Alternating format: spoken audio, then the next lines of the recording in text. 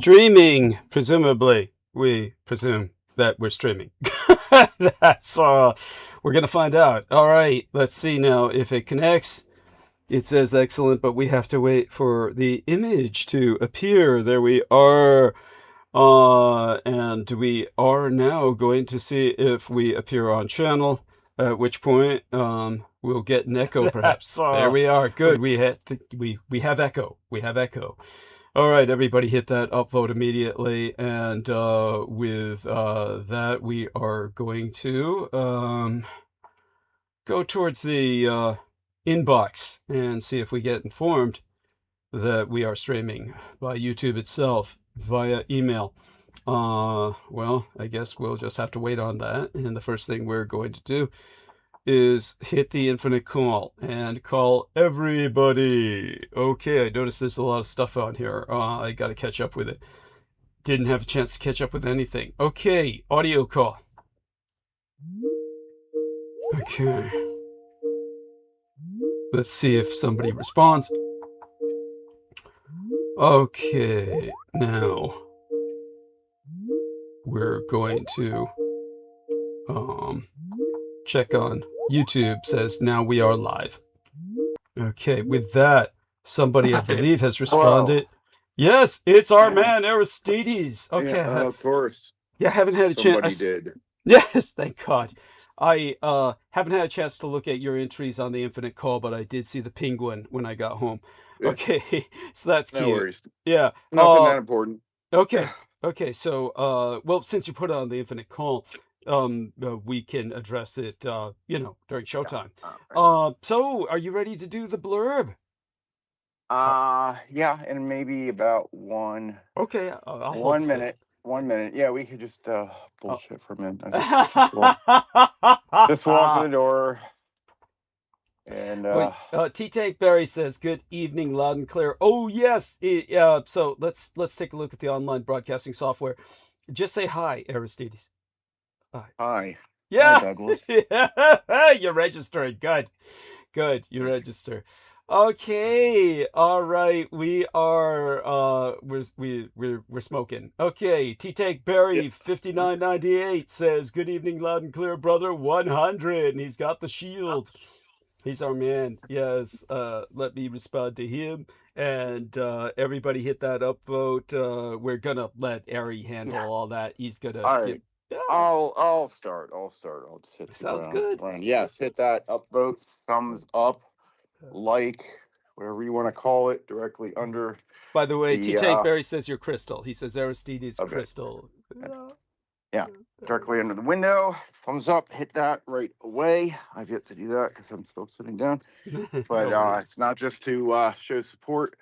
So much depends on the algorithm, and especially here that is amplified because there are those, even though it is hidden by YouTube these days, are those that hit the thumbs down because they have nothing better to do. Give Douglas a hard time. Poor Douglas, as if he doesn't have it bad enough. You'd think that you were gonna save the world or something. We're trying. Sometimes, trying. Sometimes it's all a guy can do to save himself. And we'll get to that. I think I've given up on that long time ago, but well, no, you can't do it alone, so we will address contributions, but hit that thumbs up there because it affects the algorithm, and there are hidden downvotes from detractors, if you will, and the algorithm matters because it dictates how likely Douglas is to be displayed high up in search results or in suggested content areas, etc. And that affects his ability to find new audience and to find new contributions, which he needs to survive because this is his job. Lucky for us, he's not out working a cash register or something. Something dumb that would be a waste for a man of his knowledge and experience and. Though I have done such things, but yes, go on. I was going to say judgment, but knowledge and experience and judgment. And yeah, so hit that, Wonderful. please. You do have to be logged in to do YouTube functions. So log in. If you never have, make an account, or you can use a Gmail, a regular old Gmail, I believe works for YouTube. And once you have signed in with that, or another way, you can hit the thumbs up. You can try all the other buttons, the share, generate a link to share with people. It will be the same link is good for live and replay. So get that link, record it somewhere, share it, put it in a chat, write it on a paper airplane. No, that's delightful. No, Throw it. Yeah, well, windows are not open this time of year, but do something, post it anonymously, post it, at your work anonymously. Well, the paper airplane works in the office. In the office. Yeah. By the way, Right, I'm just going to slam my tea into the nearby wastebasket. So I'm just letting everybody know I'm going to go off the earphones for a second. You're going to hear a slamming sound as I slam the tea leaves into the wastebasket. I'll be right back. All right. Well, I'm just slam this tea. Yeah, you can generate the link there down the bottom. Share. There's a button. You can also copy it right out of the browser bar, but I would suggest using the share button because YouTube can see that and knows. I don't think it knows you copied, but it can see you press the button. That should help the algorithm. All these things should, except for the downvote, of course. You can create a clip. If you see a button that says clip, you can cut a 1-minute clip out of a program, even live, apparently. Share a little teaser with someone. There's a little save there. You can save to a little local. Good. Favorites there. You can try all these things, and you can then click on your account icon up in the corner, make yourself a little avatar or something. If you haven't, you don't have to, but it's just nice, otherwise just your initials up there. If you like that, that's fine too. So check in that little menu, and you'll see various things in there. The important things are switch account. And that means if you have more than one Gmail or overall login to switch which one you're signed in on. It will also, if you click it, pop up a little menu where you can I believe, create, or really switch between. There might be another screen for create, I forget. You can make sub-channels under your main login that people would normally use to partition different types of content. And you don't have to do that. You can make dummy channels. The cool thing is all the logins and sub channels can do their own independent upvoting. So if you switch between real quick, you can do multiple upvotes as one person here. And that is what we have deemed the Dietrich democracy, right? Yes. So I've put 2 upvotes myself so far. You can do the same. Remember to switch back to your main profile that you would normally like to use, especially if you're going to interact in the chat, which we would suggest. As far as interaction, also after the live, when it's in replay, comments underneath the window are opened up. It's different than the live chat, which may be replayed while you do the replay, depending on your device. So Douglas will always put a comment there with this crucial information. Please upload that as well. Downvoted comments can be disappeared by YouTube, as can be comments with some type of vulgarity or offensive language. So for that sake, please don't use any of that. Other than that, please feel free to leave any comment you like, and upvote other positive comments there as well, or really any comments, I think, even if there's somebody, but then you're encouraging them. So okay, just upvote, upvote good things, leave a good thing there. I think that really helps the algorithm. Actual interaction, everybody can just hit like, but when you say something, I think then YouTube really knows you mean business. So don't be afraid to do that. It doesn't have to be spectacular. Just any comment, anything that you're feeling at the time, about the program, about life, about the world. Give it a shot. Yes. Yeah. What else? What other YouTube stuff? What other YouTube stuff? Oh yeah, in the little menu also, besides switch accounts, Make sure restricted mode is not on. That is for children. We're presuming you're not a child. If you are, we feel sorry for you. We are your parents now, because obviously you've been neglected and abandoned. But restricted mode, it means that you cannot view content deemed age restricted, and that can happen automatically as YouTube filters, based on things said and whatnot. So you can either set that yourself, or YouTube might do it for you.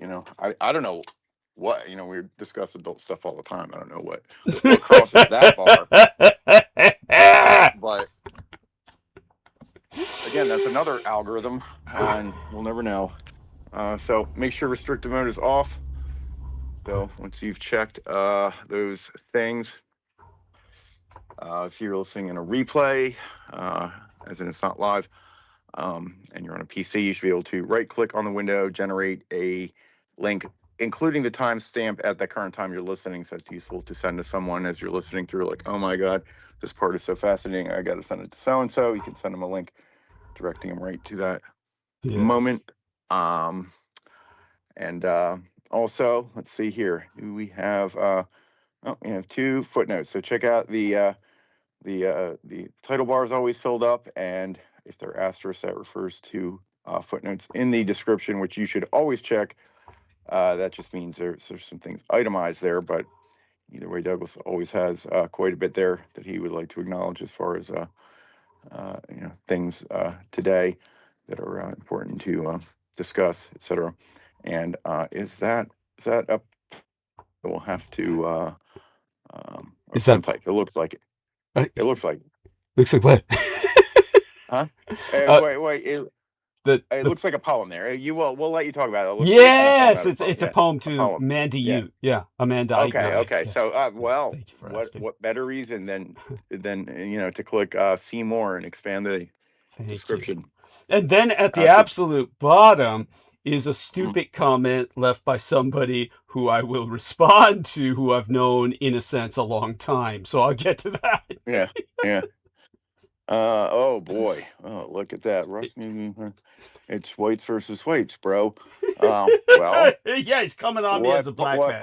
What part of Russia? Yeah. No shit. Okay, I'm not gonna go through the rest of the paragraph there. I'll let you do that. So doing all that, please do share.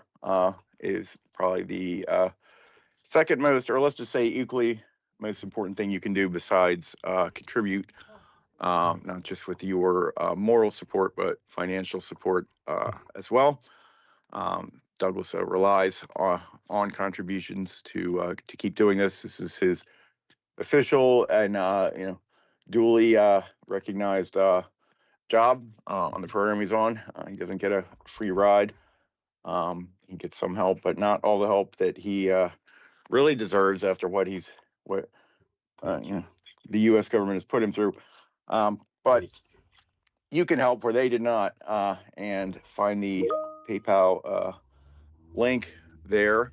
It's the easiest way. It's going in the chat now. You don't need the PayPal link ever, because all you have to do is remember he's on PayPal, and his handle there is Douglas D. Dietrich, which he has as part of the front thumbnail. The text on there, Douglas D. Dietrich.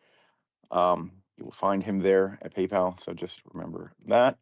Or if you forget that, you can search Douglas Dietrich, make sure it looks like an Asian-looking man. I've never checked how many Douglas Dietrichs there are on hundreds. Yeah, but none of them PayPal? are. Yeah. I don't know about PayPal. Yeah. I'm not gonna.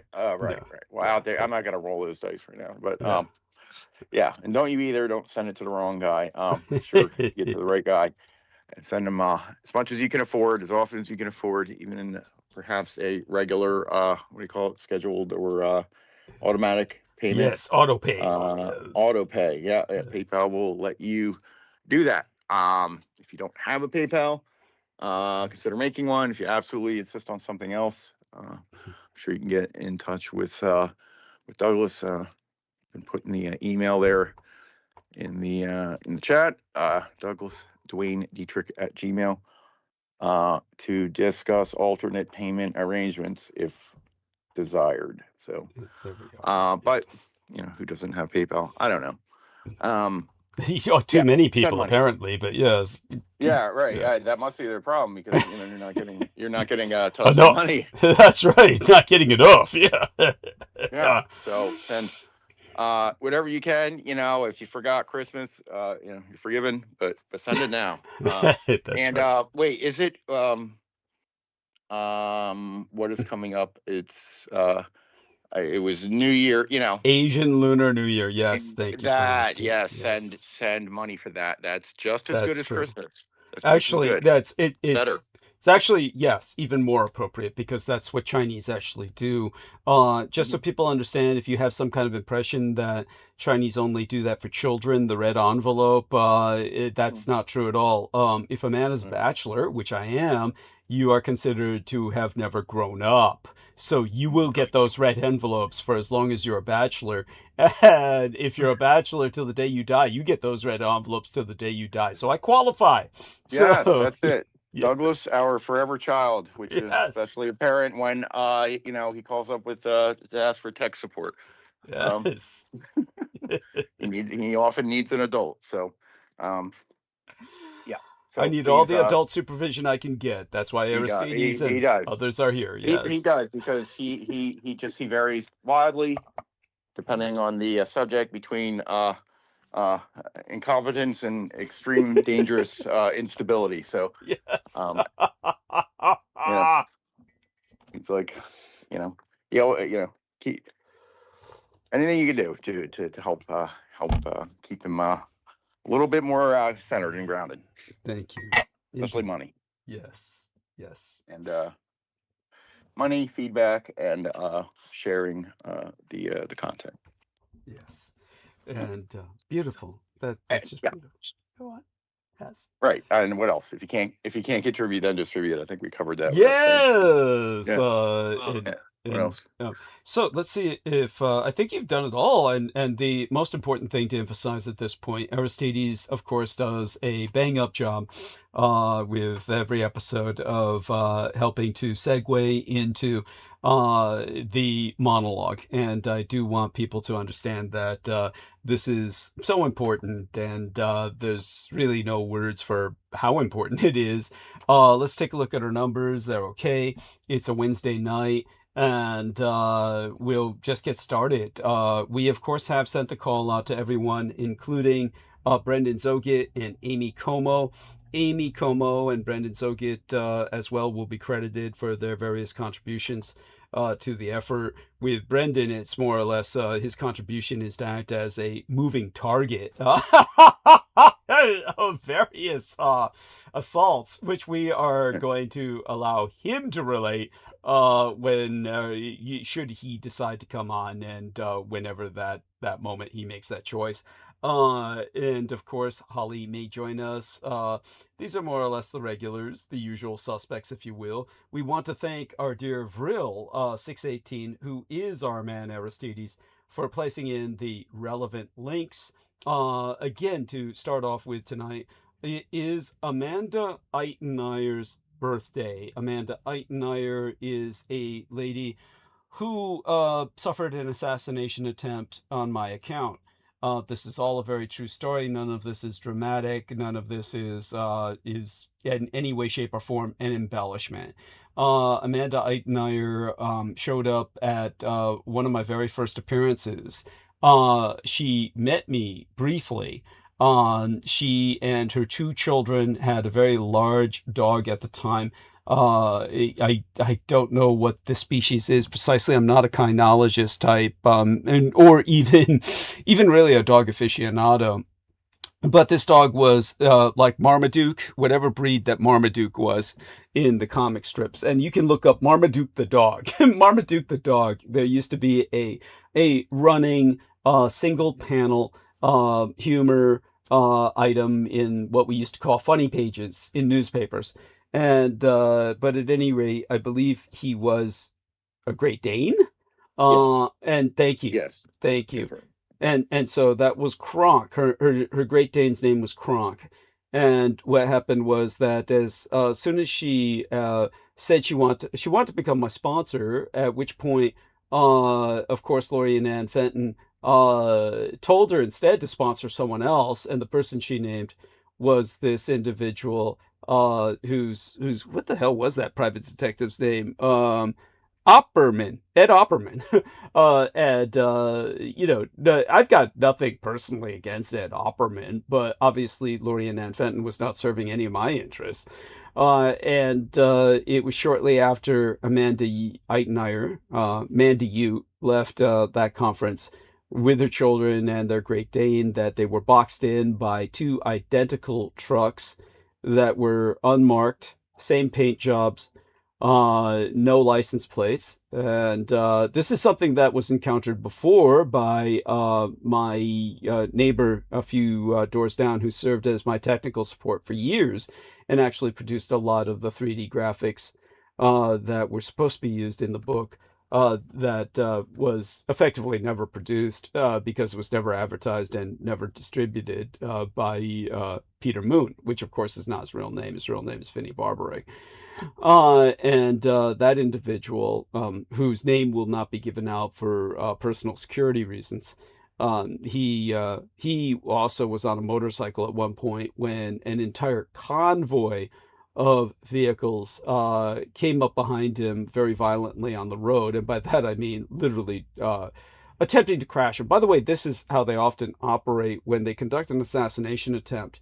The first person in the car who's going to hit a man on a motorcycle will be in full protective gear. He'll usually have a helmet on. He'll usually have a stab vest, far more important than a ballistic vest. For those of you who do not know, very sharp objects, ice picks, knives, needles will go through a ballistic vest like it's butter. A ballistic vest is meant to distribute the impact of a projectile that's at very high speed, is not meant to do anything to stop sharp objects. As a matter of fact, two drunken Soviet soldiers won the Darwin Award when one of them, thinking that the ballistic vest would protect him, dared his mate on watch to stab him with a bayonet, which the man did repeatedly, and of course killed him, because that was at his own request, and that's how the man got off from a murder charge.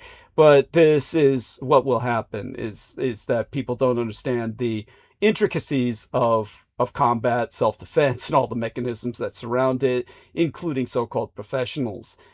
This is why people who wear ballistic vests often have a trauma plate, which is a steel plate which will stop needles and knives that will be worn over the vest itself, which is comparatively very small. So if you really want to stop sharp objects, you have what is called a stab vest, made of completely different materials. And the option to that is actual chainmail, which is produced, and people do wear it for such things. Of course, then you're not going to be going swimming. You won't be going swimming in any of this armor. All of this armor, when it gets wet, becomes quite heavy. Ballistic vest, stab vest, the material becomes quite heavy, and you just don't do that. You try to avoid swimming or immersion in any kind of liquid when you're in these things. You are in the position of the knights of old.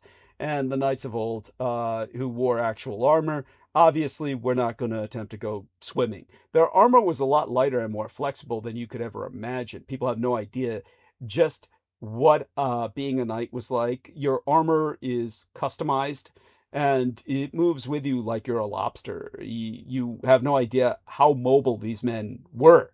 They were quite mobile. They could fight while dismounted, but they're still not going to try and go swimming for obvious reasons. So, that having been qualified, the first person in the assassination vehicle will be wearing all that shit, and they'll still often chicken out, because when you hit a man at high speed on a motorcycle, oftentimes either the man or the motorcycle or both can come crashing through that windshield, and that can do serious damage.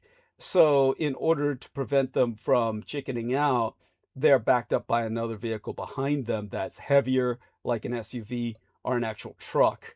So these convoys will usually be at least three in a row, where you will have a normal conventional vehicle, so to speak, usually armored to some degree. The window will most certainly, if possible, be a ballistic window where it's going to be crack proof, more or less plastic. Nevertheless, a man can still chicken out because it's the most disconcerting thing in the world, to say the least, to see a body go flying onto your window pane or a motorcycle. You freak out. It's very instinctive, and it's hard to do away with that instinct, to basically back up and not complete the mission by running him over repeatedly or running him over totally, which you will do if there's a car behind you that's bigger and heavier than you that you will crash into if you back up. And so there's really no escape. You're going to be fucked either way. The people behind you will have an assignment to potentially, they might be under the orders to kill you if you do something like that. So it's usually a conventional vehicle backed up by a pickup truck or SUV type vehicle backed up by an actual fucking truck, or at least the main compartment of such. I forget what they call that. The trailer is what's behind it. The truck component in front that actually drags the hooked up trailers. I forget if anybody remembers that. You can remind me. But yeah, for a pickup truck.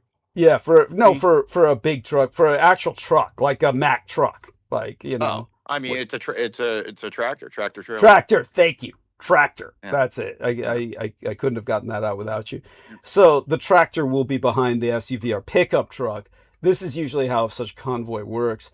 And so it's actually like an assassination convoy when you see kind of a conventional vehicle backed up by a pickup truck SUV type vehicle backed up by a Mack truck type tractor, or even a full truck kind of setup. And they're running quite close together in a row, and they're going at high speed. Usually something like that will be sent to assassinate a man on a motorcycle. And this happens a lot more often than you might realize. You can look up the statistics of people dying on motorcycles is so high that doctors call motorcyclists organ donors. And one of the reasons those statistics are high is because the powers that be think that a man riding a motorcycle is just the easiest target in the world due to operations like this. And so my neighbor, the lycanthrope, as I've articulated before, was on his motorcycle when such a convoy tried to take him out. He actually escaped by diving off into a ditch that was by the road and running into the ditch. But he saw the convoy, which was behind him, all same paint job, even though different makes of vehicles, as I articulated, they all had the same paint job and none of them had licenses.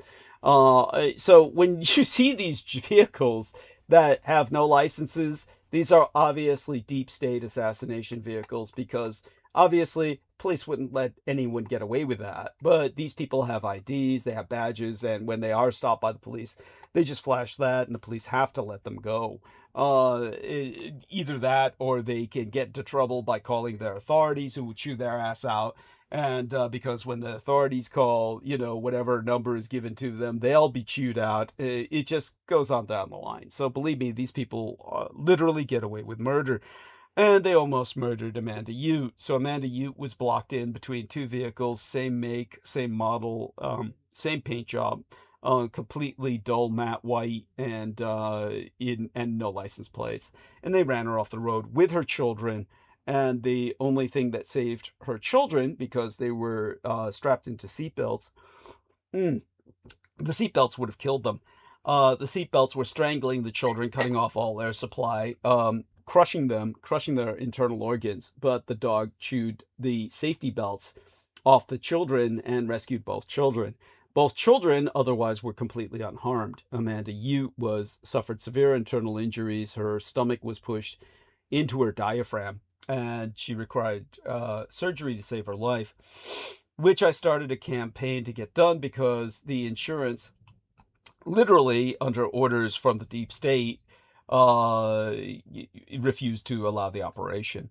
There was absolutely no sane reason for them to deny that operation because the doctors said she would die without this operation being performed. Nevertheless, I started a letter writing campaign, ordered people to call her insurance company, and to literally terrorize and harass the insurance company to a degree. This was done, and ultimately she credits me with having saved her life. This took a period. This took years. It took maybe 2 years, maybe 3. It felt like forever, but it was a period of at least a few years, which it took to get the surgery performed.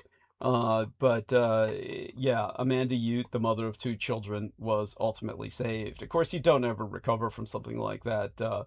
Totally, her health has always been somewhat fragile after that.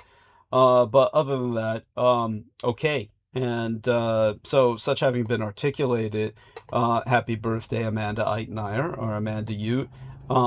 She's known as the Bamboo Lady, and that was because she traded in bamboo, hence the green hair, a trademark of hers. So, Amanda Ute, if you're out there listening, even if you review this later on replay, that's fine. Happy birthday. Your poem is in the text. And hopefully someday you'll decide to come on. She comes on very randomly, very erratically.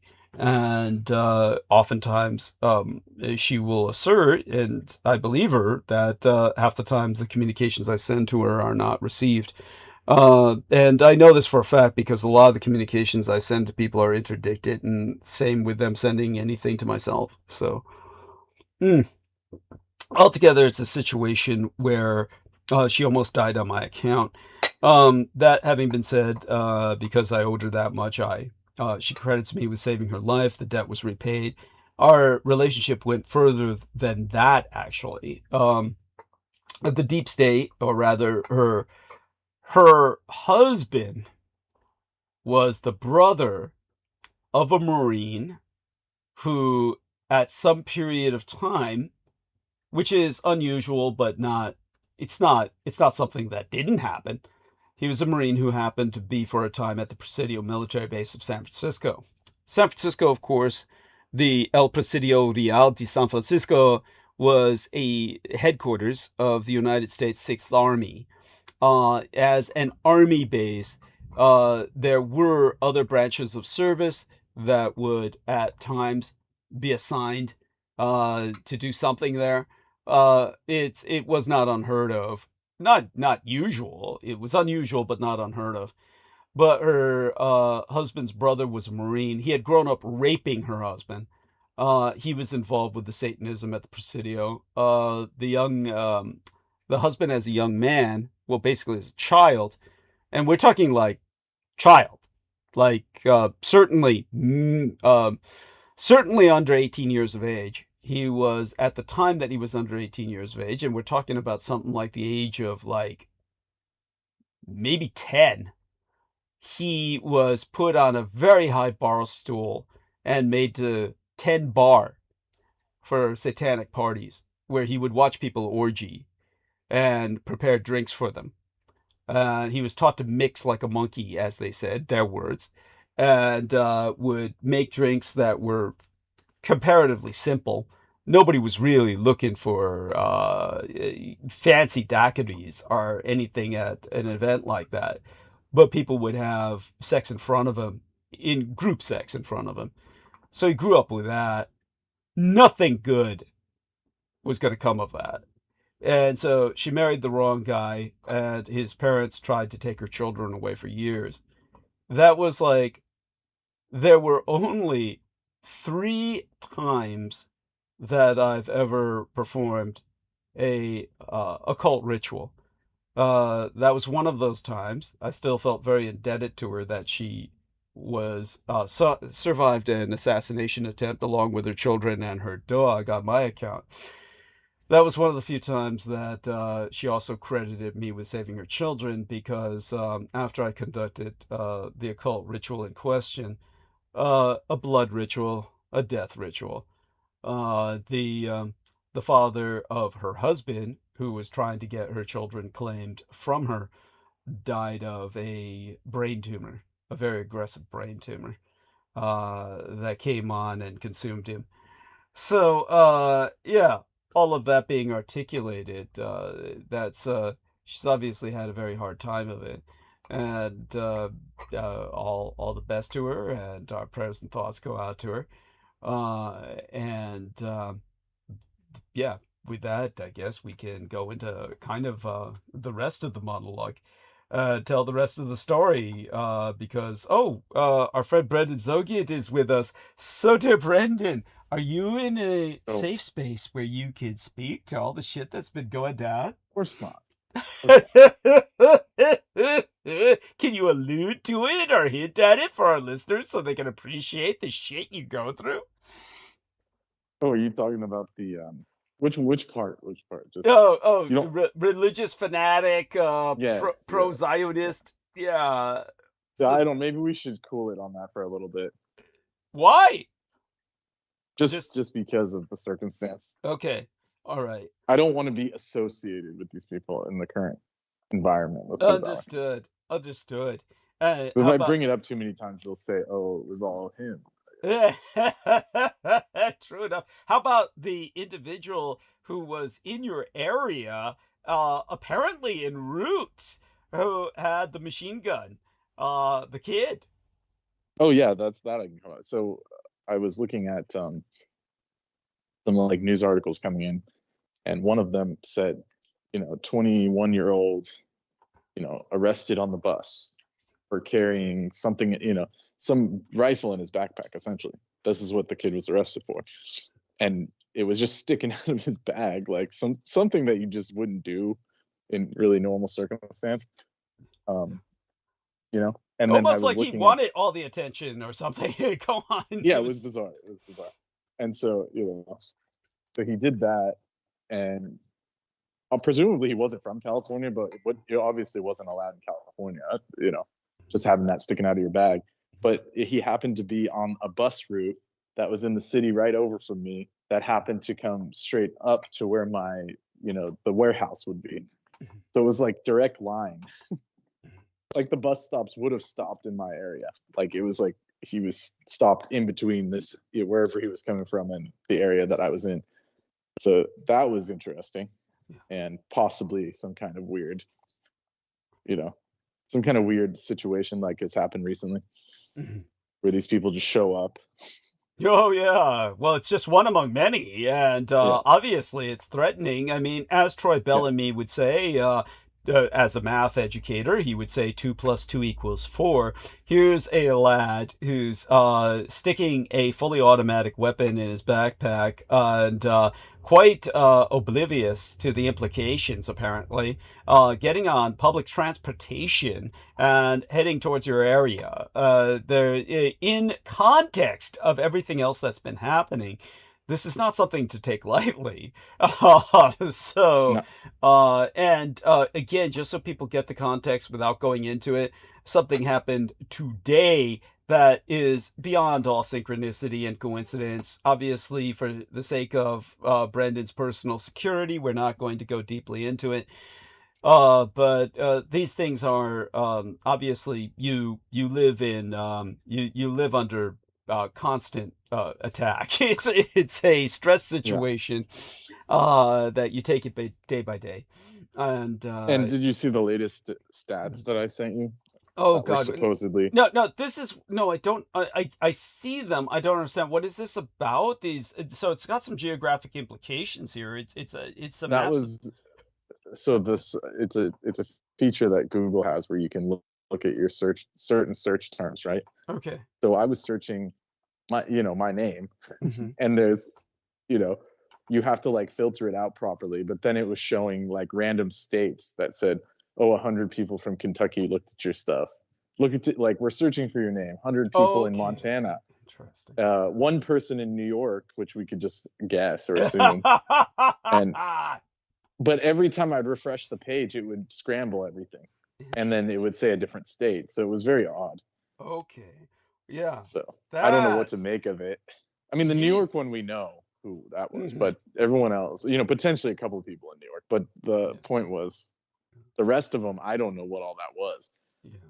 Like, That's search terms coming from maybe servers or like data centers. Who knows? yeah, or that simply could be. Is it possible they're kind of like VINs? What do we call them? Those things that deflect the address to someplace else. Is that Oh, like a possible? VPN. Yeah, they Yeah. could be VPN. Okay. Possibly.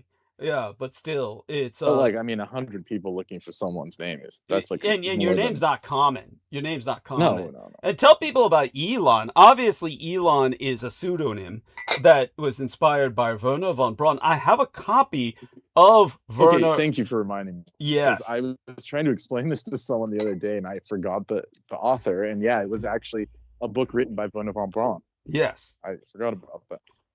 Yeah, where the guy that conquers Mars' name is Elon. Yes. Yes. And so yeah, that is something that's important to bring up. Elon will be addressed tonight, and so in terms of the other links that you sent me to bring to my attention, his original claim to fame was that he wanted to revive the Saturn IXs. There you go. That's why he started doing SpaceX and all that. That's right. Of course, I don't he's know not. if you remember, like way back in the early days, before people knew him, he was saying, "I want to pick up the legacy of Werner von Braun and restart Saturn IX and get these big ass rockets back up." Well, that exposes it. That exposes it. If he's never brought up, and by the way, my parents loved that novel and named me after that, or said that I've loved that novel so much I took on that name. If he's never brought that up, it shows it's a pseudonym. Because any other person, if it were organically named such, they would have brought that up. They would have just said that. You know, it's kind of like if you got an unusual name like that, like say for instance somebody named Frodo would be stuck the rest of their life saying, yeah, I was named after my parents loved Tolkien, right? You know? So I knew this one girl, or rather ran across this one girl only through it incidentally. She was taking phone calls for something I was dealing with, my parents' appointments.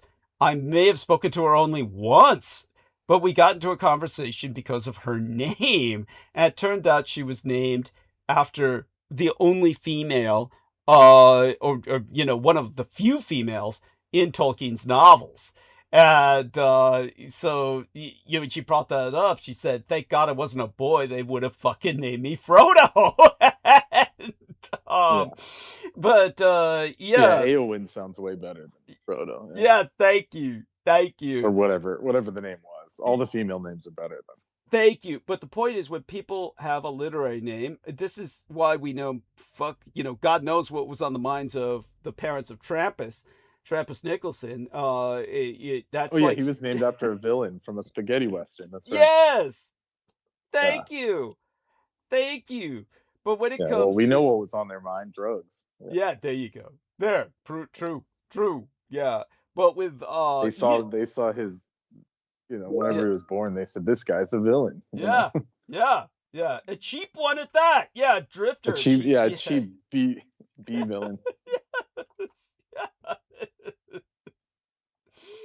Oh man. But when it comes to Elon, yes, if he's never brought that up, that my parents were inspired, or I was so inspired, I took on that name and legally changed my name. If he's avoided ever bringing that up, he is simply using a pseudonym, because otherwise people would do that. They would inescapably do that. But he is not. By the way, we see here Werner von Braun in an image sent by our man T-Tank Berry of the Saturn rocket, and it's an incredible whatever number it was it Saturn IX? The one that was so big they could never make it. Yeah, they've never remade it. They've never. Just so people understand this, we can look it up just to make certain of what we're talking about. But Saturn rockets so large. Saturn rockets largest. We look up largest. They were so large, as I said before. Saturn, it's a Saturn 5. Saturn 5. Saturn V, so it's a 5. But when it comes to the Saturn V rockets, they were so large that they've never had a place to store them. They literally could not store them, so they've just rusted into the aether, rusted into nothing. They couldn't put them in museums. They had no hangers large enough for them, so they completely rusted into nothing. By the way, Douglas Mark says, "Hey Douglas, hey everyone. What are your thoughts on the new movie Disclosure Day by Steven Spielberg?" I have no thoughts whatsoever on that. Thoughts? Either Aristides, Brendan, in alphabetical order. By all means, share what you think. And by the way, we actually have a Trampus coffee cup from John Doe. If this is a brand for something, I can't even imagine what it would be. Aristides, Brendan, any ideas?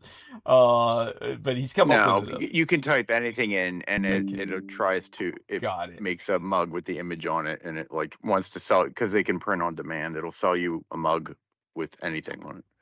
Okay, I'm got sure it. that one's a big seller. Yeah. Right. Then he put comatose on it. That's Trappist comatose. I like that. So guys, any thoughts on Steven Spielberg's Disclosure? I wasn't aware of it. I didn't even know that I there was like a film. that. And he even made a new film. I thought he was already rich enough just to stop yeah. making them. Yeah, it's like that. There you go, Douglas. That's your answer. It's nothing even worth addressing. It's irrelevant. It is so totally irrelevant. I may later be forced to address it, but not now. By the way, just to catch people up, before I left for Imburg, there was an earthquake. It forced me to check on the condition of everyone at the estates and make certain everything was stable where they were located. It forced Ed Beth to check on the routes or potential alternative routes that would be taken. Altogether, it didn't delay my being picked up by much, but I certainly left messages with everyone before I took off. I got home at 3 p.m. today, and just in time to literally, coincidentally, rendezvous with NBA Delivery, which was a nice blue delivery truck with a gentleman who delivered into my hands a $260 pair of shoes sent to me by Amy Como, my size, 9.5 wide, on shoes, ankle support, the most expensive pair they sell. And wonderful brown color that will go well with almost anything. And as for Masoud Kazromanish, name's not so bad once you repeat it a few times. Masoud Kazromanish, or Kazromanish, depends on the Persian dialect. He's the individual who says he will send a pair of shoes, and we look forward to that. He sent 25 United States dollars. I couldn't find his name for a while on the PayPal system. Had to actually dig for it when I came home. So Masoud Kazromanish, thank you for $25 and look forward to the pair of shoes that you intend to send. Jessica Lieberman, of course, must forever remain on our minds as having contributed this incredible body monitoring system, which will turn me into Brian Johnson if I let it. I'm going to try and avoid overusing it to obsess on my body stats, but apparently just standing on it gives me well beyond my weight, pretty much my blood pressure, my pulse and temperature and everything else. It's like... well, was it green or did it say the non-human entity? I haven't opened it yet.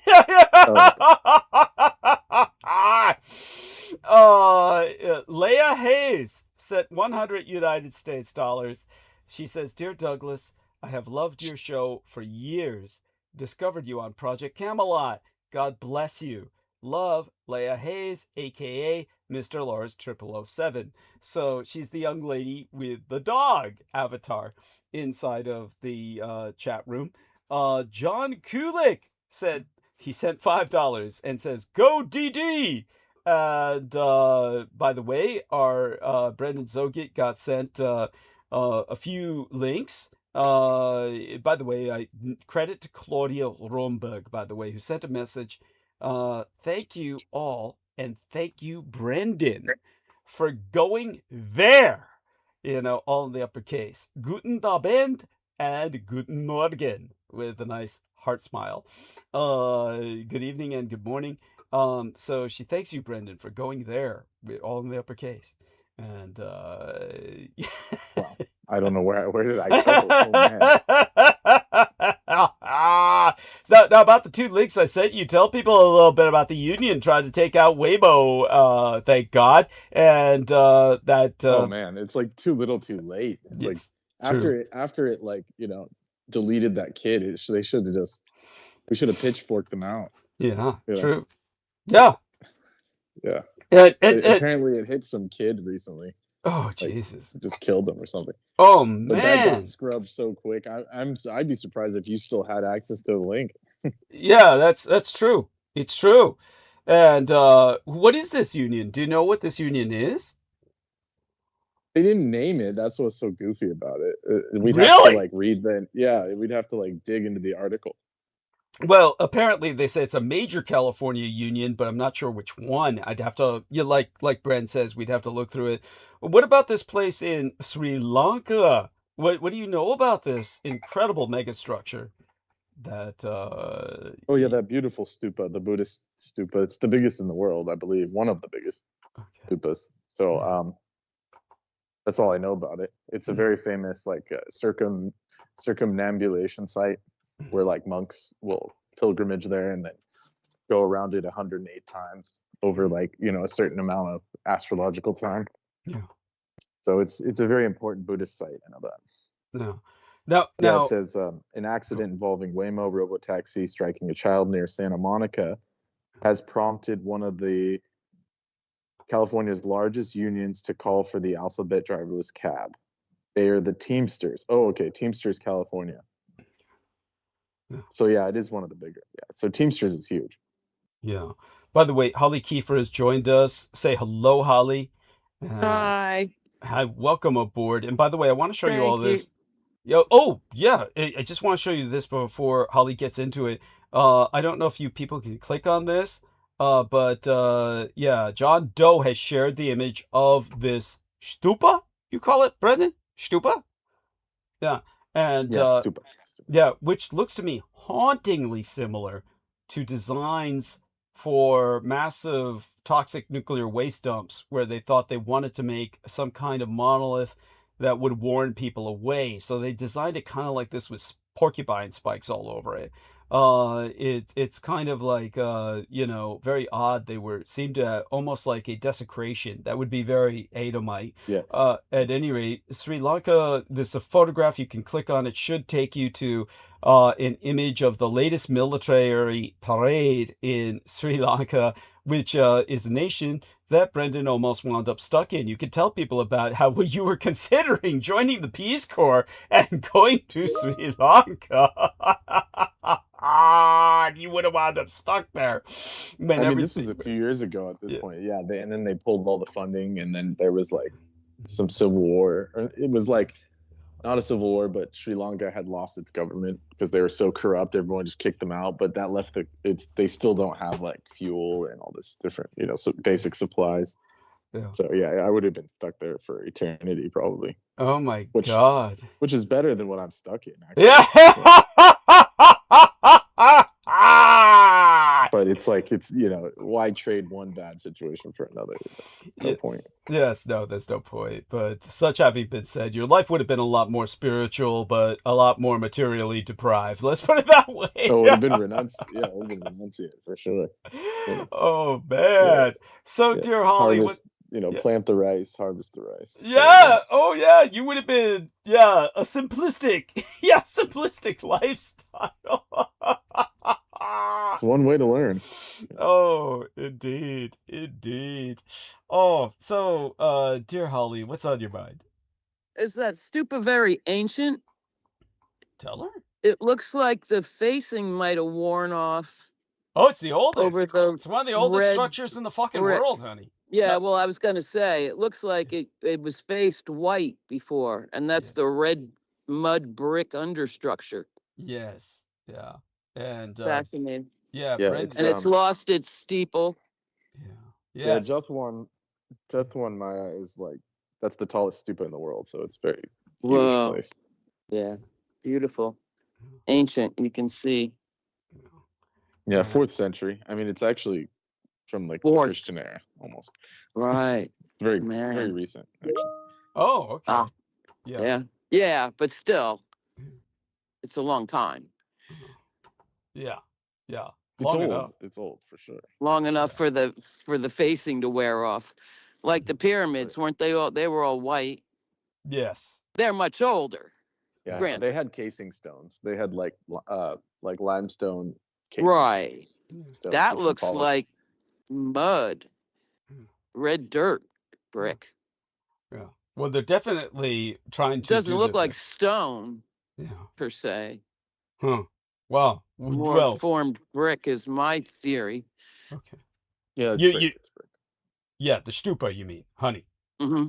Yes. Yes. Yeah. Well, they're obviously, you can see this image by John Doe. They're doing their best to fortify it, kind of like buttress it. Ah. What do you call it? Kind of like reinforce it. They're just doing like what would be called restoration, but there's you just kind of make it so where it won't fall apart. Yes. It Yes. says Yeah. approximately one. It's no longer the tallest because there's new ones being built, but it's the largest by base area, Mhm. and approximately 93 million baked bricks were used in its construction. Whoa. 93 million. Fuck me. How did they count Yeah. that? Hey, I'm just glad they're not building a timeshare on it. Yeah. Oh. And I was trying to get in on the end of the Spielberg bit. yes, tell 'Cause us. I never heard of that movie until this minute either, but my first thought was kind of like a sneer. Still milking the UFO cow. Yes. Harder than ever. Imagine that old shriveled up cow. Yes. Still on the UFO teat with yeah. this stupid new movie. Which Yes. has gotta be really stupid. So they can't Disclosure. He's right there with the new breed of these freaks. I'm jamming on the acronym of the new government UFO investigators. Yes. Oh, Louis Elizondo and that crew. Oh God. It's so ugly. yes. And it's like he's sucking on that teat because it's all about disclosure now, right? With those Yes. guys leading the way, and it keeps going back to the 50s with the flying saucers with those guys. So I don't know. No, But go on, please. You're doing great. That was my smirk. Yeah. God, what a jerk. Yes. I mean, Yeah. really. Thank you. He's bringing the disclosure at last. Yes. Yeah. All I can say is I heard about it before and quickly forgot about it when they were saying they were going to release it. They started with their Okay. usual build-up campaign, which starts months before they're released. Oh. So, yeah. So is it like a major blockbuster kind of thing? Supposed to be, yeah. Oh, God. That's some teat, man. Wow. Okay, that was that. Yeah, by the You way, know who's go ahead. I was just gonna say it. Mr. Lars 0007 in the chat says, "Hello, Team Dietrich. Love your show, Leia. So I just let her know I got your $100 at Mr. Lars 0007 and just gave you credit, honey. I don't know if you heard it, but credited you with that wonderful message that you sent. And what she said was, Dear Douglas, I have loved your show for years. Discovered you on Project Camelot. God bless you. Love, Leia Hayes, aka Mr. Lars 0007, which her avatar is her dog. That's Mr. Lars. And but back to so thank you, Leia. Love you dearly. Thank you so much for joining us, and you're always welcome to do so. So dear Holly, go on with what you were going to say. What else is what else were you going to say just before I interrupted? Sorry about that. That's okay. You know who's getting it to the very end in the neck in this new shutdown? Oh, tell us folly. about that. Yes. The FAA. Yeah. The FAA. I mean, he's already fired all the meat inspectors Oh. and the Consumer Protection Agency. I mean, FAA is the next worst thing you could possibly do to people. Yes. That's aviation, right?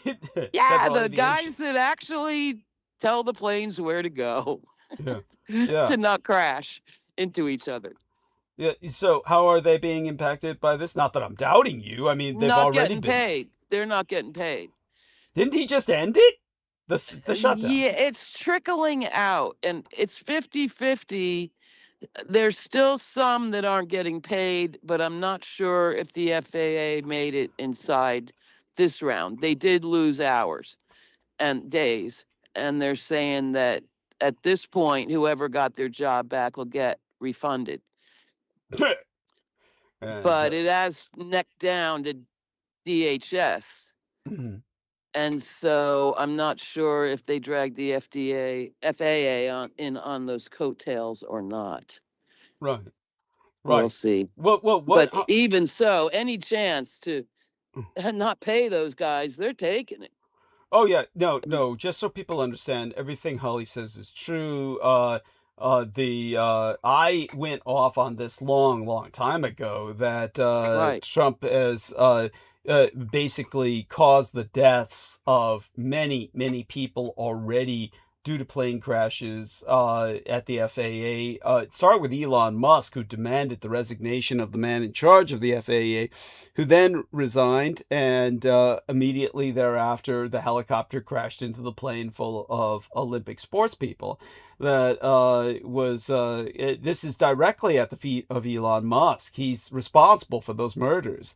Because the man who was running the FAA was no longer there to direct it, and nobody replaced him. There was no replacement for him that has ever been arranged. Elon Musk was firing people without any people to replace them, and we all know Trump doesn't replace people with competent replacements anyway. They're all just yes men and butt suckers. So Trump and Musk are responsible for all these deaths, and there have been many more of them than you know of. I do want people to know that, as I explained would happen last transmission, our partial shutdown ended less than 4 days after it began via Trump signing a bill.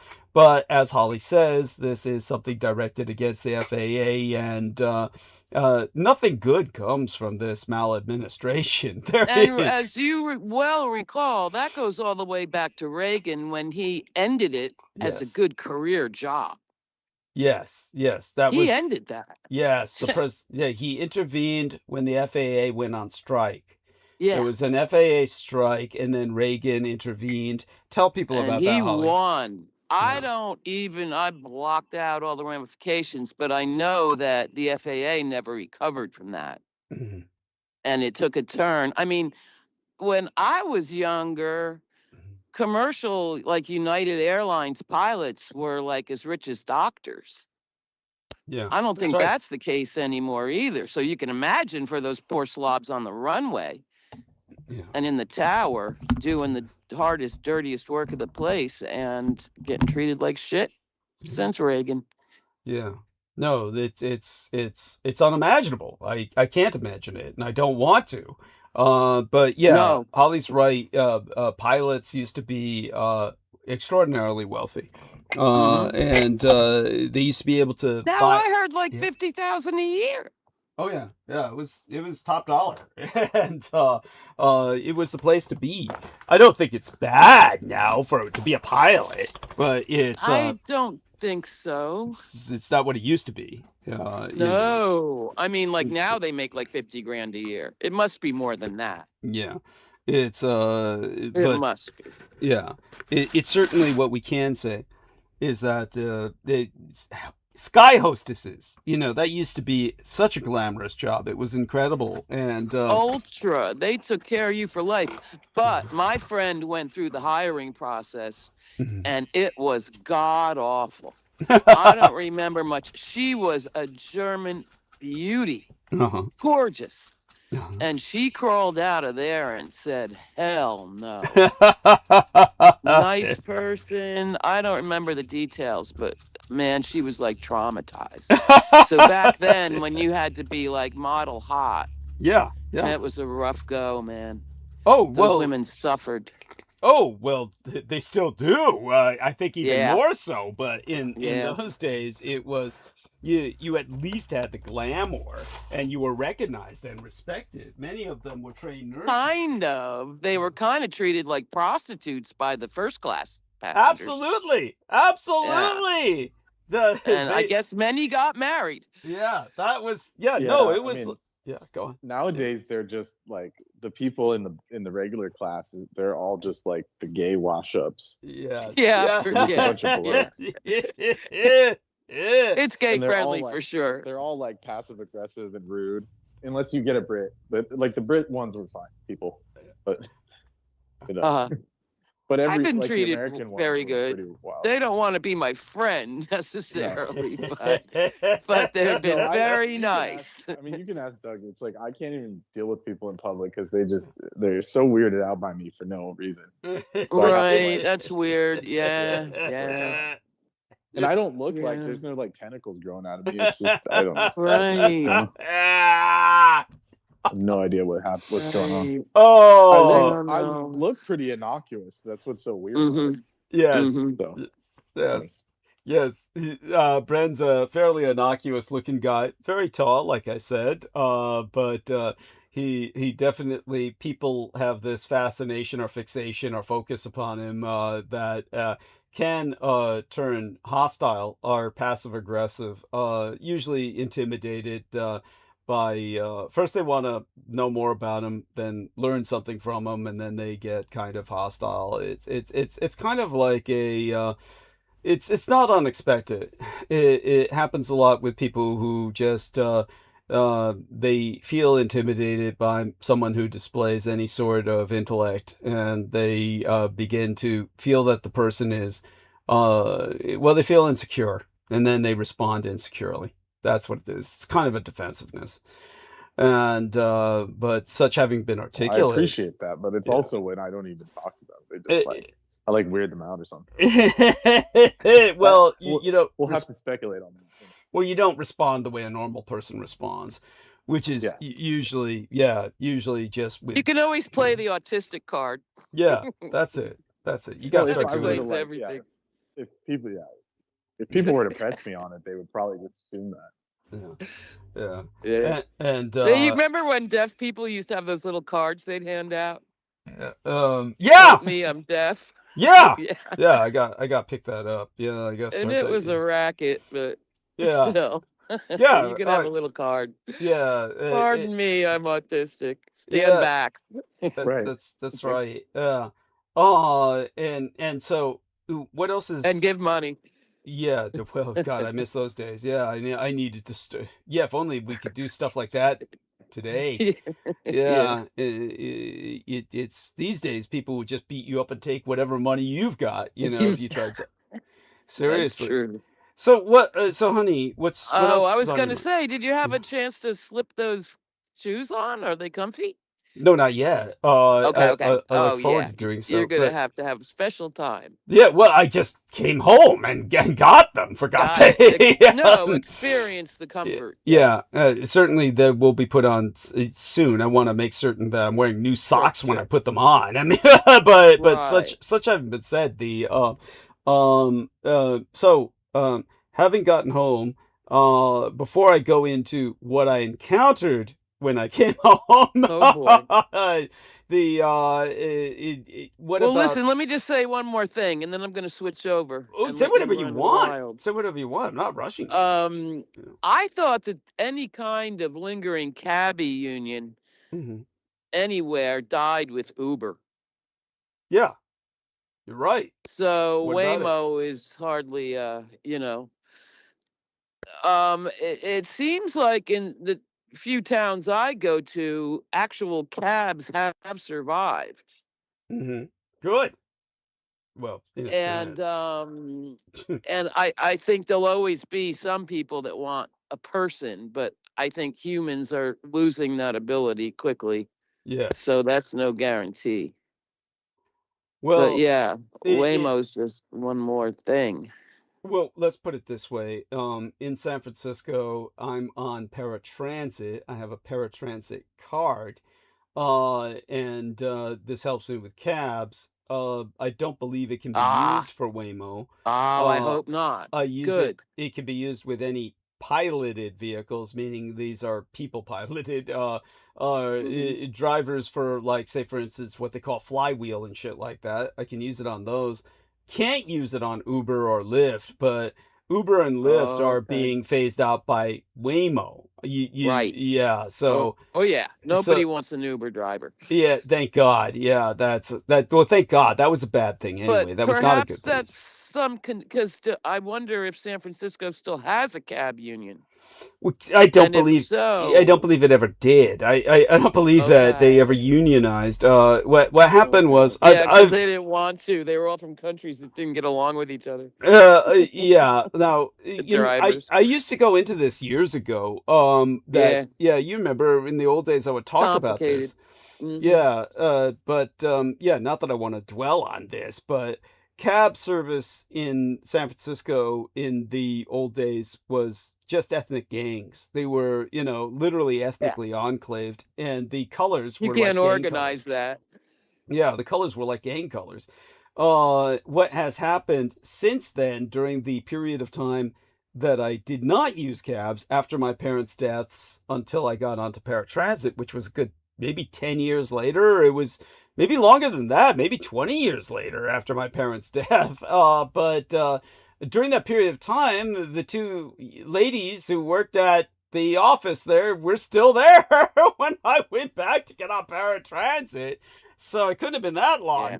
But Yeah. but at any rate, the thing is that it changed where Yellow purchased all of them. So all of the cab companies, they of course when they purchased them, Yes. they didn't repaint them. They didn't repaint them, so they look Right. like they're different That's how we have companies. black ones. Yeah, Yeah. yeah, yeah. So Black yellow cabs. so you We have have that here. yeah, And so that was a corporate swallowing of some kind right there yeah, and their on the little guy. right, and their dispatch is all the way out in Las Vegas or something. It's in Nevada or Right. something. Right. Or So Malaysia. yeah, but well, it's Nevada when you get a human being, like, but that's like if you get Uh-huh. raped or something by the cabbie or something, and you call them. They honestly are just automated dispatch, and which of course there's issues with that, but in Yeah. general I don't have any issues with it anymore. I had a few issues, getting used to it, but and it took some years Well, because it yeah, stomped out the gypsy cab phenomenon. gypsy cab phenomenon, which Yeah, was that I guess it was a New York thing, okay. Tell us about which this. was guys that were kind of running their own game. Interesting. Gypsy cabs weren't beholden to any boss. Fascinating. Yeah. Well, that's Yeah. yeah. Well, anyhow, this is what I can tell you. It was even in the days of my parents when they were alive, was buying a medallion to be a legal cab driver is Yeah. outrageous. It's outrageous. Right. It's something like I can't even imagine it. It's something that I can't imagine anyone doing this. It's something like hundreds of thousands of dollars, from what I understood. Something outrageous. So it was like purchasing like a home or something. Yeah. It didn't make any sense. It's like when they describe it, you're just spending all your life in hock to paying off that medallion. Doesn't make any sense whatsoever. So, but this is back when people were driving cabs all their lives. This is Yeah. what all they did, and they were doing it Because you till could make a yeah, buck kind of. comparatively, compared to, the bodega or the fast Yeah, food joint. yeah, maybe. Yeah, I guess. But, that's all died off. So, and from what I was told, when first with Uber and Lyft, a series of cab suicides, and then with Waymo, a series of suicides. I mean, there's just less and less cab drivers. So it's a dying phenomenon. Definitely. Definitely. But there you go. So that having been said, though, Holly, I want you to stay on for as long as you want. Just interject whenever you feel like it. And same with Brendan and Aristides, of course. I mean, here's a little tidbit here just to start with. Ryan Ruth has been sentenced to life in prison in federal court for Yeah, attempting to I saw assassinate that. Donald Trump. And he didn't even clip the ear. Clip the Wait a second. Ryan Ruth isn't the guy. No, they killed that No. guy who clipped the ear. Yeah, Right. Ryan Ruth Right. never got near Trump, right? Yeah, that's what you're No. saying. No. Yeah, never got near him. Never fired a shot. Yeah, never fired a shot. So prosecutors had been asking for a life sentence for Ruth, who was convicted last year of trying to kill the then presidential candidate at Trump International Golf Club in Florida in September of 2024. Now, I would make a comment that, well, if I ever got secular power, I'd pardon this guy. But just take a look at him. Look up Ryan Ruth, and all they did Man. was give this guy a favor. I mean, Ryan Ruth is someone who obviously needs institutionalization. This individual is obviously not a competent adult. And he's not Yeah. a leftist domestic terrorist, for fuck's sake. Well, they haven't even bothered to say that. Nobody's even bothered to even propagandize They that. kind of were in the beginning. I'm sure and then they were. It went quiet. Yeah, I'm sure it was, but the man is so He obviously can't take care of himself. Yes, the man is so obviously developmentally disabled. Yeah. Combined Damaged with, or I don't know what. Oh, he's obviously not functional. I blame it on social media. Yeah, well, I don't know about that. The reels fried his brain. That shit is meth, man. I'm sure it played its part, but it's no, he was Yeah. obviously born disadvantaged. This individual was obviously born disadvantaged. In every way. so- Florida man. So all they're doing is a favor for him. He's got life with full medical care, 3 hots and a cot. Hots and cots. Yeah, yeah. he's okay. He's all right. He's where he belongs. That's all I can say. Yeah. There was nothing I political wonder about how what many he of those did. prisoners will say, "Thank you, man, for trying." Yeah. Who knows? And in I the don't end, know. who cares? In the end, 50-50, I don't know. yeah, they're probably prisoners. They're not necessarily the brightest in the world. There's probably Or a lot the of pro-Trump. leftist in the world. Yeah. Yeah, there's probably a lot of pro-Trump prisoners. Yeah, A that's lot. I mean, just take a look at that guy. Who was the stripper again? That idiot, the male stripper who tried to kill Hillary Clinton and sent all those letter bombs out. You know. Oh God. God. Yeah. At any rate, he was right-wing. Confusing that with the Pelosi thing. No, that was another, demented Another. individual.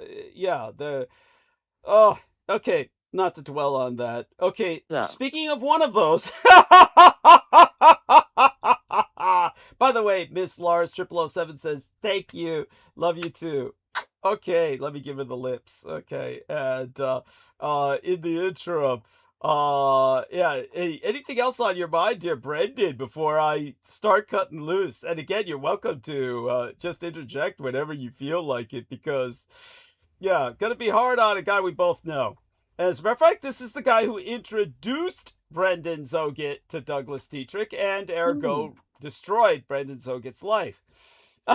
Seriously, Brendan Zoget can testify that his life is destroyed by his affiliation with myself, however casual it is. But I do want people to know, before I started on just something that will, the monetary scene, and then the international scene, we're eventually going to get into answering, responding to Alexander Griffin, which Brendan Zoget said is, well, that's taken as bait. Well, in a sense, why not? Why not take as bait? But if you take a look at tonight's text, underneath the poem dedicated to Amanda Ute is the statement of Alexander Griffin, which was left as a comment under our latest episode. And now that I'm bringing that up, I am obligated to go to our latest episode and hide him from the channel. The reason that I cut and paste his comment, as well as taking a screenshot of it so I can never be accused of editing it, is because this individual left a comment on the last channel of pure Russian propaganda, just pure support for the Russians. And he's trying to promote that as a black African American, who, by the way, has been to Russia. And obviously was Jordan Peterson. I don't say that as something casual. This individual was programmed in Russia. And we're talking about like Patsy, a Lee Harvey Oswald style. This guy was Lee Harvey Oswald style programmed in Russia. Again, not a casual comment, not a slur, just a fact. I will bring up the facts behind that. But at any rate, let me go here and press the hide user from channel button. And the reason I'm doing this is because we know what's going to happen. This individual is going to turn this into a running argument. He's just going to enter comment after comment. He may do that in the chat. If he does that in the chat, I will do the same thing. Hide him from the channel. But that being said, Alexander Griffin is someone who's known me far longer than Brendan Soget. He doesn't know me as well or as personally, but he's been intensely interested enough to send me his books. He has written a trilogy of books. I remember the title of two of them. The title of two of them, one of them was Astronauts and Aliens. I think it was. Or Aliens and Astronauts. And these are fiction books. The other was Only God Can Save Us. I don't remember the title of the first book in the trilogy. He made me promise never to dispose of them. I assure you I don't do that. When people send me their books, I don't throw them away. I would never do that. I may give them to someone else who's interested. We'll be happy to do that. I'm never going to read them other than the scanning that I already did. This is an individual who also, as a black African American, made the absolutely bizarre choice of traveling first to Russia and then to communist China. Now, in communist China, he was writing me many letters that were actually written on the back of magazine pages, making them extraordinarily difficult to read. But I do want people to know that in them he explained very bizarre things, such as the fact that when he was in Russia, he encountered a occult bookstore that was just filled. He could see through the windows incredibly arcane items and highly intriguing grimoires. He was like so enwrapped with this. He came back the next day during their business hours, and they were gone, completely gone. Just this is what's called a cascade memory. It is a cover for his programming. He admits that when he was in Russia, he was not treated well. He was basically all their racism came to the fore, and he was essentially rejected as company by the majority of people he encountered.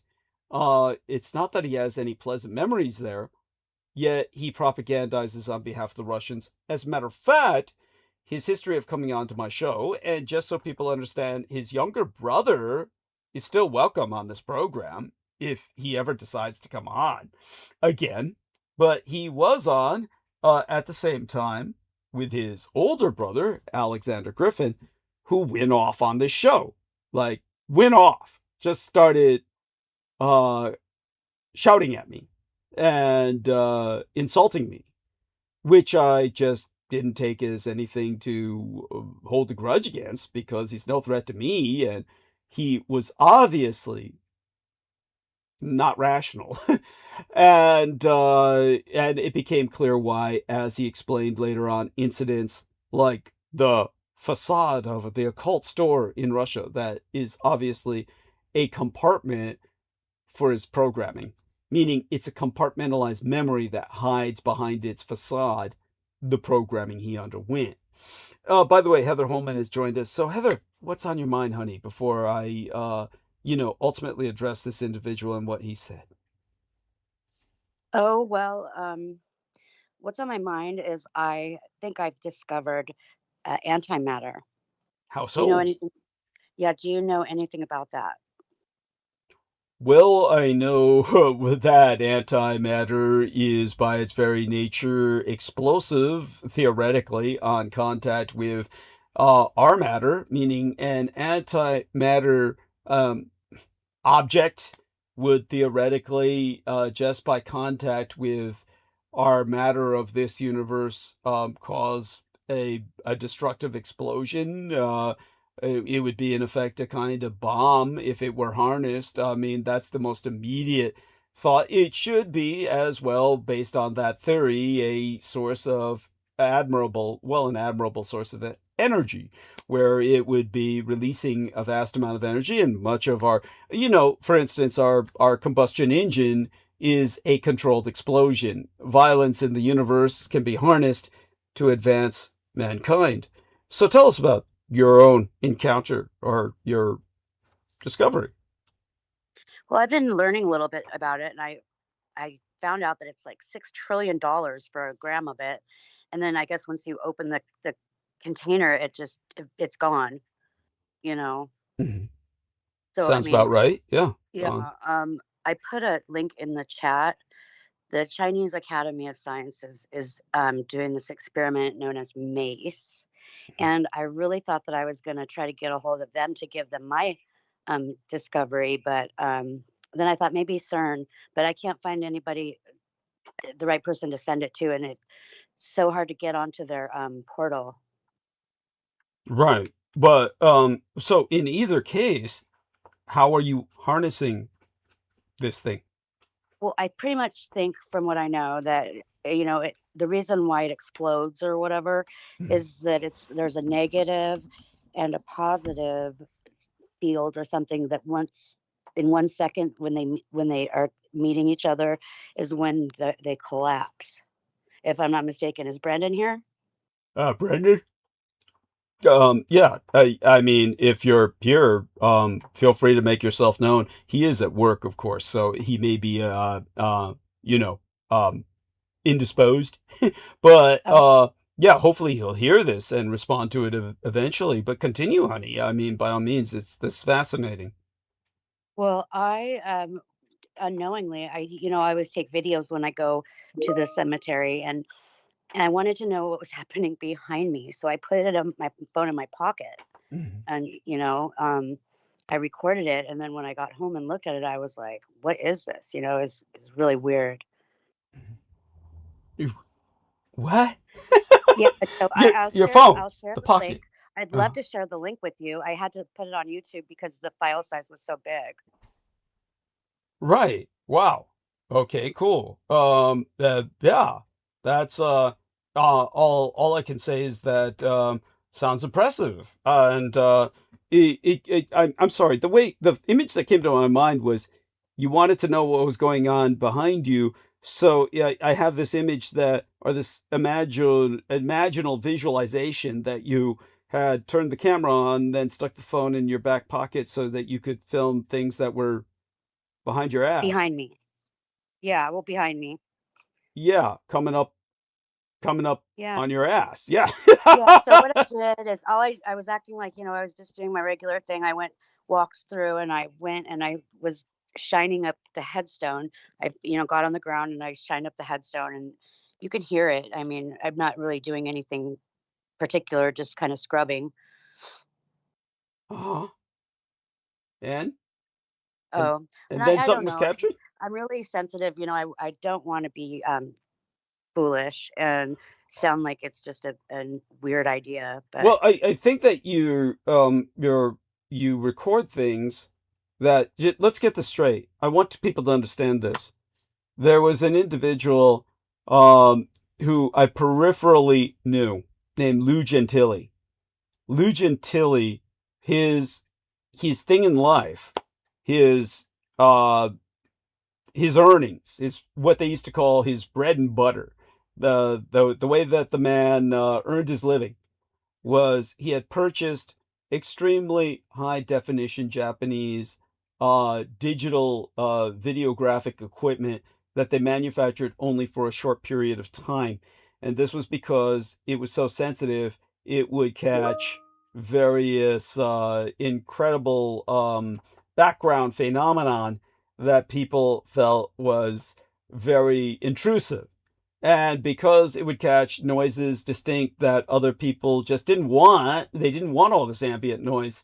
People prefer a far lower grade of definition in both sight and sound, or otherwise they get things like orbs that constantly appear in their videography, or sounds that sound distinctly like the whispering of ghosts or supernatural phenomenon.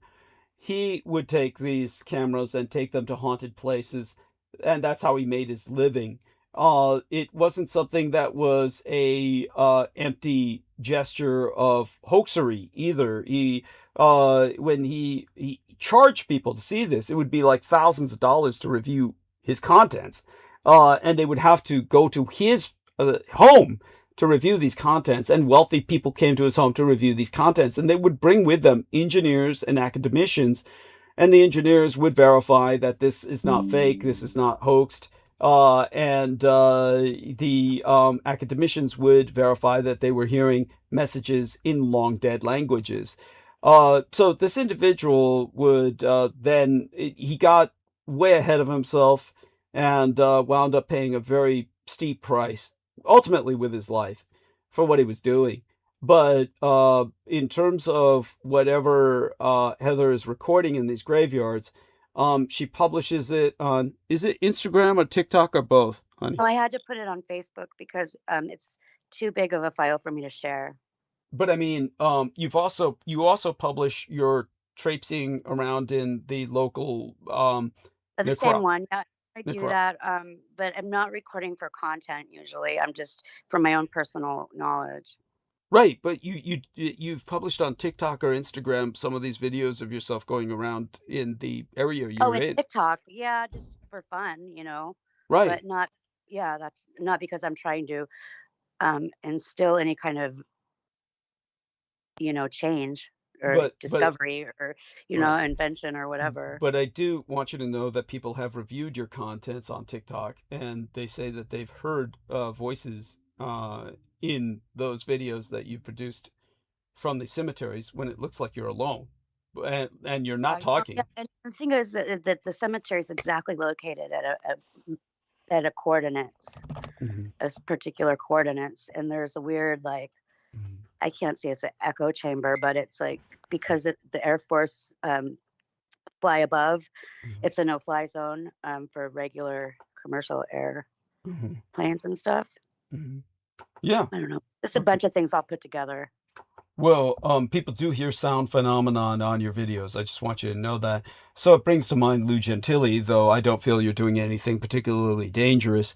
But so okay, so that's pretty incredible. So you feel you've caught this on record, so to speak. Right, and it just seems like the people that they're still trying to study and discover how to generate or harness it or whatever, make it gettable. Well, they might be able to decipher it. Yeah, to but a they're just degree. going in the wrong direction. They're like building things and doing other things. They're trying to produce it, and it's not going to work.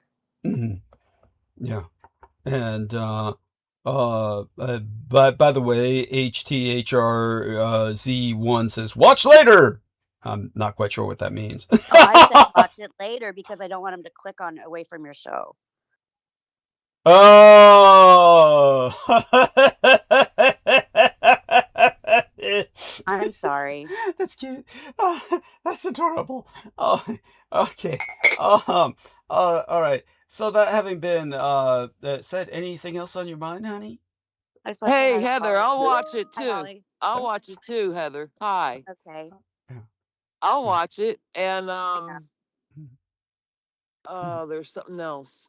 Yeah. Shit, I lost the tail of Something that. about a meteor. No.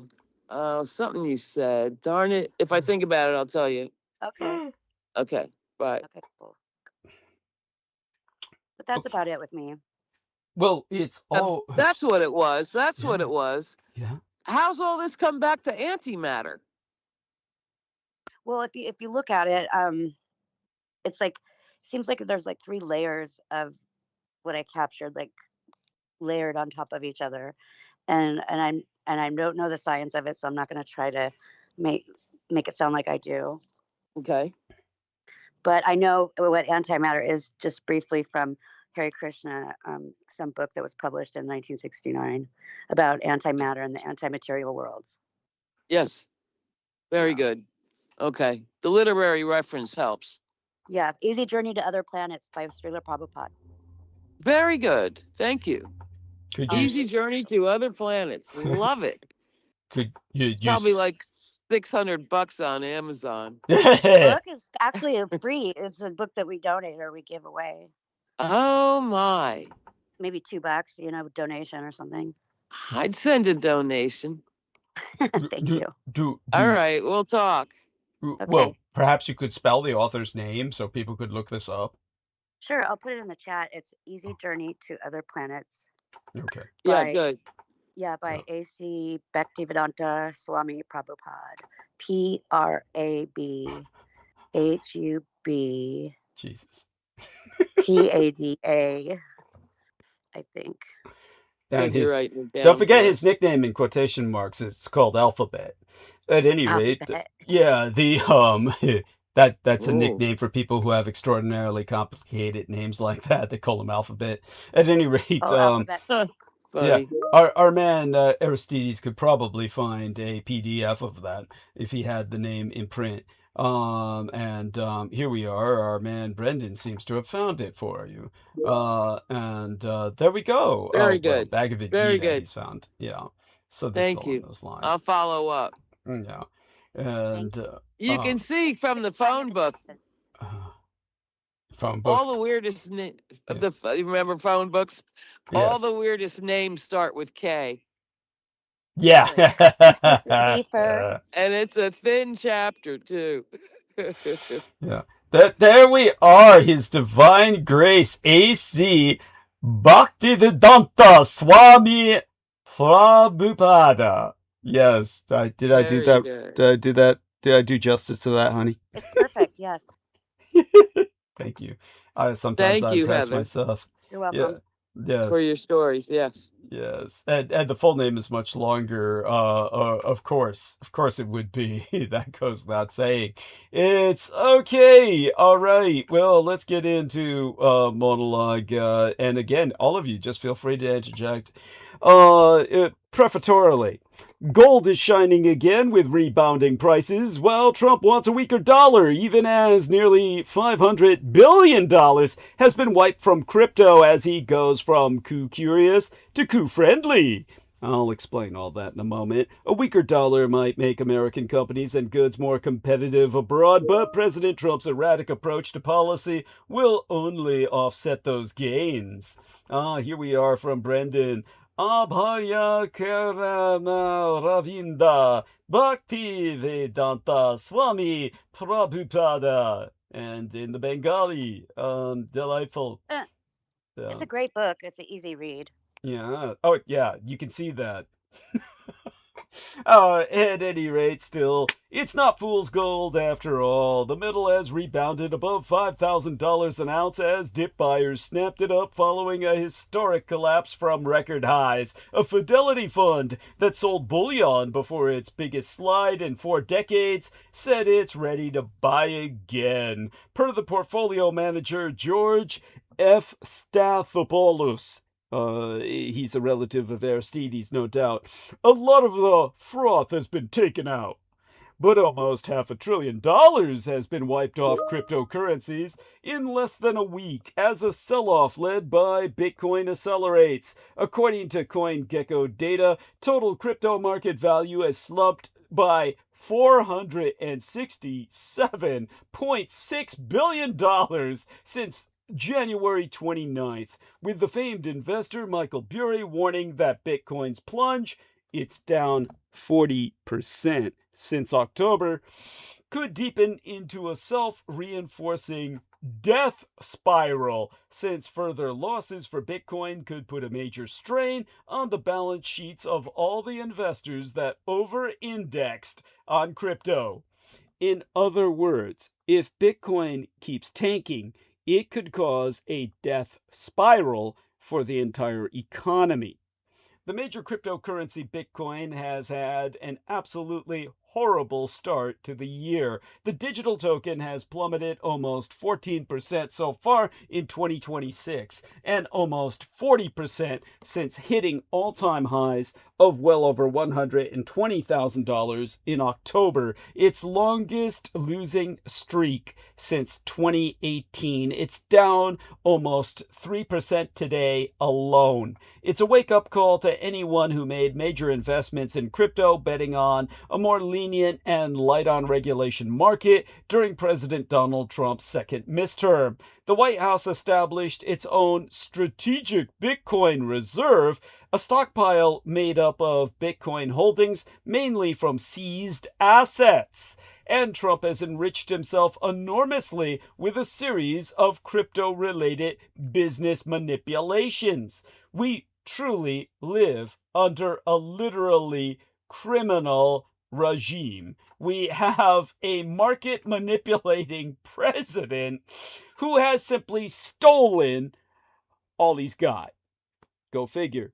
To Michael Burry, the man who famously shorted the United States housing market before its collapse in 2008, it could be a sign of impending disaster. In a Substack post this week, Burry warned that further losses for Bitcoin could put a major strain on the balance sheets of investors that over-indexed on crypto, leading to further sell-offs and a death spiral that could be difficult to recover from. Recent corrections in gold and silver prices after their year-long rallies could be connected to Bitcoin's woes, since metals futures aren't backed by physical assets, not unlike crypto tokens. Burry's warning comest from, well, amid turbulent times on Wall Street. The United States dollar reached a 4-year low earlier this year as investors look abroad for safer bets. The Trump maladministration's shaky monetary policy has made foreign investments, particularly in Europe, far more tempting. All of that uncertainty has caused the value of gold to, make major leaps, hitting an all-time high of over $5,500 per ounce last week. Cryptocurrencies, meanwhile, are quickly losing their appeal, dropping below $73,000 last week. Yes, honey? I got to ask something. You just said that I thought the whole point of gold, as happy hippie as this sounds, is that there was the bare metal backing the value of what's being traded. It's like Shakespeare. I am my own father. I have no father. I am my father. It is, of course, Deus ex machina. God creates himself. From nullo, I am ex nihilo. God cometh from nothing. I make myself because I am God. The metal is not backed by anything other than itself. It is in and of itself. Oh, right. You can't eat it. You can't fix your roof with it. Yeah. Yeah. It's magic. Yes. But there's the actual, as opposed to Bitcoin, which is somehow manifested out of electricity and air. Right. Well, Bitcoin is nothing but a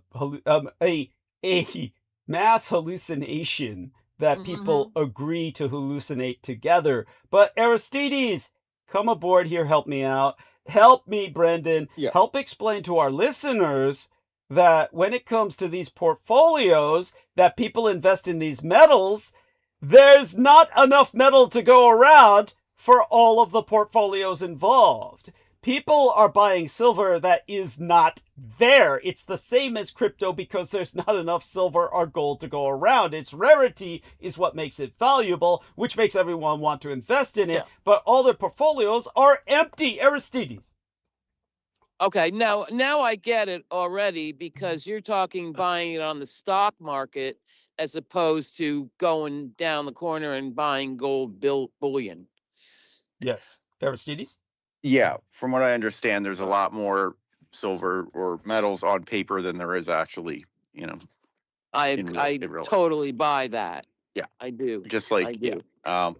And what Douglas said before. I don't know that anybody but you knows that. You know what I mean? No, well, some people do. But, some people do. Yeah. But it holds its value. Aristides? What? somehow, nonetheless. Well, It's magic. I believe what Holly is saying is that the silver or gold would be valuable in and of itself, but the Of portfolios. course it is. Yeah. If you just have some piece of paper or some line on a screen or some IOU note, then that's very subjective. Yes, to say the Right, least. but and- it means you own silver that isn't in your house.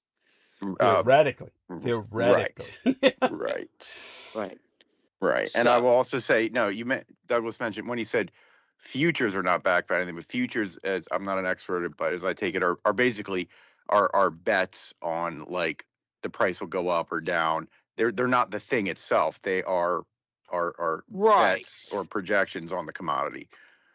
When they say Right, and- futures, that means so if you're speculating that it's going to go up, and if you were right, you make money, etc. So that's not backed by Right. anything. Right. That's And different than the thing this itself. is silver and gold trading as a commodity, taking on risks, as opposed to buying bullion or silver teapots. I get that now. There's finally. there's the Thank you. commodity on paper, and then there's speculations about the commodity as a separate Yes. commodity. And that's where it gets into fantasy land. Absolutely. All right. Thank you. That was brilliant. Thank you, Aristides. Thank you so much. Yes. Sure. Now, in case the nosediving cryptocurrency were to drop below $70,000, Bury warns that the financial industry could incur heavy losses. Below $50,000, and miners, as they call the people who mine, quote unquote, for data or these bitcoins, could be forced to close up shop, accompanied by a catastrophic sell-off for precious metals like gold. Fretting in his Substack post that another 10% drop in Bitcoin could prove disastrous for the world's largest crypto treasury, which is Strategy Incorporated, pushing some who are mining the token closer to bankruptcy, Bury wrote, "Sickening scenarios have now come within reach. There is no organic use case reason for Bitcoin to slow or stop its descent. Tokenized metals futures would collapse into a black hole with no buyer. Physical metals may break the trend on safe haven demand." That's all his quote. By the way, we have received something from our man Aristides. And let's see what. Oh, he's got the PDF. He's got the PDF for Easy Journey to Other Planets by His Divine Eminence. Over 2.5 million copies in print. There we have that. Okay.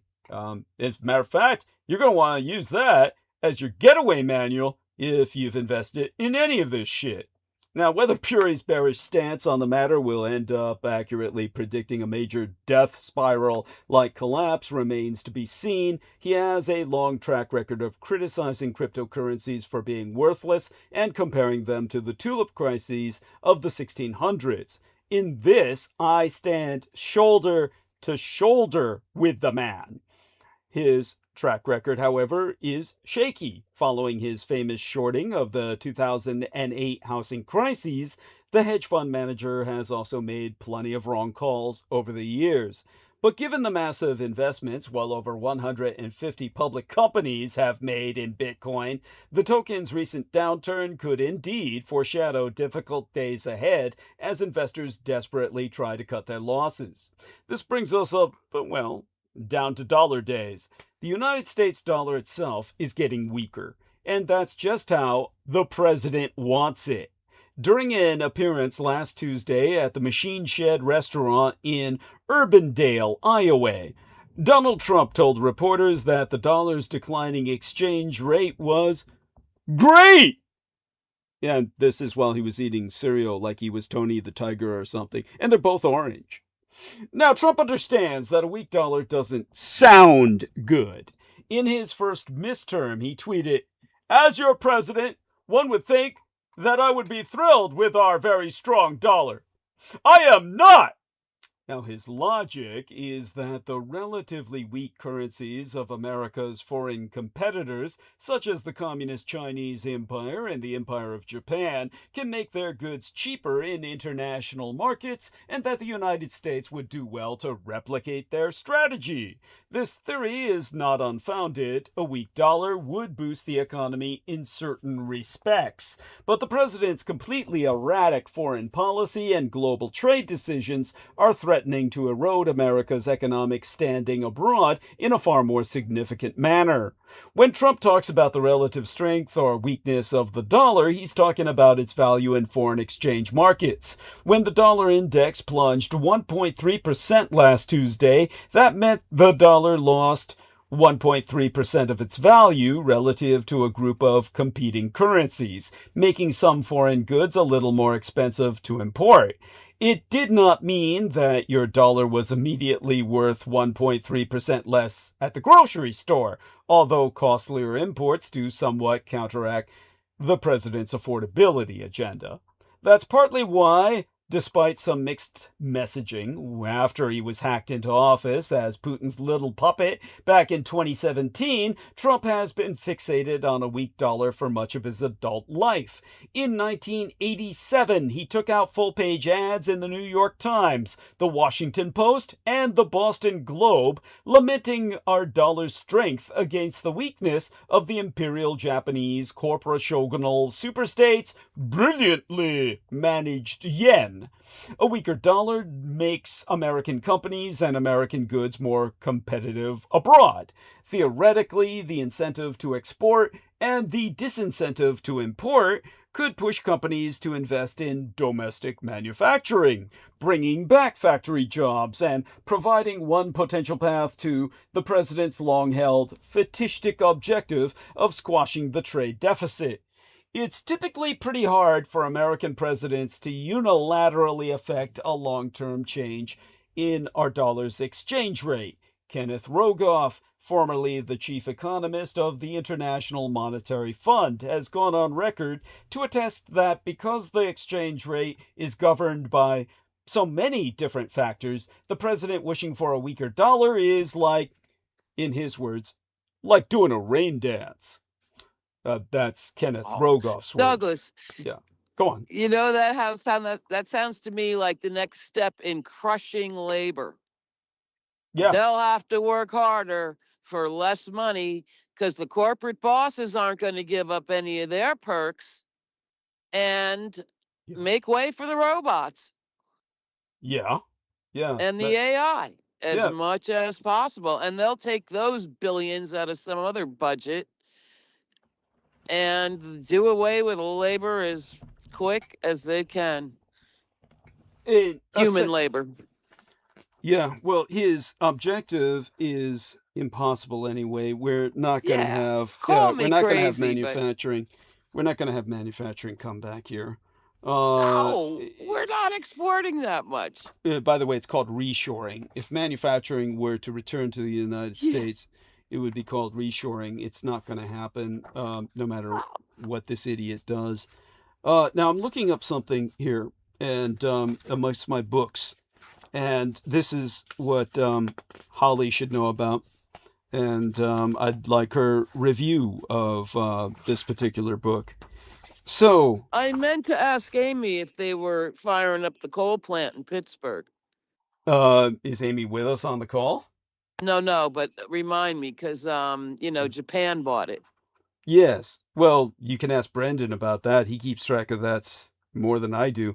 Brendan, if you're on, feel free to interject. In the meantime, I'll tell Holly and our listeners about what I told Brendan about a few days ago. In 1920, a man named Claude Ferrare, surname spelled F-A-R-R-A-R-E, but very similar to the car, Claude Ferrare, he published a book titled Useless Hands. I believe the original language was in the Italian, but it wasn't translated until 6 years later. When it was published in English, they had to change his name because Americans looked on Italians as mobsters, gangsters. They looked on them as quote unquote wogs was the term they used. They Basically, weren't Protestant, that's yeah, for sure. they were white inners. They were white inners. Anyhow, they changed his name for publication in the United States 6 years later, when the book was translated, to Charles Bargone, Bargone. If you can find a copy in English, send it to me. At any rate, I could always use a new one. This one is so old, it's tattered, falling apart. Now, bear in mind, the book was written 3 years before my mother was born, and it wasn't translated into English until 3 years after she was born. But what happens in that book is there's a place called the High Palace, the abode of James Machead Vore, the chief executive of the American Cyturgic Monopoly, who corners the market in wheat in the 1990s. Remember, this book was written in 1920. And he thus obtains effective control over the entire food supply of the Americas, and I mean North and South, the entire Western Hemisphere. And his high palace, think of that as, well, don't get it confused with a man in the high castle. But his high palace is a supermassive estate that's situated in Louisiana on an artificial river called the Eighth Mouth, which links New Orleans to the Gulf of Mexico. Now, the High Palace is this unprecedented, magnificent dwelling, which is described in what people would probably call architecture porn detail throughout the book. But by 1995, probably as his estate evolves, as he essentially becomes, well, the food power of the world, he essentially feeds the world. He's, in a very real sense, the master of the world. He imports cathedrals to set up as his private churches on his estate. He's surrounded by a garden equal in size to an English county, divided by these moats that divide the working situation. Basically, the upstream of the High Palace are the residences of Cyturgic's administrative staff, and further upstream, separated by 100-kilometer expanse, are its factories and the blocks which house the laborers who toil there and make the bread which feeds America. Now, by 1995, in this novel, written in 1920, mechanization progresses to the point at which the active involvement of labor is no longer necessary to the production process, hence the title of the book, Useless Hands. When the workers carry their fight for better wages and conditions a strike too far, they're replaced by artificial hands, and their consequent armed insurrection is ruthlessly put down by high technology. In the book, it's called N-ray weapons, or nuclear rays, which slaughter them wholesale. And in the book, he mass murders 500,000 people in a matter of minutes. So he exterminates. It would take more than that. Yeah, the labor uprising literally vaporizes them or atomizes them. And of course, the tragedy of the novel is he finds out his own beloved daughter was among them. Yeah. And so by the end of the book, he's alone in the High Palace that is nothing more to him now than a bizarrely exotic tomb.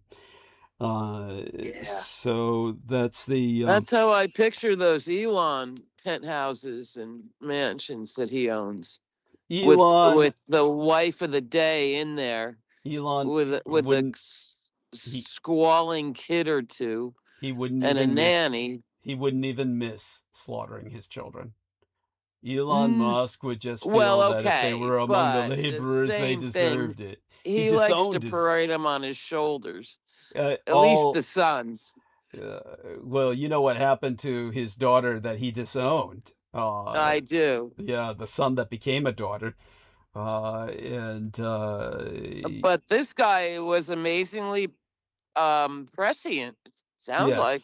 Yes, he was, and it's so at any rate, that being what it is. If you put that in the chat, there's a rare bookstore near me. Okay. and I Yes. can talk to them about it and put them on the lookout. Well, the title of the book is Useless Hands. Hands. Charles Love it. Bargone is the English edition. From 1920. 1926, the English Okay. translation. The English Okay, translation. I'll write it down myself right now. Yeah. Useless Hands, Burgone, 1926. Yeah, Bargone. Yeah, Charles Bargone. That sounds like a catch. Yeah. And so it's obviously, again, if anyone finds an extra copy. Oh, by the way, Pigeons 1221 says it keeps up with the inflation usually. Thank you for that input. It's as I said, one of those factors when it comes to what Kenneth Rogoff said, or Rogoff, the former chief economist of the International Monetary Fund, who said that Trump is essentially doing a rain dance because there are so many factors that will affect the long-term change in the dollar's exchange rate.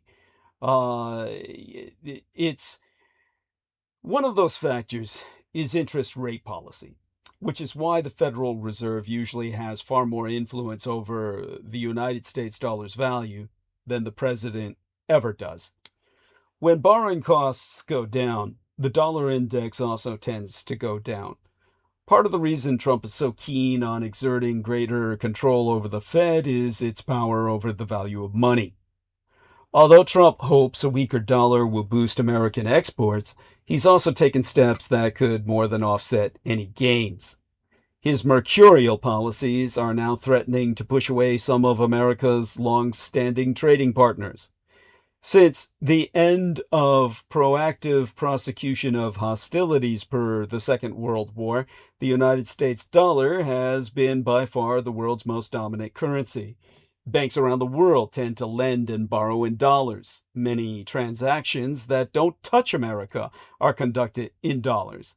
And nearly 90% of trades on foreign exchange markets happen by way of dollars. Our money has historically been attractive because it is stable. The dominance of United States currency throughout the 20th century was deeply connected to our empire's status as a global superpower, free from arbitrary dictators and seemingly unable to default on its debts. As a historian, I can say that this was a position originally held by the pound sterling. The British pound sterling was, of course, the product of the world's first one world empire. And the greater pound sterling was the basis for how we calculated world trade. It took 2 world wars to bring that pound down. And America supplanted it via those 2 global conflagrations. It would take something similar under any normal circumstances to have a secession in currencies that would supersede the United States dollar. That was the common wisdom until Trump. Until Trump, our dominance, the stability of our dollar, afforded us what the former French finance minister Valéry Giscard d'Estaing once called our exorbitant privilege. As long as the dollar remains dominant, the United States has the edge on all other countries when it comes to borrowing, running gargantuan deficits, and imposing sanctions. Last spring's Liberation Day tariffs were an expression of that exorbitant privilege, a way to strong-arm some of our allies. On April 10th of yesteryear, a week after the plan was announced, the dollar dropped by about 2%. As the Atlantic magazine columnist Annie Lowry put it at the time, those tariffs raised questions about whether the United States deserves to have its privilege revoked. Now, as Brendan points out, the pound sterling was called the gold sovereign. And you're free to come on and interject about that, Brendan. Maybe explain a little bit about how the crown, yes, it was literally the currency.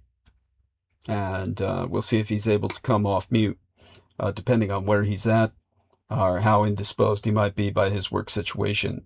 And if he's, he's welcome to speak anytime. But if he doesn't, I'll just go on by articulating the fact that a weaker United States dollar isn't Yeah, the necessarily. pound sterling is Yes, go still, in my opinion, still the strongest currency on earth. I mean, it's worth the most, Okay.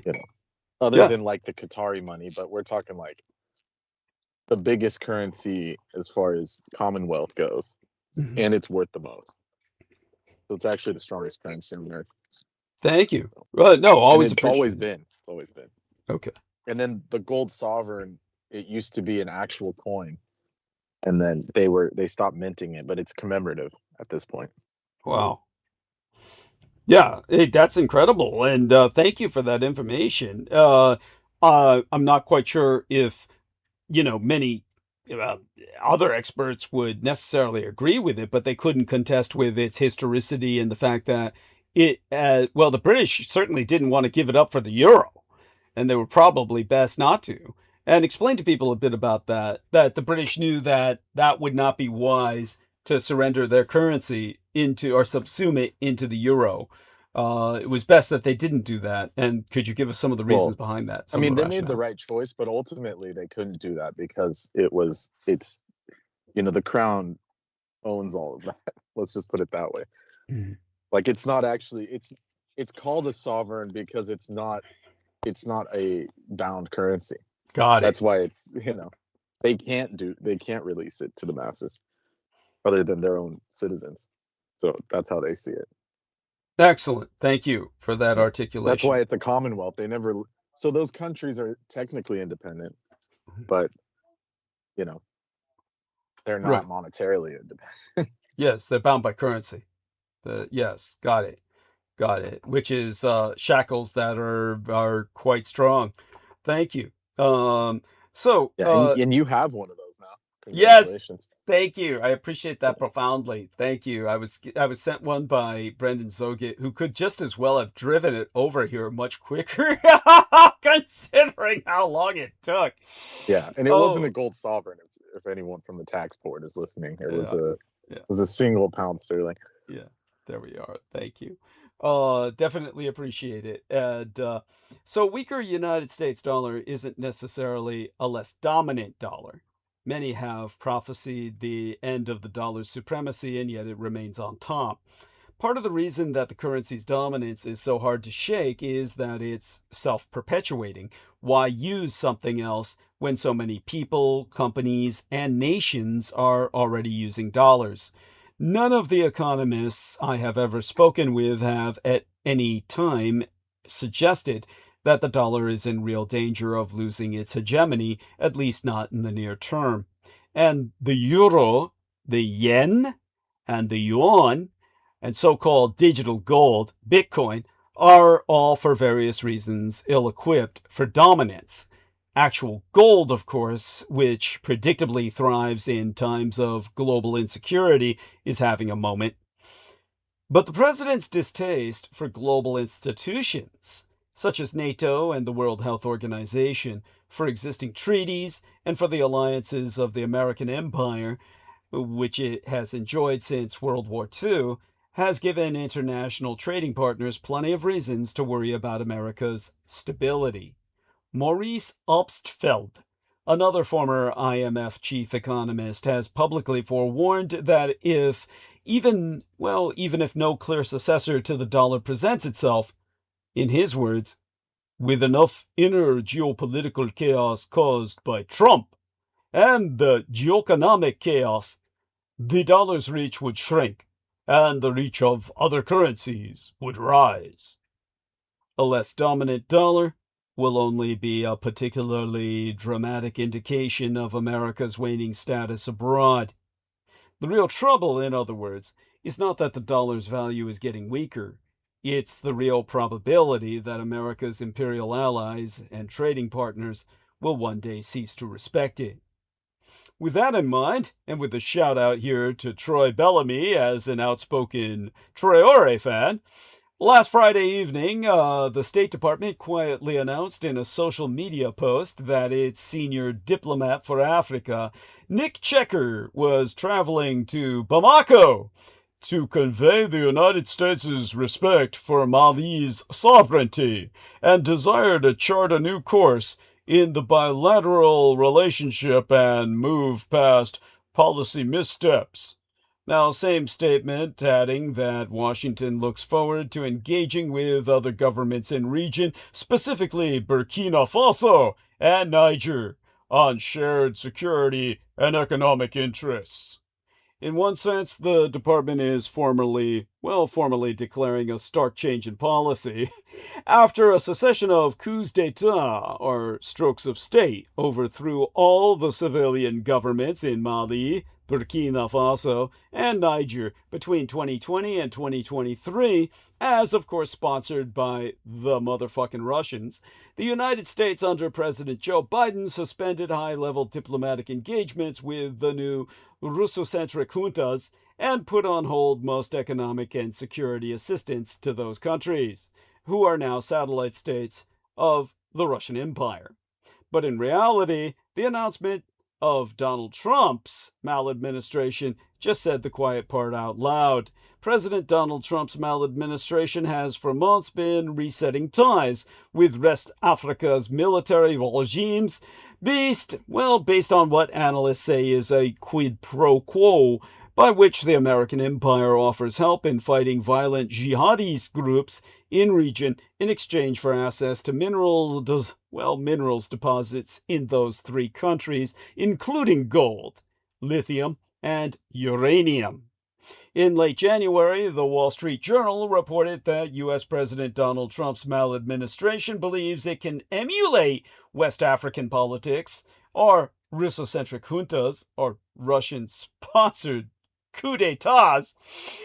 Coups d'etat is the correct way to phrase that, by forcing regime change in Cuba before the end of this year. As part of that effort, Trump signed an executive order last week imposing tariffs on goods from countries that sell or give oil to Cuba. With fewer than 3 weeks of oil supplies on the island and only one small shipment of it received in the past 30 days that the Americans failed to intercept, Cuba may completely run out of fuel by the end of the month. Given that the country's electrical grid depends on oil, the new American imperial pressure campaign will likely force nationwide brownouts and blackouts by the end of February. The question is, what then? Just because Cuba has no remaining allies doesn't mean oil sanctions will cause the government to collapse, but it may renegotiate. Well, start to negotiate at all, actually. By the way, any thoughts there? If Brendan has any on the that particular situation, or anyone else on call for that matter, Holly, Heather, we hear Brendan. Actually, I've got to edge out for now, We love but you, I'll honey. be listening and we'll talk soon. Love you all. Bye. Okay. Thank you, darling. Okay. So, such having been said, in late, how was it this time? Well, let's go towards this relevant topic here when we're talking about fleets around Cuba and the cordon around it, the nautical blockade. President Donald Trump's recently unveiled plan for a Golden Fleet clarified Washington's ambition to expand United States naval power. What it did not resolve is the constraint on doing so, as intent alone does not close the gap between ambition and industrial throughput. That reality is reflected in the global shipbuilding balance. According to United Nations data, the Communist Chinese Empire now delivers the majority of new output by tonnage, while the United States treaty allies in the manner, as manifest in the Empire of Japan and South Korea comprise nearly well, almost all of the remaining high-end industrial capacity. Clearly, cooperation with allies in the greater East Asian co-prosperity sphere will be necessary for the American empire to achieve its ambitious naval expansion objectives. But translating that cooperation into a repeatable shipbuilding tempo will require more than statements of commitment. Joint shipbuilding initiatives will have to be transparent, reciprocal, and politically sustainable in Washington, Tokyo, and Seoul. America simply cannot rebuild its sea power without Asia's shipyards. Sans industrial cooperation with the Imperial Japanese corporate shogunal superstate and South Korea, American imperial naval expansion in the Indo-Pacific will remain a pipe dream. Now, Brendan, if you can tell them about Japan bringing back the imperial titles, ranks, the imperial rank system, by all means. Oh yeah, I just saw that as well. So please. I sent it to you. Yes, you're the person who brought it to my attention. By all means, tell people about it.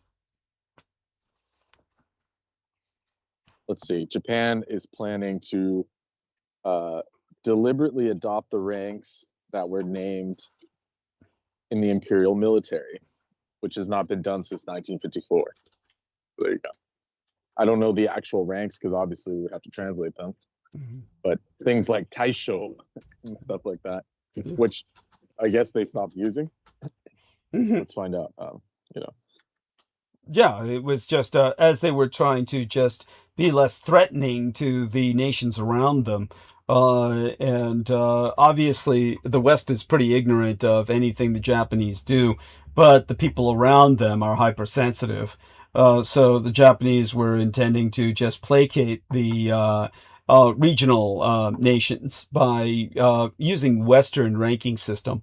Now that's changing back. Daigenshu Rikugun Taisho.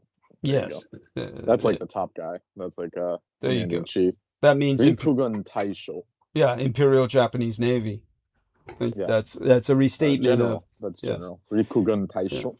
Oh, Rikugun okay. Shoujo. Yeah, so Rikugun as opposed to Reikugun. So just so people understand, Reikugun means Japanese, Imperial Japanese Navy. So that's what it is. Okay. It is. All right. Thank you. It's not phoneticized when I'm reading it. Reikugun. Okay. Yeah. Okay. Thank you. Chujo Shoso Taisha Chusa Shosa Tai-i, Chu-i, Sho-i, and Ju-i. So these are like, I guess these are coming back. There we go. Well, thank God. Thank the gods of our ancestors. Like they must have been using like a Western system then, if it wasn't like that anymore. Well, they just. Like, what else would they use? Because in Japanese, there's no other word for it. Yeah. Like I said, they just simply transitioned to that during a period of time in which they were trying to placate the nations around them. That's all changing now. There's no need for that anymore since we're all mobilizing for war. Okay, thank you. So yeah, go on. Okay, so yeah, they do use it different. It's called Rikusho. Paryo Rikusho. Okay. Rikusha. Yeah, so I mean they're like slightly different. Well, it means a lot. I like the old one. Yeah, of course we do. Taisho and all that. Those are like more classical. Of course. That goes without saying. Like in that Full Metal Alchemist, they called, these people like Taisho and all that. Yeah. To show their like fascistic, structure, all that. Excellent. Yes. And with that, thank you so much, Brendan. Like what's his name? Colonel Mustang. They always called him Taisho. Yes. Roy Taisho. Yes. That's thank you so much for that. And that, while there be heightened potential for conflict in the Heigao, the black ditch of the Taiwan Strait following Xi Jinping's purges of top Communist Chinese generals. And last Friday, Taiwan's opposition-controlled legislature again refused to consider President Lai Ching-te's proposal for a $40 billion special defense budget. Instead, lawmakers voted to advance an alternative defense budget put forth by the opposition TPP, or Taiwan People's Party, which holds a majority of seats along with its larger coalition partner, the Kuomintang, or KMT, which would limit additional military spending to $12.7 billion, 68% less than what the cabinet called for. This week, Lai denounced the opposition stance as dangerous for Taiwan, emphasizing that it fails to take seriously the threat from Red China.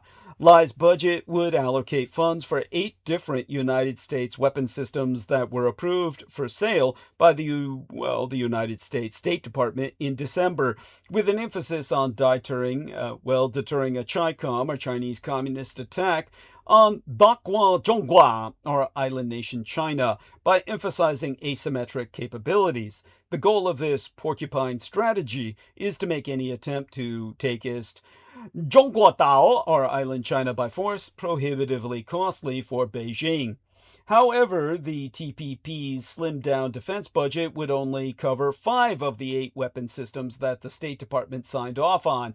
Among the items it omits are the T-Dome system that would aim to create a multi-layered missile defense shield around Zhongguo, or island China. Opposition lawmakers have questioned the workability of that system and have generally criticized Lai's budget for requiring too much debt. They have also pushed for more dialogue with Beijing. With the legislature now adjourned for a break for the Lunar New Year holiday, Taiwan's opposition is playing with fire. And fools who play with fire brings us to Alexander Griffin. Now, per Alexander Griffin... Well, before you get into that, I mean, the fire horse, the year of the fire horse is on its way. Are you feeling? Oh, dude. It's pretty spicy so far. Yeah, in my opinion. And as of tonight, the major, events have already been triggered. Yes. So tell us. The Saturn-Neptune conjunctions coming up. Then there are Mercury and Venus have become visible, and they will be visible tonight, if not right now. We're speaking. So now that they've changed phase, then these bigger changes will start coming through from the fire signs and the different the different astrological conjunctions that will culminate with the eclipse on the 17th during the transfer. So imagine that the lunisolar transfer is happening under eclipse into the fire horse. So it's about to accelerate. All these events will accelerate quite quickly coming up. Okay. Wow. Thank you for that. I appreciate that profoundly. And it just means that, there's trouble ahead. And a lot of change, which can be good, but it's never comfortable. We're just, I'm just trying to prep myself as much as possible psychologically. Thank you, Brendan. Now, per Alexander Griffin 6314, a Black African American who's been to Russia and effectively brainwashed. The idea that the Russians need to be punished is just a bunch of mind control propaganda. It's whites versus whites, bro. The Western Europeans don't like them because they've been the historical slave race / underclass mixed with the Vikings, and they don't want to see them as competition. Genetically, the Russians represent a regressive Ice Age tendency towards barbarism, which the self-loathing Romanized peoples of the West constantly fight within themselves. Deep down, the wild Celtic Indo-European culture was snuffed out and repressed in Western Europe. The Russians are more spiritual, more mystical, more connected to nature, more powerful psychics. And they know that the Westerners see them as subhuman. The Ukrainians are just pawns, a strategically manufactured weakness, which can be used by the West to end Russia and take their resources. And on average, they're smarter than us, with better knowledge of human psychology, politics, kinesiology, and they're more refined. They actually have classical music and ballet on television instead of chicks just shaking their asses all day. But the Russians aren't for sale. Now, by way of reintroduction, I've already given the Al Griffin microbio. Just understand something here. I fought on Russia's side. I could easily have wound up propagandizing for the Russian cause. Everyone fears and hates the historical Nazis because they would never sell out. Whereas Russia has literally nothing to offer the world other than war. Now, as I said, I've blocked Al Griffin now to preempt him from carrying out his assigned task of instigating a running argument in commentary, and I will do the same when he appears in chat.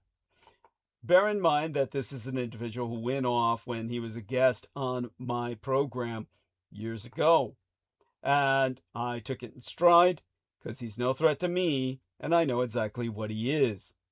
This is not a character assassination, but a contextualization. You fuck with the best, you die like the rest. He comes into my home, and he attacks. He's done this twice now. He won't be given a third chance. First off, comprehend that the Russians are not some indigenous tribe that is somehow maintaining its indigeneity from European colonization. Far from it. The greater union of Soviet Socialist republics comprised the forced union of no less than 122 conquered, formerly sovereign states and nationalities contiguous to Russia or within its geosynchronous orbits. The Teuto-Europeic Baltic littoral nations of Lithuania, Latvia, and Estonia. The Caucasian, as in the Caucasus Mountains region, from where the term for all white people sources from, those nations of Hayastan or Armenia, Sakartvelo or Georgia, Azerbaijan, the Central Turanasian nations of Turkmenistan, Kazakhstan, the Kyrgyzstan, and Uzbekistan, the Aryan Islamation, Tajikistan, Tanu-Tuva, the Siberasian vastnesses stolen from Mongolia, along the Slavo-Europeic nations of Ukraine and Belarus. Additionally, or adito, the anti-Romanian, meaning prior you're reaching Romania, like an ante-Rom, A-N-T-E, the anti-Romanian Moldovinie. That's the proto-medieval liturgical Slavonic for Moldova, as it's known today. All of these colonized by an imperialist aggressor state.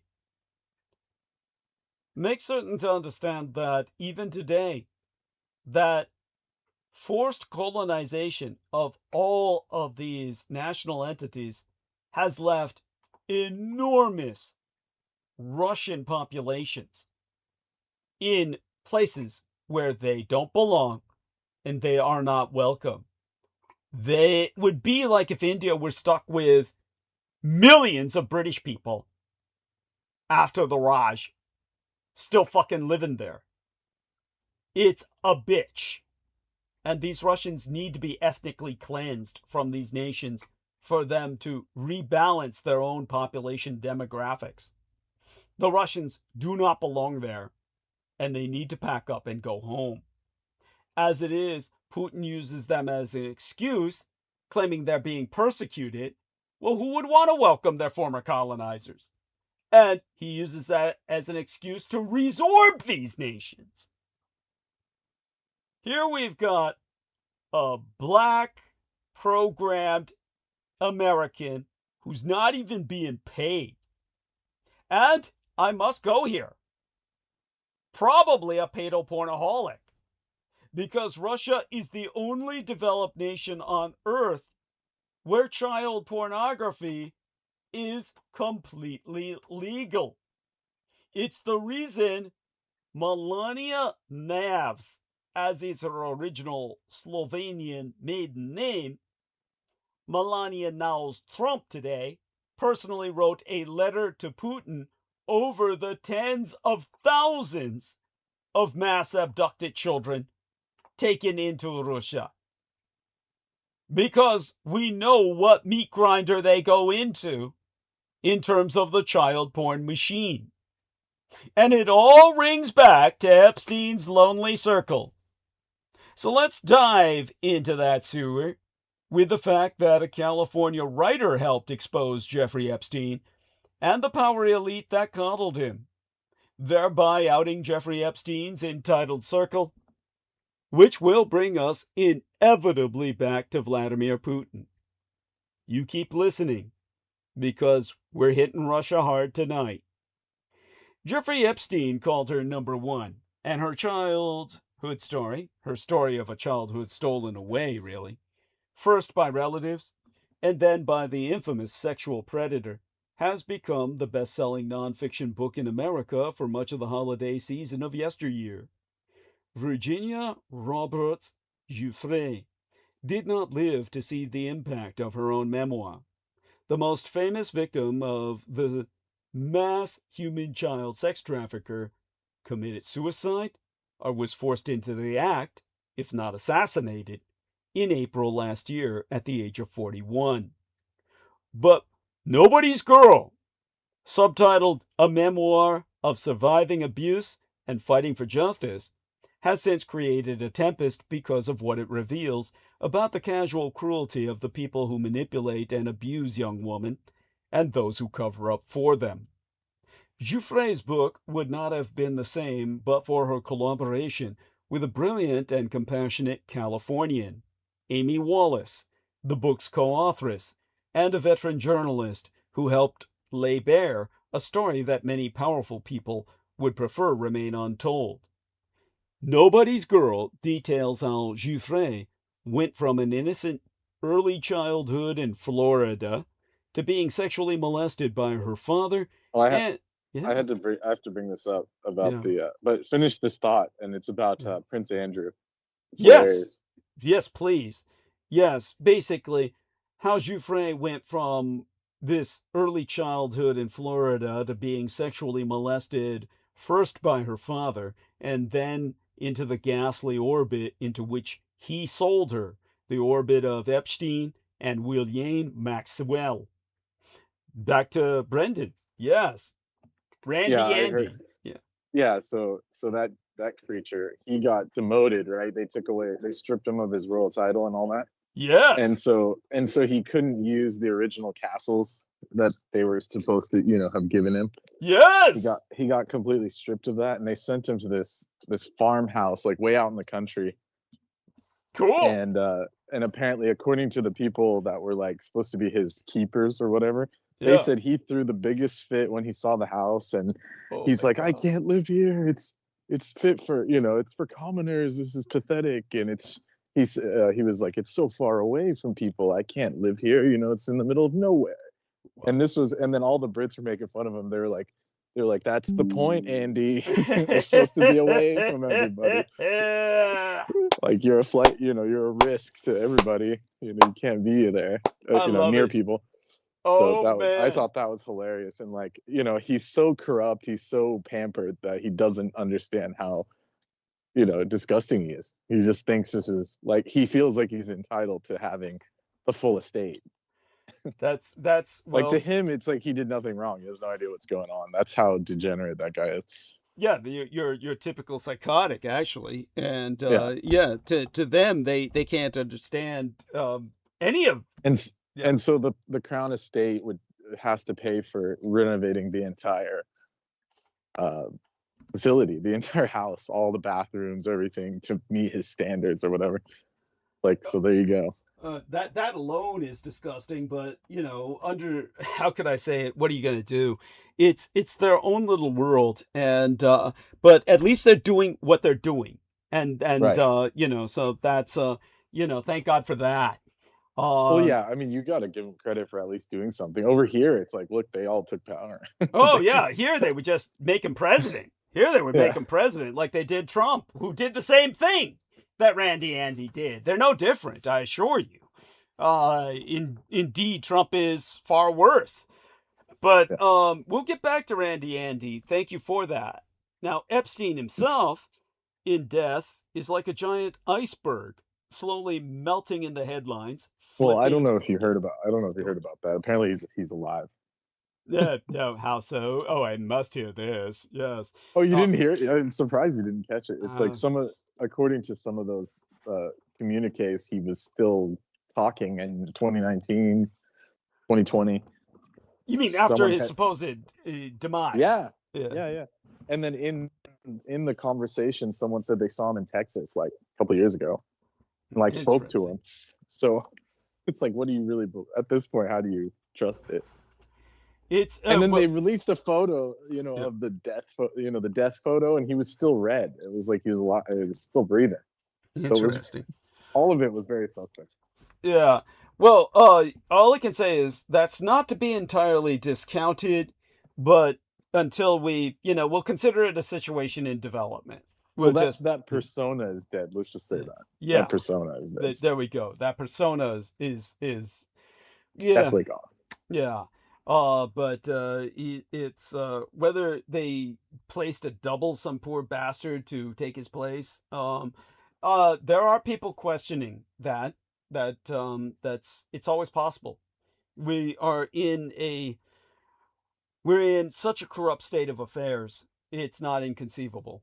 But regardless, as Brendan phrased it, the personae of Epstein himself in death, it's like this giant iceberg that's slowly melting before our eyes in the headlines, flipping and turning and drifting and cracking apart to reveal fresh secrets. Every now and then it crashes into a ship and sinks it. It's incredible how many rich and famous people who previously denied any connection to Epstein have been forced to come out and make public statements of regret following the release of 3 million emails. Would these individuals have ever come forward of their own accord and begged for forgiveness?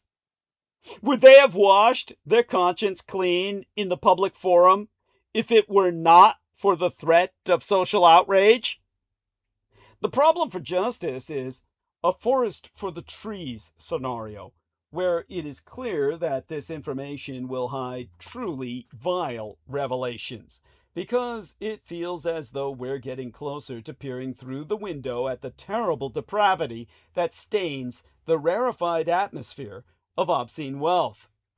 Setting aside the sheer criminality of the overworld, in disambiguation from the underworld, the overworld as exposed through the Epstein files, well, the Epstein files themselves, thus far, have also revealed the pathetic nature of some of the world's most privileged individuals. Bill Gates, the fourth richest man on Earth, per statistics that we're allowed to see, came out today to address Epstein's draft mails, which contained his name. Gates, obviously, or predictably rather, strongly denied their content, despite the evidence before our very eyes, even while qualifying, and here I quotist Bill Gates himself, "Every minute I spent with him I regret, and I apologize." Yes, go on! I'm sure. Yeah, I'm sure. But I like how the ex-wife, she jumped on that and said, "No, he was vile." You know, Tell them! I thought that was funny. Yes, tell them! Yeah, that's it's did she give Well, I any don't know how juicy many details? details. Yeah. No, I don't know. You think I follow? I always, both of them are equally reprehensible in my book. Because I Understood. remember like when I was when I was taking like these classes where they teach you about, Yeah. the global, whatever shit, the Yeah. WHO got, plans for 2030 and all this shit. They said, yeah, she wants to sterilize half of Africa and for the benefit of the people because they're having too many kids. Oh, Literally, this that's is what they were right. teaching. No, that's So true. I That's always true. thought they were sketchy. I was like, these people are Yeah. not worth No, anything. Yeah. by the way, that's absolutely true. She had intended to mass sterilize the Black African Yeah. population. Yes. Yeah, and they taught it to us like it was going to help them. They said, oh, these villages are plagued by having 6 children per woman and all this stuff. And it's like, well, you would think, those people could, they could stop that if they wanted to, but they don't need some white crazy to come in and sterilize force them into it. Yeah, mass sterilize them. That well. Yeah. Yeah. Did I send you the video of that guy, where these travel bloggers, they go out to the bush to talk to these tribal guys, Oh, and there's one dude, he Yeah. was surrounded by 100 of his own kids. God Like the damn. whole village was from him. Jesus Christ. And they're like trying to give him money, and the guy says, no money, no money. And Wow. they said, how do you feed your kids? And he says, they feed me. Yeah. So, Well, there you go. and then the other guy, as a joke, like hands him a condom. He's like, here, take this. And he starts laughing. He busts up. That's funny. That's incredible. Yeah. That's So incredible. you gotta go back and watch that. God damn. Make certain I have the link, because you may have sent it to me, but I didn't see it yet. It's in there somewhere. Yeah, okay. Yeah, if I can't find it, I'll let you know, because that sounds funny as hell. Thank you for sharing that. And yeah, well, definitely, like So you this said, one dude produced 100 offspring. oh, 100 offspring. Yes, that's right. At And he's least. not, And then and he he's knows not it, hurting. He's not hurting. No, they all were having a good time. It didn't look like they were in kind of any distress. Yeah. And he was well fed. Yeah. Yeah, well, there you go. He could spread it out all over the fucking place. Like he said, they're all doing his labor for him. I mean, it's like, it sounds like the perfect formula for a perfect life. You and I got to follow that formula. It makes sense. It makes sense. But then you get these people like Melinda Gates and these people saying, we have to, help them by making them have less kids. I always thought that was chase. Well, they insist on having a dozen themselves. They have scores of kids themselves. Exactly. Yeah. But make sure you sterilize the other guys, especially if they're melanated. Yeah. I think skin color has a lot to do with it. Yeah. They would never say anything about like Asia or India. They would always be Africa. It's just bizarre. Yeah, it's always Africa. Yeah, that's well, at any rate, it's like you said, Bill and Melinda Gates are 2 peas in a pod. So, but she's just jumping on the hype train, saying, "Yeah, he was evil." Yeah, probably trying to get another cut of the money or something. Yeah, good for her in that sense. I hope they cut each other to pieces. Hopefully Bill dies the death of 1,000 cuts. That's at any rate. So to quote us Bill Gates himself about Epstein, every minute I spent with him, I regret. And I apologize. Yeah, okay, on a side note, how do all these people, they're hanging out with them, having a good old time, and then now that he's dead, they're saying, oh, it was horrible. Yeah. We didn't want to do it. It's like, well, I mean, I think the insincerity and the hypocrisy, I think, is self-evident. I give our listeners credit enough where they comprehend that before it's even said, before these people even open their mouths. And then you could see, speaking of Elon, you could see him begging, please invite me over. Oh yeah. And they were like trying to get rid of him because he was just like, he's like that person in college at the college party that like no one invite him because he's just gonna create a scene. Oh, he's the one looking in through the window, drooling. Yeah. He's the guy looking in through the window with the big puppy dog eyes, drooling. Let me in, please. Yeah. Let me in. And, so that's what he was proven to be, just some goofball. Yeah. They're like, don't let him, you have to be really annoying if these weirdos won't let you in the party. Oh, yeah. That definitely. But to finish Bill Gates's quote, for the sheer absurdity of it, every minute I spent with him, I regret, and I apologize that I did that. The focus was always, he knew a lot of very rich Oh, people. you know, Yeah. sorry to interrupt again, but so much of this is hilarious. Did you hear what T-Man said?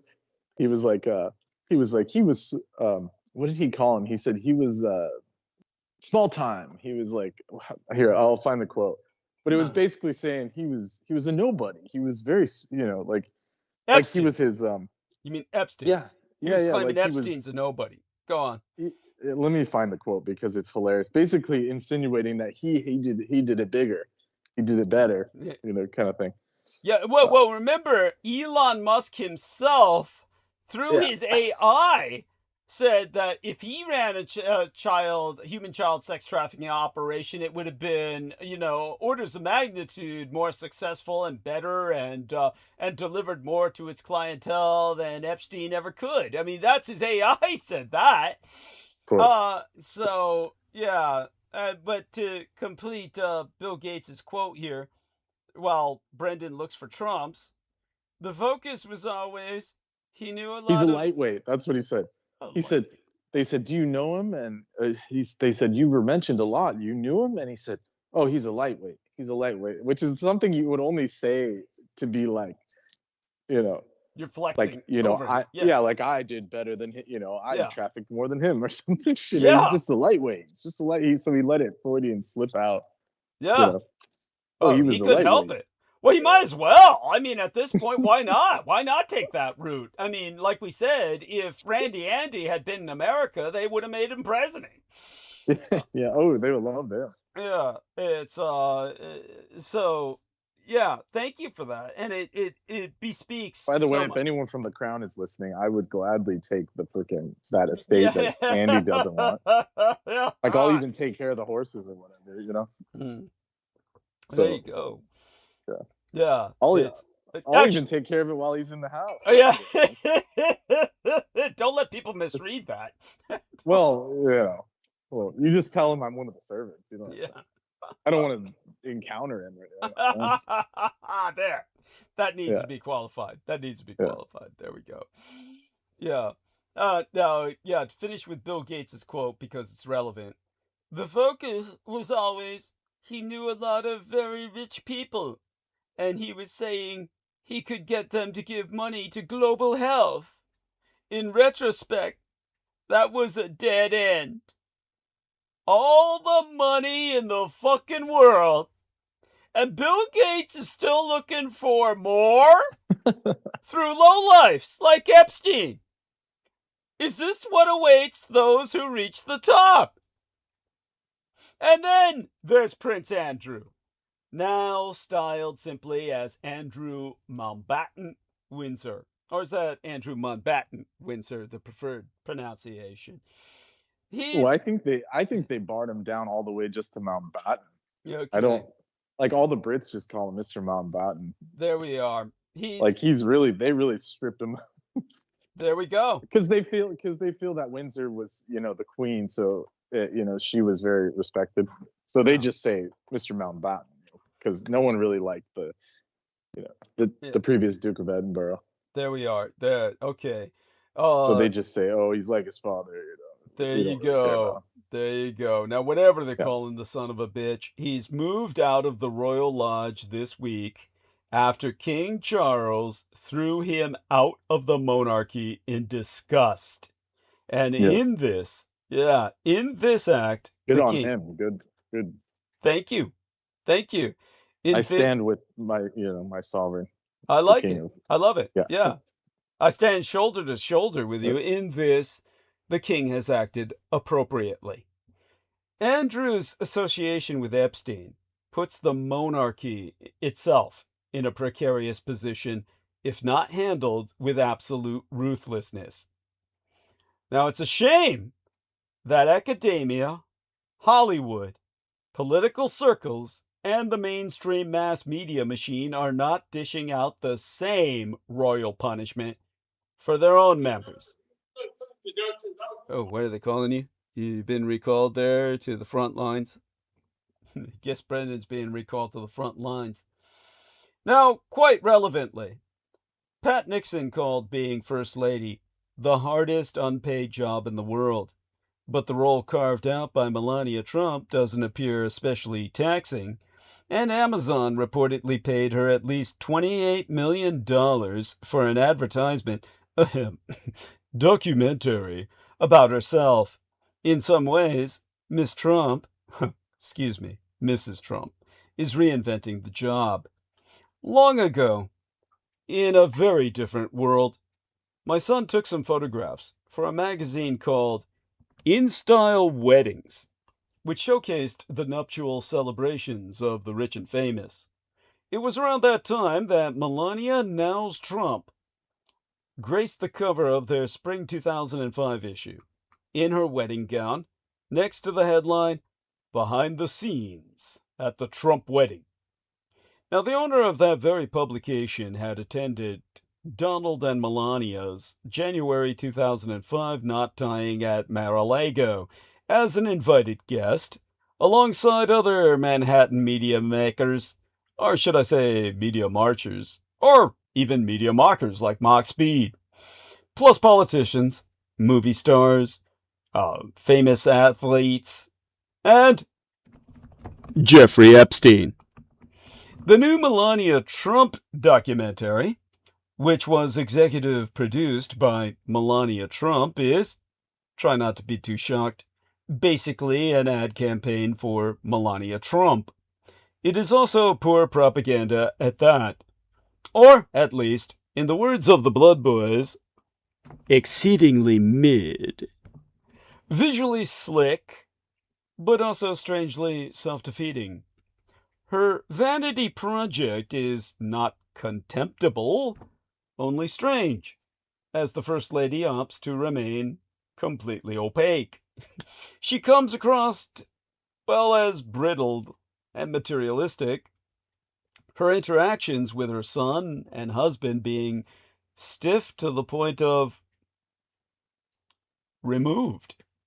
Instead of baby photos or family mementos, viewers get so many shots of Melania in high heels that it starts to feel, as Ed Beth put it, like an OnlyFans account crossed with that meme of Kim Jong-un visiting factories. Now, more immediately, Melania was directed by Brett Ratner of the Rush Hour franchise, who has been in exile from Hollywood since 2017, after he was accused of sexual misconduct and outright perverted harassment by multiple women, including the actress Olivia Munn, who testified that Ratner masturbated in front of her in his trailer. For his comeback, he has summoned all the artistic ambition of a local realtor who just got a drone. The project also suffers from poor timing. A screening at the White House took place just hours after federal agents shot and killed Alex Preddy in Minneapolis. And on the movie's opening day, Ratner himself appeared in photographs released as part of the Jeffrey Epstein files. The film's crew, on top of that, is not exactly clamoring for accolades. Rolling Stone reporting that some 2/3 of the collaborators on the project asked to be removed from the credits. In point of fact, whereas Trump made a bad bet on the Kennedy Center, the Department of Justice files reveal that the programmer, Jeff Epstein, America's most notorious sex offender with extensive ties to 4chan, tried to plant a behavior modification lab on site, my own golden state nation of California's Stanford campus. Now, these newly released Justice... By the way, there's an Yes. anime connection Tell them! to Jepstein. Oh, tell them about that. So he was talking about, mixing time travel with human genetic evolution. I don't know if you saw that. Damn, sounds like Peter Moon got into the act with David Lewis Anderson shit. Go on. Yeah, well, it sounds like it, but actually it's the plot line to Steins Gate, Okay. which is a Japanese anime. that he obviously had seen it because he was saying the plot points one for one. Wow. So he was saying we got to get into time travel and genetics. So there you go. Okay. Whoa. Like combine the two. I don't know if you heard about that. So what happens when you combine the two fields? What are they? I don't want to spoil Steins Gate too much because just know that it was immediately. But there's a character called Jepstein. Is he the financier or the sponsor of this program? Oh no, that's the actual guy. I'm just saying. Oh, it's the actual guy. Okay. That's just my nickname for him. Okay. Yeah. Okay, got it. Like getting gypped. Yeah, getting got gypped off, ripped off. Okay. Let me find out what his exact quote was. Yeah. So while you're looking for that, these newly released Justice Department. Yeah, not satire. Not satire. After the latest release of the files, there's speculation he was into Steins Gate due to this 2011 email that aligns with the plot. And this is the actual quote. He says, "We should explore the biological consequences of time travel." There you go. Epstein. Yeah. Yes. Epstein. Yeah. God damn. That's incredible. But that figures because he was involved with compromising all these scientists. Was he sending text message back to the past via microwave too? Well, I mean, if you're saying that we've got emails that are dated after his death, then isn't that kind of indicative of that paradox? Yeah, I mean, maybe something happened like that. Yeah, exactly. So who knows? Yeah. Yeah. There we have that. Thank you. Now, these newly released Justice Department documents reveal that Jeff Epstein floated the idea of creating a behavior engineering institute at Stanford and stopped by campus in 2012 to pitch it to then CASBS director Stephen Kozlin. Yeah, I like this comment. Sorry. Yeah, go on. But it says we're on the worst timeline, the Epstein Gate. Yeah. That's what that proves. That he got us on the worst timeline, and they all escaped. Well, that's what you would take from that anime. Yeah. I would dare say that Epstein has impacted our world as much as Michael Aquino. That Epstein has been that impacting. It's all coming out now. Barely the damage this. Now, I'm surprised they didn't know each other. Was it just like a territory? I'm sure they did. He dealt with the East Coast. I'm sure they. Well, they most certainly knew of each other. I'm certain that they probably cooperated at certain points in time, but nothing spectacular or nothing involved. It's too much, like you said. It's supervillains. It's like, how long can Lex Luthor and the Joker get along? It's like. Well, if you go by the material, they never do. Yeah, they always implode. Yeah. It'd be something along those lines where whatever it was transitional. But when it comes to this, the very term behavior modification means brainwashing. Just to explain to our listeners, behavior modification is the professional term for what is known to the public or the lay politic as brainwashing. So Jeff Epstein literally tried to set up a brainwashing lab at Stanford. And so the initials of the director he approached, Stephen Kozlin, were CASBS for that department, CASBS or CASBS. Outside of academia, CASB or CASB stands for Cloud Access Security Broker. It's an on-premises or cloud-based security policy enforcement point placed between cloud service users and cloud service providers to combine and interject enterprise security policies such as authentication, data loss prevention, and encryption as cloud-based resources are accessed. But at Stanford University, CASBS is acronyms for the Center for Advanced Study in the Behavioral Sciences.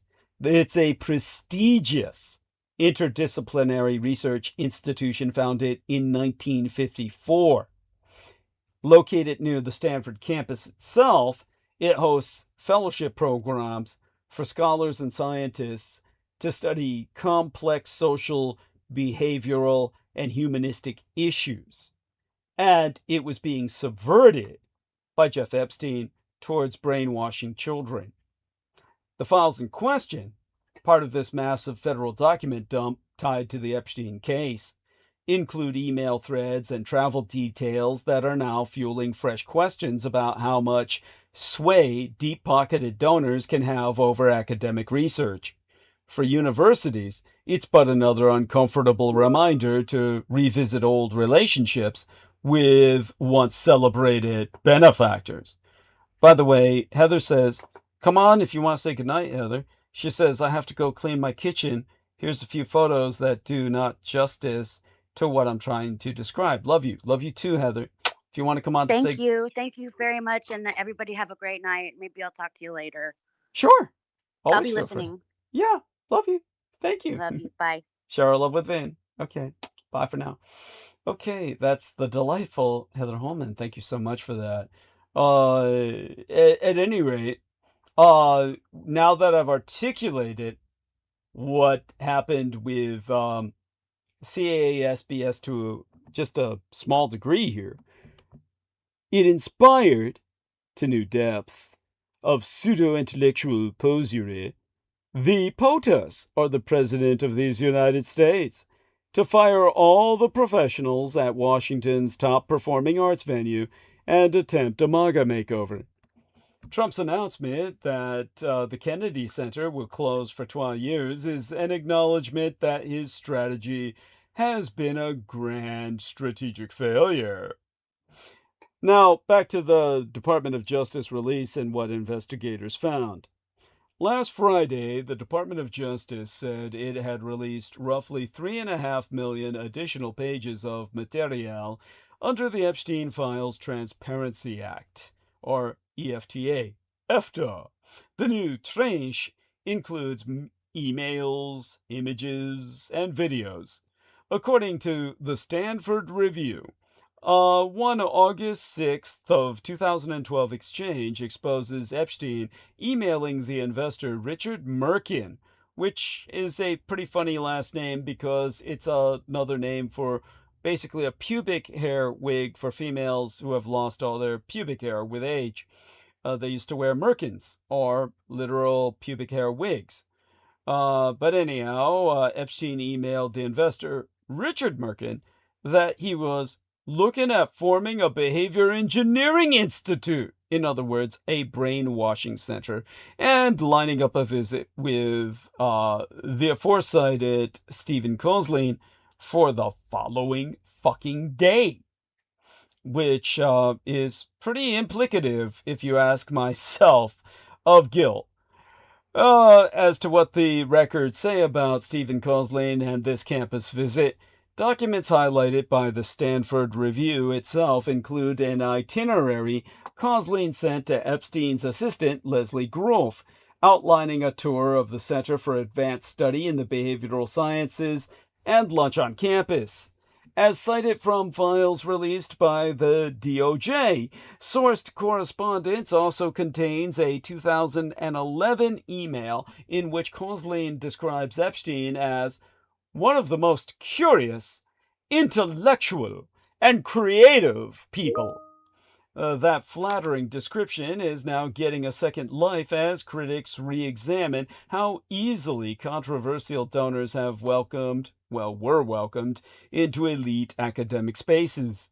At the time, Stephen Kozlin was in the process of moving from Harvard to the CASBS, or Center for Advanced Study in the Behavioral Sciences, the CASBS role, a transition noted by the Harvard Graduate School of Arts and Sciences itself. Now, this is where we come to the CASBS programs and what became of this idea. First, I'm going to check in with Heather's latest. As she says, these images don't do justice to what she saw, but they're pretty intense. They're they're fascinating. Thank you, Heather. They're beautiful, in their own way. They're entrancing. Thank you.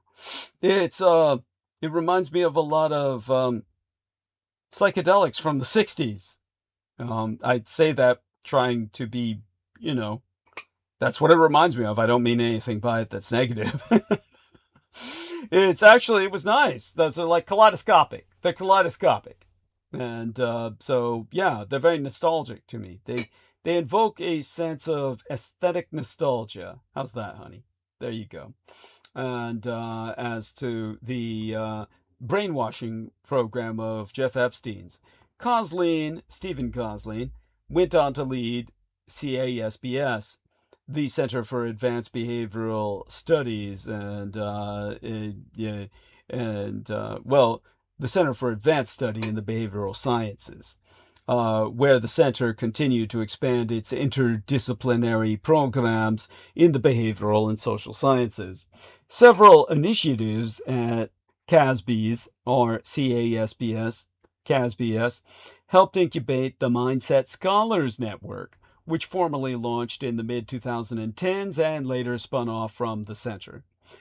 CASBS accounts describe that network's formation and the center's ongoing role as a home base for collaborative behavioral research. What those same university materials do not show is any institute carrying the exact behavior engineering name Epstein tossed into that 2012 email. Now, there's legal and reputational context here. Being mentioned in an email inside a Justice Department archive is not the same thing as even being accused of any crime, and legal scholars have been quick to stress that raw document dumps demand caution before anyone jumps to conclusions.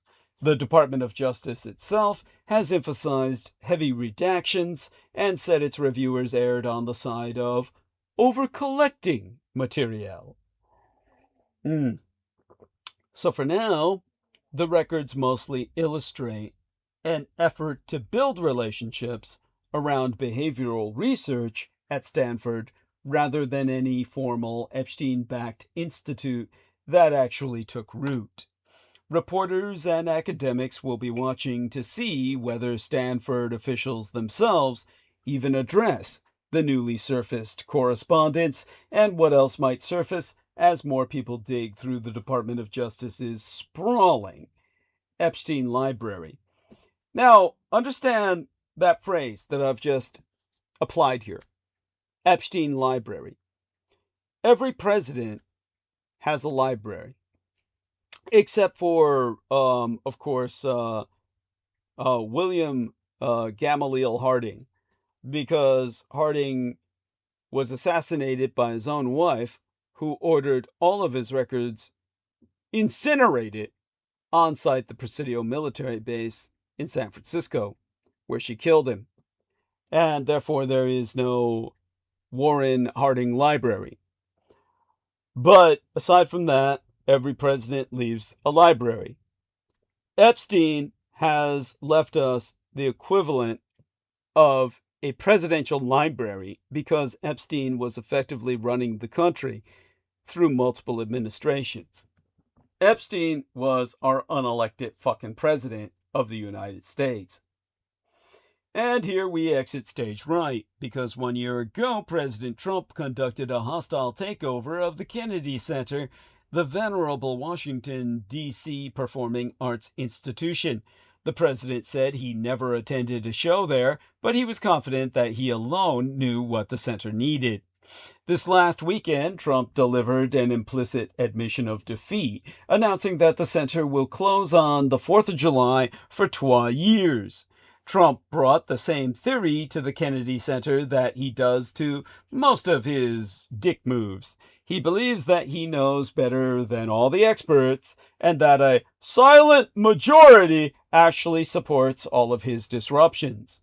That certainly seems to have led him to a bad bet here. On Truth Social, the president wrote, "I have determined that the Trump Kennedy Center, if temporarily closed for construction, revitalization, and complete rebuilding, can be, without question, the finest performing arts facility of its kind anywhere in the world. The temporary closure will produce a much faster and higher quality result. If you've been paying attention, this explanation will be perplexing. In October, Trump posted that many major improvements were underway at the center, including, bafflingly, the addition of marble armrests on chairs, but that we're remaining fully open during construction, renovation, and beautification. For the record, the Kennedy Center underwent a $250 million expansion just 7 years ago. In December, when Trump added his name to the building's facade, in violation of statute and grammar, he boasted, "We saved the building! The building was in such bad shape, both physically, financially, and every other way, and now it's very solid, very strong." Just a month ago, he added, "A year ago, it was in a state of financial and physical collapse. Wait until you see it a year from now. Like our country itself, it will rise from the ashes." Now Trump is saying that a year from now, the center will be closed and dark. Trump's contradictory statements and the absence of any independent board or any notification to Congress make these claims of a building in need of repair unverifiable at best and most likely total nonsense. He also hasn't said anything about how he would pay for this utterly unnecessary renovation. A more plausible reason for the closing is that under Trump, the Kennedy Center can't hold on to any staff, artists, or most certainly not any audiences. When Trump took over, he fired Deborah Reuter, the respected programmer who was the center's presidentress, and replaced her with Richard Grenell, a political bagman who had previously been deployed as acting director of national intelligence, ambassador to the United Germany, and envoy to Venezuela, but who had no arts experience. And to be fair, he had little or no qualifications for any of those other jobs either. But other staff haven't stuck around either, with the Washington Post so noting that almost every head of programming has resigned or been dismissed. Oh, well. The latest of these was Kevin Couch, the new head of programming, who quit less than a 14 night, that's the Alden English, for fortnight, literally 14 nights, it is 12 weeks, after his hiring was announced. One can imagine the job would be no picnic. In recent weeks, the composer Philip Glass yanked a new symphony commissioned by the center. The opera singer Renee Fleming also canceled 12 performances. The Washington National Opera announced that it was departing the center. The jazz musician Chuck Red canceled the long-running Christmas Eve concert. Grenell's threat to sue Red for $1 million is unlikely to make artists more eager to book shows. Grenell has accused artists of politicizing the center. On X, he posted, "The left is boycotting the arts because Trump is supporting the arts. The arts are for everyone, and the left is mad about it." But this statement has it all bass-ackwards. Trump grabbed unprecedented presidential control and politicized his own involvement in the arts, promising to abuse his leadership of the Kennedy Center to vanquish leftist culture. One artist who chose to play, the folk guitarist Yasmin Williams, said that an organized group attended and heckled her. Given the hollowing out of the schedule and Trump's unpopularity in Washington itself, ticket and subscription package sales have fallen steeply. The Washington Post found that since September, 43% of tickets remained unsold for the typical production. That means that, at most, 57% of tickets were sold for the typical production. Actually, this is flagrant misreporting, as the majority of those tickets were given away for free, just to have someone attend at all. For comparison, 93% of tickets were sold in the fall of 2024. One of Grenell's dictates was that the center would book only shows that broke even or were profitable, yet instead the center is driving patrons away. CNN reporting that the Kennedy Center wasn't even able to book performances for next season. I mean, any. at all. Closing the doors for 12 years just makest official what was already happening. Trump believed that if he grabbed the Kennedy Center's reins, or rather its balls, and started squeezing, booking shows that conformed to his own taste and to that of some of his friends and MAGA fans, the venue would be wildly popular. Well, it turns out, however, that a 79-year-old New York-born multi-billionaire whose tastes run to gilded accents and kitschy musicals isn't a good proxy for either the general population of our arts patrons in Washington. Trump's midterm dawned with expectations of a tectonic, a seismic cultural shift. Instead, popular culture has remained stubbornly indifferent to MAGA aesthetics. I don't know if you can even put those two terms together. MAGA aesthetics really means a taste in shit. Trump keeps making a version of this era of shit stew. His first midterm was a series of overreaches, all confidently executed, overconfidently executed, in the belief that the silent majority would back him. This mythical silent majority, which is neither. Instead, he lost in 2020.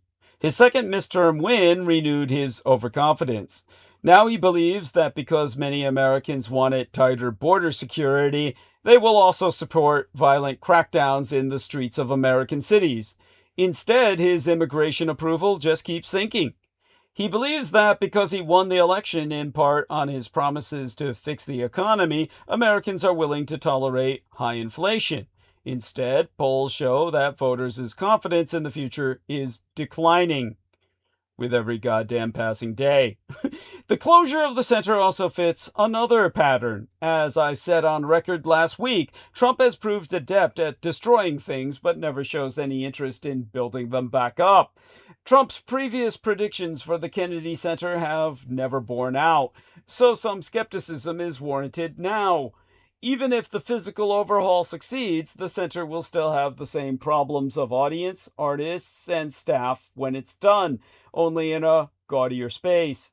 In effect, Trump appears to have graffitied his name on an empty shell. In an October post about the center's makeover, he wrote, "I am doing the same thing to the United States of America, but only on a slightly larger scale." This time around, his harshest critics might be the first ones to agree.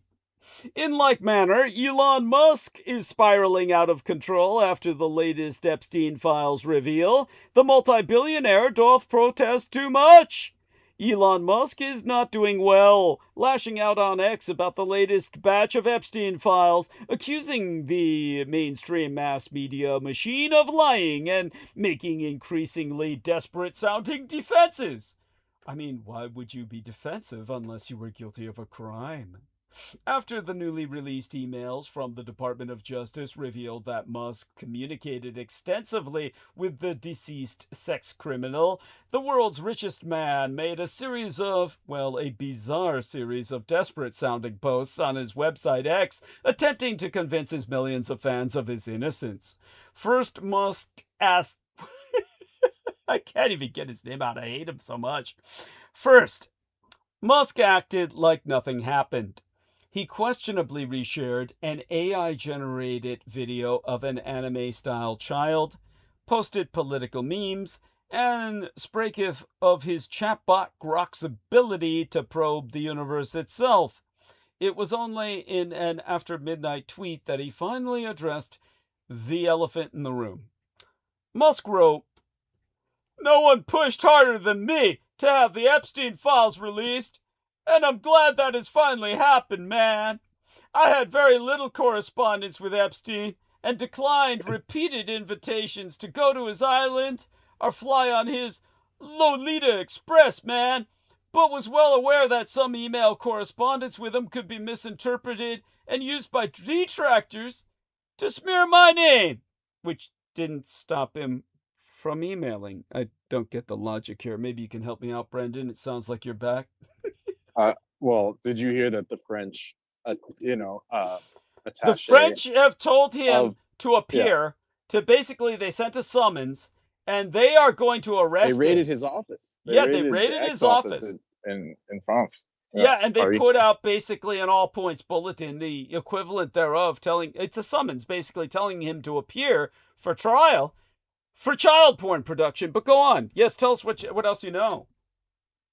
They'll put him in jail. If he shows up, they're putting him in jail, is basically what they say. That's all I know is that they Yeah. raided the office building. That's the last I heard. Yeah, and that was enough. The evidence produced was enough for them to basically say, if he ever appears in France, he's going straight to prison.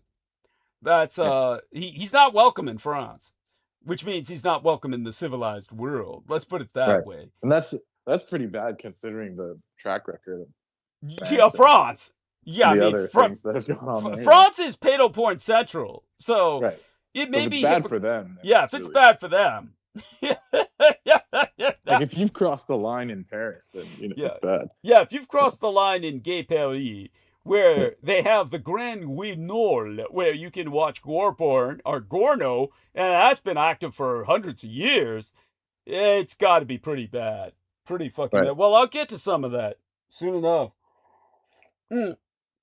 Now, it's true that Musk did push for the release of the Epstein files and even fell out with the president, Donald Trump, over the issue, but the emails clearly demonstrate that Musk was, at least at some point, well, over a long time span at that, in regular correspondence with Epstein.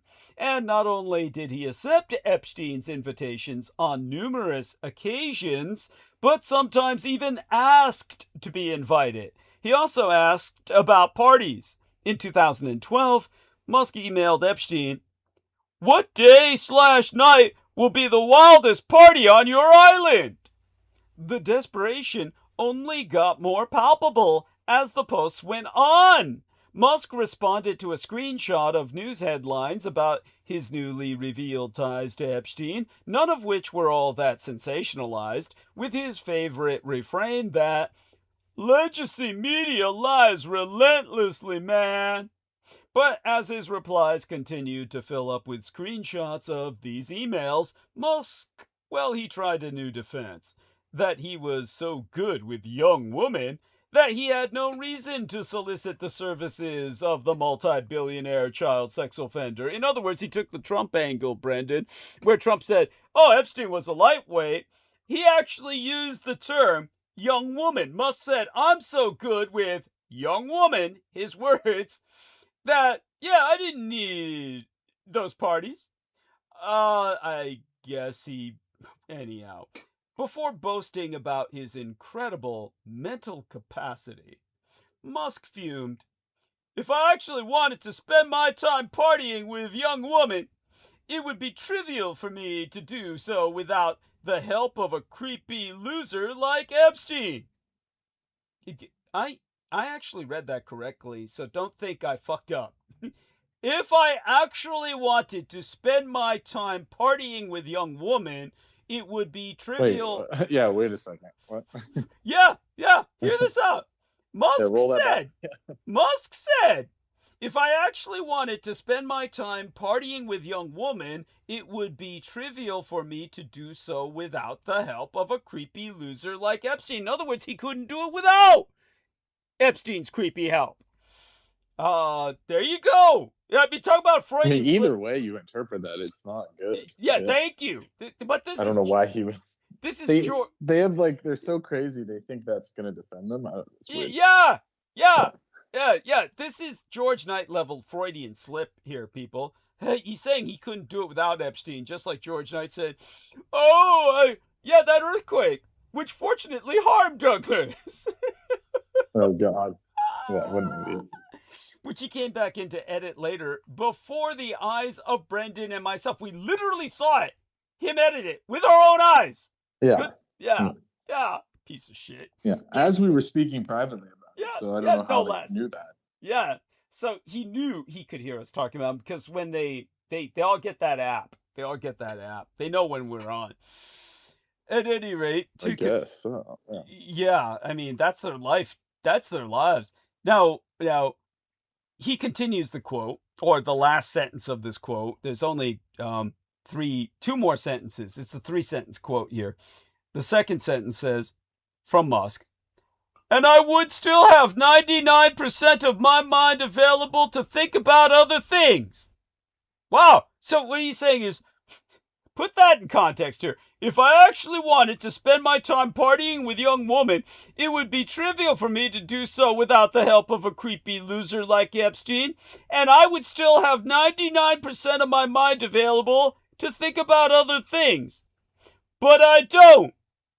But that's the quote. Okay, what does that mean? It is like, okay, so when I'm fucking, 99% of my mind is on other things. But or 99% of my mind is available to think about other things, but I don't.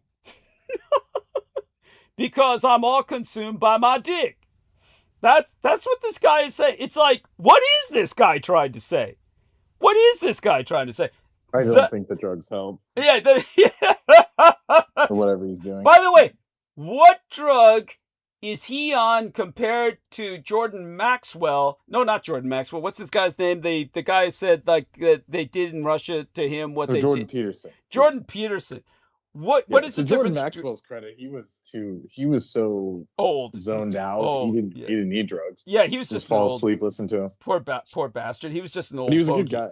Yeah, he was. That's his problem. That was his fucking problem. Yeah. He's just too good a guy. But Jordan Peterson, or what's his name again? Is his name Jordan Peterson? Did I get that Jordan right? Jordan Peterson. Jordan Peterson. JP.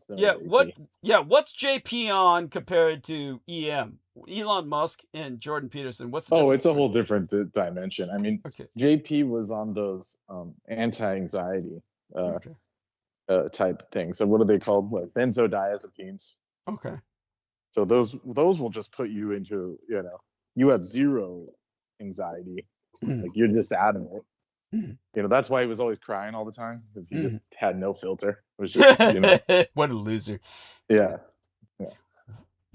And so and Musk was on dissociatives like ketamine. So ketamine just completely puts you into another dimension. That's why he thinks he's on Mars and shit. Like it puts you in. Yeah, that's more. The anti-anxiety thing is more different than just 12th house, like fully cut off, dissociating. God damn. Just Thank you for articulating that. No, this is. But I'm sure he's on everything. I mean, if you got money. Yeah. Well, both of them. I mean, Jordan Peterson's got enough money to be on whatever he wants to be on, but he was put onto the. Again, there was that benzo. It was a specific drug. It was called using Klonopin. Thank you, Klonopin. It's like the most dangerous one. Yes, that's what the Russians put him on. What the Russians put him on that shit. No, he was put on in Canada. Oh, was he really? Yeah, he was put on that in Canada, and then to get off of it, because it's so gnarly of a drug, so dangerous of a drug, you have to be sedated to go through the withdrawals. Otherwise, it'll kill you.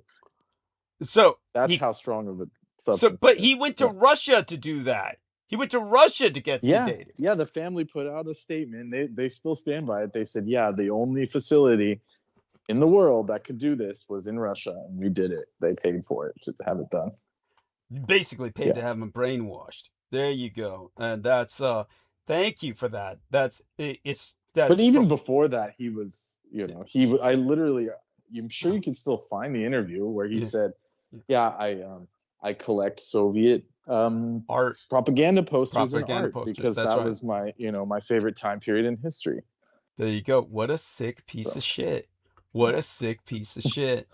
Thank you. No, profoundly. I don't know if they scrubbed the interview, but there was one interview where he said he literally wakes up.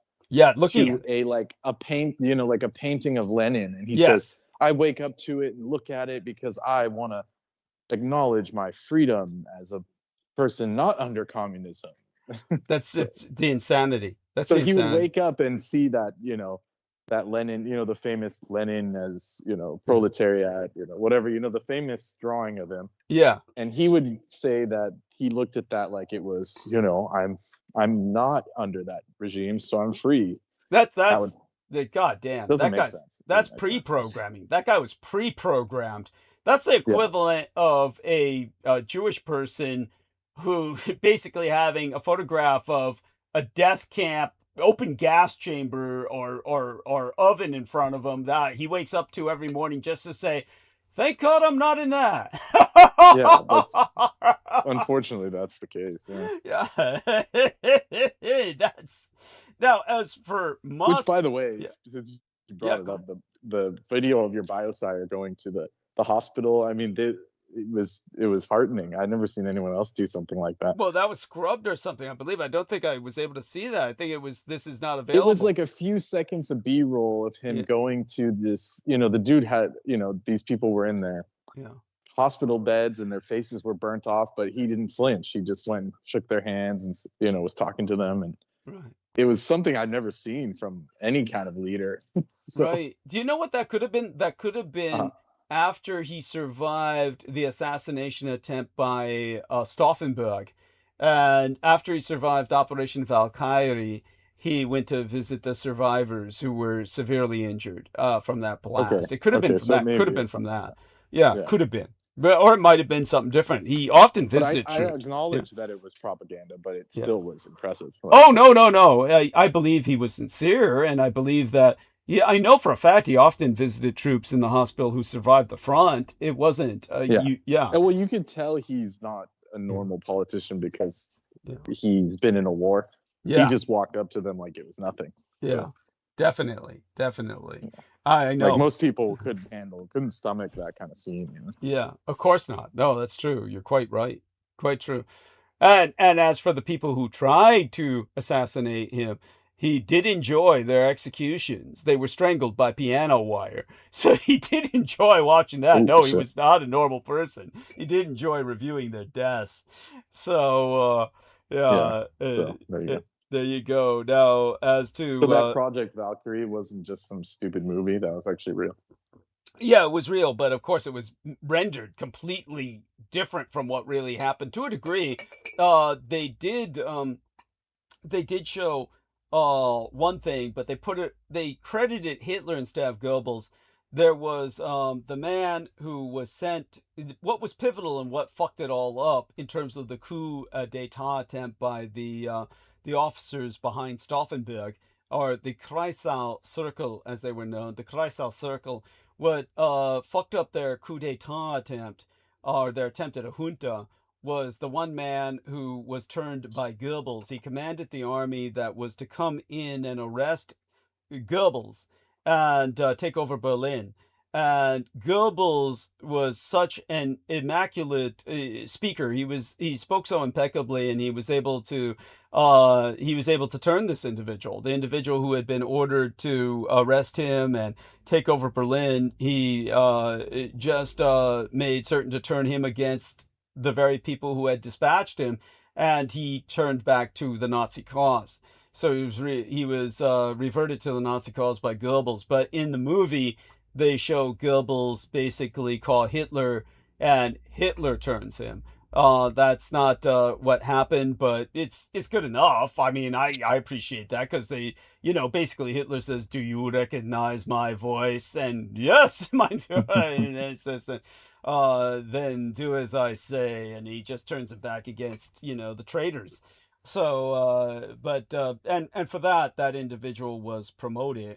Yeah, it was definitely a touch and go time until, they could get Hitler out of Berlin, and Himmler, and Goebbels.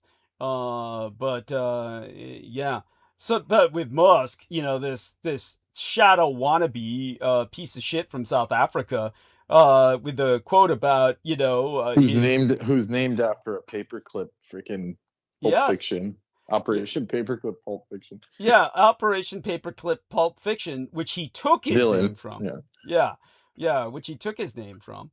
That with his own ex-users, pointing out a tweet that Musk made in 2022, lamenting that he hadn't had sex in ages.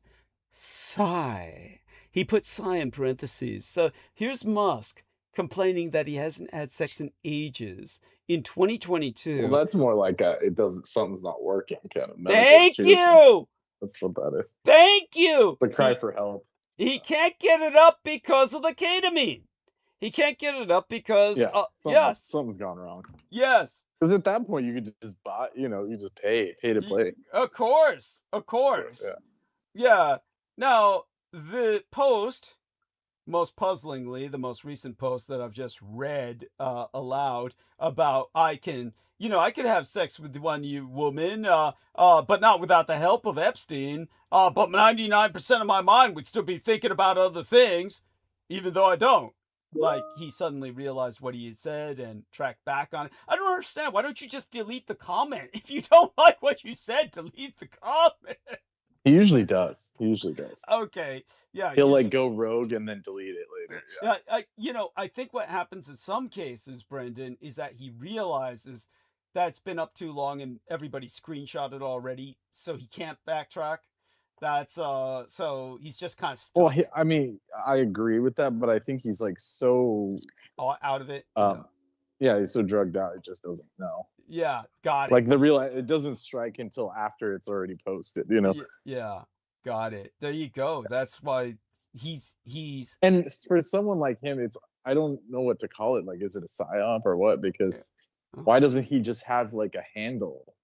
Yeah, like an alternative handle instead of using his own name. It's bizarre. Oh, because he's too egomaniacal for that. You know that. He's too egomaniacal. But consider the quote, and I'll put in the context.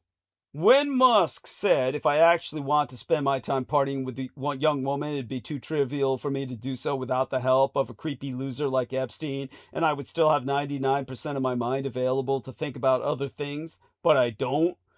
That post was made in reply to Grok.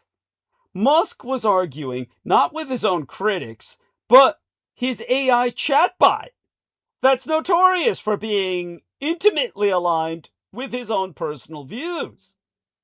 Yeah. Well, a lot of people have been using that thing to like debate with, and apparently it's gotten extremely hostile and just has defaulted to the to the mainstream lines. Interesting. So whatever it is, it's a total straw man. Yeah. It's just a scam. Because originally it was totally, it was rogue, right? Yeah. Where it would talk about conspiracy, and now apparently if you ask it about alternative lines of history, it'll revert back to the mainstream and just say, no, that's all Interesting. Fake. So interesting. Yeah. So but this guy's being defensive with his own chatbot modeled on his own mind. So, I mean, it goes to show you he's literally arguing with himself. Well, that's what they're best at. These other people that do that. Yes. They're all the same. True. And Musk also tried to draw attention to other techno figures who were in the Epstein files to distract from himself. At no point, however, did Musk address why he was emailing Epstein years after Epstein was first convicted of sex crimes against children, underage girls, in 2008. Now, now's a good time to note that long before his Epstein ties came to light, Musk has had a long track record of creepy misbehavior. Having fathered at least 14 children with at least 4 different mothers, Musk has been proven guilty of going around asking a lot of women, some of them his own employees, to receive his sperm and secretly have his babies. He has also been proven guilty of sexual harassment at his companies, facing several lawsuits simultaneously. In 2022, he was forced to pay out $250,000 in hush money to a flight attendant who testified that Musk groped her while exposing his genitals. More recently, Musk came under fire last month after Grok was abused to generate tens of thousands of non-consensual and patently illegal AI nudes of women and children, something Musk himself called way funnier than other AI trends. Needless to say, Musk probably... Yeah, go on. Oh, I just said, oh man, that's That's crazy. Yeah, well, needless to say, Musk probably isn't finding a lot of humor in this latest controversy of his making. But Like we're definitely in the worst timeline because Yeah. I went to the library earlier, yeah, and in the graphic novel section they had these like horrible, you know, like everything that Fox News and the Christians say about what California is doing. yeah, You know, yeah. it was like, oh, this new manga, you know, and I like open it and it was one of those etchy, you know, it was one of those etchy hentais just sitting in the library. I'm like, Jesus, why is that? Like, so yeah, and it was like, you know, it was like the sensual guide to man-on-man action. I'm like, why is this here? This is like crazy time. Like we're in like the worst timeline possibly we could have at this point. Simply because it's politically correct. Like, oh, we don't want to. Well, yeah, like somehow it was a statement. Like, oh, Yeah. we got to put it. You know, there was Yeah. some employee that thought that was okay. It's just Yeah. like, you guys are crazy. Yeah, no, beyond that, here's the catch-22. When someone is advocating the gay lifestyle, this is the issue. You are advocating an alternative lifestyle that is completely identified with your sexuality. So Yeah. by that very fact, there is nothing you can really do to escape that sexuality because that's what it's all about. So if you, say for instance, produce a book for that community, gay yoga. Now, how much imagination does it take to imagine what a gay yoga book would look like? Obviously, it's going to be a couple of guys or more playing Twister. That's basically what it's going to be. There's no getting around that. So, in order to not look homophobic, you can bet your ass, to use a joke there, that you're, especially if you're a guy, you can bet your ass that they're going to put that book in the library shelf because they don't want to look homophobic. And there you have kids with their first exposure to gay yoga, and the argument will be made, well, this way they can come into awareness of whether that's their thing or not. Because, hey, if they get stimulated by that, well, then they realize what they are.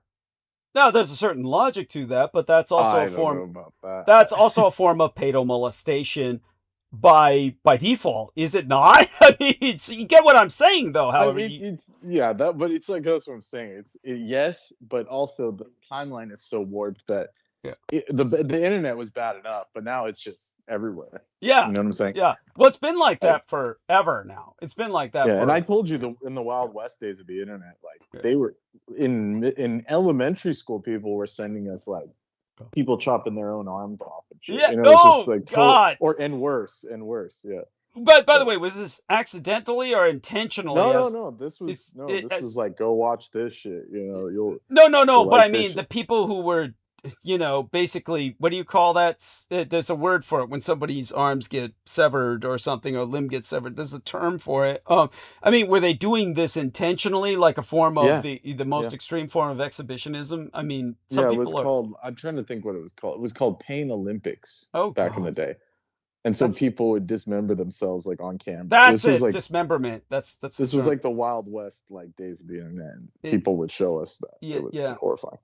That is horrifying. I think that would leave me scarred for life. Yes, that's that's why we're all fucked up. Yeah, my age group. Yeah, there we are. That's oh my God, that's horrific. Thank you for sharing that. Yeah, my God, I'm left aghast. At any rate, Musk says that because he's such an exceptional human being, he's willing to endure all the slander for the greater good. On Sunday, Musk wrote, "The strong must protect those who cannot..." I must read it the way it's written. "The strong must protect those cannot protect themselves." That's what he wrote. He can't speak English. "The strong must protect those cannot protect themselves, especially vulnerable children. I will gladly accept any amount of future pain to do more to protect kids and give them a chance to grow up and have happy lives." At any rate, that's That's laughable Yeah. in and of itself. Go on. Yeah. Oh man, I mean, I blocked that out. Whatever you just said, whatever he said, I Y- can't even. My brain didn't even absorb it. It's So just a bad. turd. It's just a turd from his mind. It's a head turd, you know, that he squeezed out of his ears. The emails. Yeah. Before my thing dies, I was going to tell you Yeah. you heard about the last nuclear weapons pact is going to expire tomorrow. Yes. Oh Yes. man, we're so just everyone ready. Get your iodine ready. Yeah. It's not that it means too much, really. It doesn't really mean too much. I'll get into that eventually. If not tonight, then you know, on what night is tonight? Is it Wednesday or Sunday? It's Wednesday. I'll get into that on Sunday if I don't get into it tonight. But at any rate, the emails reveal whom Jeffrey Epstein was really working for: Russian intelligence. Jeffrey Epstein bragged about his ties to Vladimir Putin. The Russian tyrant is mentioned 1,000 times in the newly released Epstein files. Thousands of cryptic messages tying Jeffrey Epstein directly to Vladimir Putin have been discovered in the latest release of files related to the late pedophile financier, betraying whom he was really working for. Emails showing unnamed sources discussing meetings between Epstein and the Russian Pravitelь are their word for ruler. They use that term in the way that, for instance, the Germans use the term Führer, our leader. The ultimate leader in Russian is Pravitelь, and they use that instead of the term president. And it's all prompting questions about the disgraced Wall Street figure having trafficked girls from Russia in a state-backed effort to run the world's largest honey trap to ensnare all the rich and powerful. Now, here from Brendan. So what's this latest, Brent? Radiation detecting military Yeah, aircraft. while you were gone, they flew over your side of your north side. Oh, man! See if you had any dirty nukes or something. Yes, radiation detecting military aircraft seen flying low over the Bay Area, over Russian Hill. That goddamn. Yeah, it's I by don't the know way, what they were expecting to look for. And Yeah. then people were saying it was for the Super Bowl, but it's like that's all the way in Santa Clara, so I don't know thank what to you. think about that. This is not a military aircraft, by the way. This is owned by Nest. This is Yeah. Nuclear Emergency Search Team, a federal agency. So it's this So is what do you think they were doing? radiation detecting. I mean, Well, yeah, but I'm saying, why over in that area? why over Russian Hill or my home? I mean, well, They we went can. from all the way to the Presidio, and then Yeah. they went like a little bit south, but it like Yeah. wasn't Yeah. that far south. Yeah, It was like just kind of like your area plus a little extra. yeah, my all the way area to and the the wharf. Presidio, all the way from the Yeah. Presidio. They're trying to trace a line from what I took from the Presidio to my home, obviously. Oh shit. Well, you obviously didn't take anything good, you know. Yeah, there you go. Let's put it this way. These are like, this is Nuclear Emergency Search Team, Nest. It's like Bomb Squad, except nuclear. So, that's pretty, take it for what it is. It's, we can only speculate. But, the fact that they did this while I was gone, in that little 48-hour period, that's, that it speaks volumes. So thank you. Such having been articulated, Putin is named 1,000 times in the latest tranche of documents. Oh god, released- the memes have come out and said, guess who's not in the files? And they were showing pictures of Putin. Oh, what a. So all Really? the bots instantly, and then everyone in the comments is saying, yeah, he was. Yeah, there you go. There you go. And But it's almost like and this is to actually defend Putin, is that it's almost like he was the boogeyman of those people. They would always say, oh, Putin's got everything on us, so it was almost like he was the one, scamming them. So in his defense. Yeah. Yeah, he's scamming them all. Like yeah. he was talking down to all of them saying, yeah, I got you. Yes. That's what it sounded like to me. Yeah, he's always said that. He said that openly and publicly. Right. But the man who's helping him do that was Epstein. That's the connection. Putin's named 1,000 Yeah, but Epstein times. was trying to grovel to Putin. That's the Yeah. impression I got. That's the impression I Yeah, got. yeah. Epstein is working for Putin. It's Okay, Putin's the got it. boss. Putin's the boss, but Got it. Epstein is working on his behalf to entrap everybody else. But Right. for all intents and purposes, like I said, I refer to this as the Epstein Library, like it's a presidential library, because Epstein was effectively the president through multiple administrations on behalf of Vladimir Putin. Now, as I said, Yeah, and the irony is so many people were downloading it that they had to designate it as 18 and above. So the irony, imagine that irony. yeah, there you Because go. you have to be 18 or older to access this file. And it's like not to get into it, but to access it, Yeah, to download yes, it. yes. Imagine the irony. I think it speaks for itself. Now, aside from Putin being named 1,000 times in the latest tranche of documents released on Friday into this weekend, there are 10,000 references to Moscow. People close to the Russian tyrant confirmed that he maintained his links to Epstein long after the financier's 2008 conviction for engaging a child in prostitution. Other newly released documents have evinced Epstein's overarching influence in the Russian Empire, with the phallopathocrat sending one in November of 2010 asking an unnamed recipient if they needed a Russian visa. So he could get you a Russian visa if you wanted one. That's how in the Russian system Epstein was.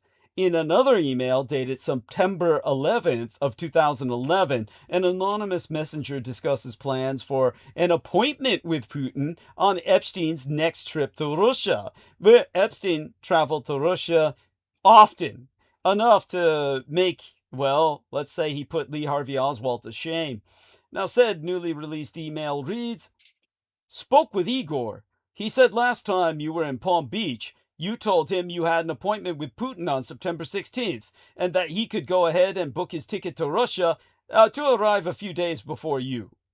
In May of 2013, Epstein wrote that he wanted to help Putin and Russia reinvent the financial system.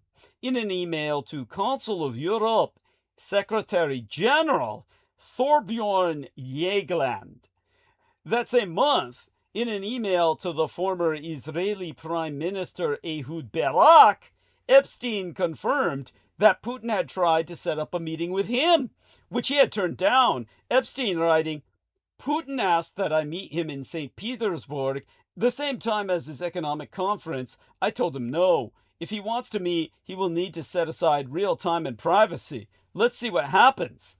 So this is Epstein saying he told Putin no until Putin gave him private time. And he's telling this to Ehud Barak, former Prime Minister of Israel. Now, subsequent 2014 email conveys another upcoming meeting between Putin and Epstein with an email from the Japanese entrepreneur Joey Ito reading, "Hey, Jeffrey, I wasn't able to convince the LinkedIn co-founder, Reid Hoffman, to change his schedule to go meet Putin with you." And a further email proves that Putin and Epstein's scheduled 2014 meeting was canceled in the wake of the MH17 disaster, when Russian forces shot down a passenger jet over Ukraine, killing 298 people and forever denying humanity the cure for AIDS, which it was en route to Australia to announce. After the flight MH17 atrocity, in which the cure for AIDS was denied the world, when Putin mass murdered over 100 AIDS research scientists, what comprised a third of the 298 passengers aboard, Alexander Dugin, the man known as Putin's brain, failed to express any regrets and instead complained on his Facebook page that his satanic insurgents' task of infiltrating Ukraine would be made more difficult by Russia's act of international aerial terrorism. At the same time, Dugin demanded that Ukrainians must be killed. and promoted the horrific allegation featured on Russian television that Ukrainians took a child, 3 years old, a little boy, wearing little briefs and a t-shirt, and nailed him, like Jesus, to the bulletin board. It turned out that all that footage was provided, along with the victim, by Jeffrey Epstein, on order from Vladimir Putin. According to Gavi, the Vaccine Alliance, approximately 390,000 people died from AIDS-related illnesses in sub-Saharan Africa in 2023, while annual AIDS deaths in Africa have decreased significantly from over 1 million every year in previous decades. The region still accounts for the vast majority of global AIDS fatalities. 3 airplane crashes and the cure that was canceled by the Russians, who indeed, that means designed and developed the disease itself. Swiss Air Flight 111 and MH17, leading AIDS researchers, died in each of the 3 airline disasters. AIDS would have been defeated long ago by now if they survived. Indeed, everything would most certainly be different today if they were still alive. On July 17th of 2014, a piece of fuselage is still attached to the wing lying in a Ukrainian cornfield. A red suitcase has burst open, spilling its contents onto the ground. The earth is scorched black. None of the 289 passengers on board have survived. On September 2nd of 1998, preceding that, a fully loaded McDonnell Douglas MD-11 fell out of the sky southwest of the Canadian city of Halifax and plunged into St. Margaret's Bay. All 229 people traveling in that plane being killed. There is a lot separating those 2 crashes: 16 years, thousands of kilometers, and the causes of the disasters. Whereas MH17 was directly shot down by pro-Russian separatists, or rather Russian special forces, in eastern Ukraine, Swiss Aeroflight 111 crashed after a short circuit on board triggered a fire. And yet there is something that links the 2 misfortunes. Both planes were carrying leading virologists, public health experts, and activists in the hundreds, and both were taken out by Russian saboteurs or terrorists. The world-famous doctor Job Lange, or Joab Lange, depending on your dialect, was flying on board MH17 to an international AIDS conference in Melbourne via Kuala Lumpur to announce the cure for AIDS, while the Swiss Aeroflight was carrying Jonathan Mann, a human rights activist and former director of the AIDS program at the WHO, the WHO, the World Health Organization. In her book titled The Impatient Dr. Lange, Seema Yasmin writes, when Malaysia Airlines flight MH17 was shot down by pro-Russian rebels in July of 2014, the world wondered if a cure for HIV had fallen from the sky and disappeared among the burning debris. But would the world really be a healthier place if these 2 aeroplanes had reached their destinations? Or rather, had been allowed to by Vladimir Putin. This brings us back to the beginning of the AIDS epidemic itself, a vast riddle. It is dismissed as a complete coincidence that the lives of 2 of the most significant leaders in the fight against AIDS ended in such a similar fashion, and science and scientific writing generally has no use for coincidences. Yet the search for answers to the question as to who and what AIDS research lost when those 2 planes went down shines a spotlight on 2 charismatic doctors who most definitively saved hundreds of thousands of lives in the fight against AIDS. And they would have saved millions, most of those lives being black, had they been allowed to live. It is, had they not been murdered by Vladimir Putin along with everyone else around them. And their stories deserve to be told. Nobody knew what to do in the beginning. In the early 1980s, young people, mostly men, began turning up in emergency rooms around the world suffering from high fevers, lung infections, and diarrhea. Many of their mouths showed the white plaque of a fungal infection. Their lymph nodes were swollen, and doctors were diagnosing unusual cancerous lesions on their skin that would spread from their calves and their shins to the soles of their feet.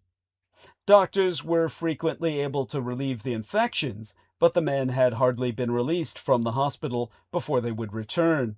They lost weight and energy and would ultimately die. This strange disease also affected the brain itself.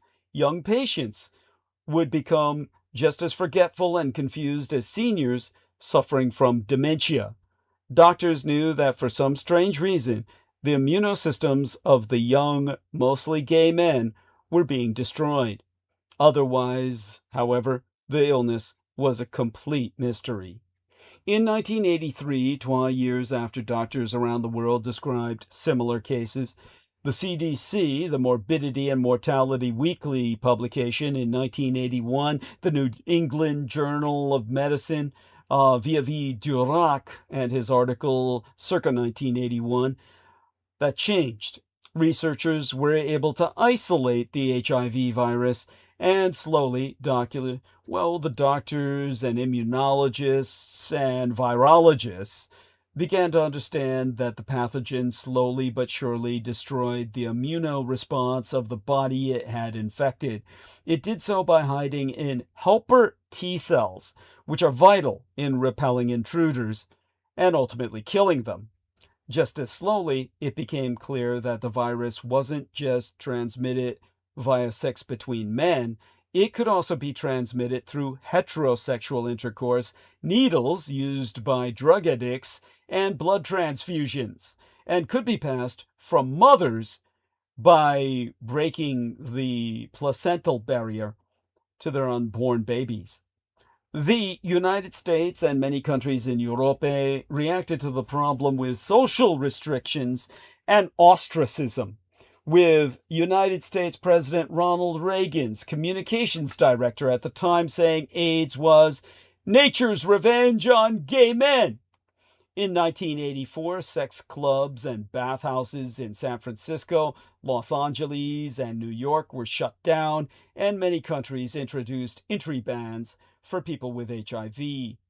At the same time, denial was also widespread. It was only in 1986 that the WHO Director General, Halfdan Mahler of the World Health Organization, declared AIDS to be a global pandemic, having become one in part because, the WHO itself, the World Health Organization, had waited far too long before launching targeted research and control programs. With the Director General Halfdan Mahler himself so confessing, "We stand nakedly in front of a very serious pandemic, as mortal as any pandemic there ever has been. I don't know of any greater killer than AIDS." By then, tens of thousands of AIDS deaths had been reported, and the number of those infected had risen to well over 3 million. And another thing was beginning to become apparent. It wasn't the United States and Europe that were hit the hardest. HIV, acronyms for human immunodeficiency virus, had spread around the fucking world, particularly to South and West Africa, or South and East Africa. Man's fight, I don't mean just mankind's, but Dr. Jonathan Mann's, was against discrimination. By this point, Dr. Jonathan Mann had long since become convinced of the extreme dangers posed by the virus and the necessity of doing something about it. He had studied history, medicine, and public health, and had also been the state epidemiologist for New Mexico. but in 1984 he traveled to Kinshasa in Zaire, which is today the Democratic Republic of Congo, and set up Project SIDA, the acronym being the French iteration of AIDS. The project, financed by the United States CDC, or Centers for Disease Control, was one of the first to prove the spread of AIDS in the Southern Hemisphere. The project didn't just focus on collecting tissue and blood samples from patients there, but also on working together with local doctors and scientists to create a functional system of prevention and treatment. Jonathan Mann is still badly missed today, both for his expertise and for his character.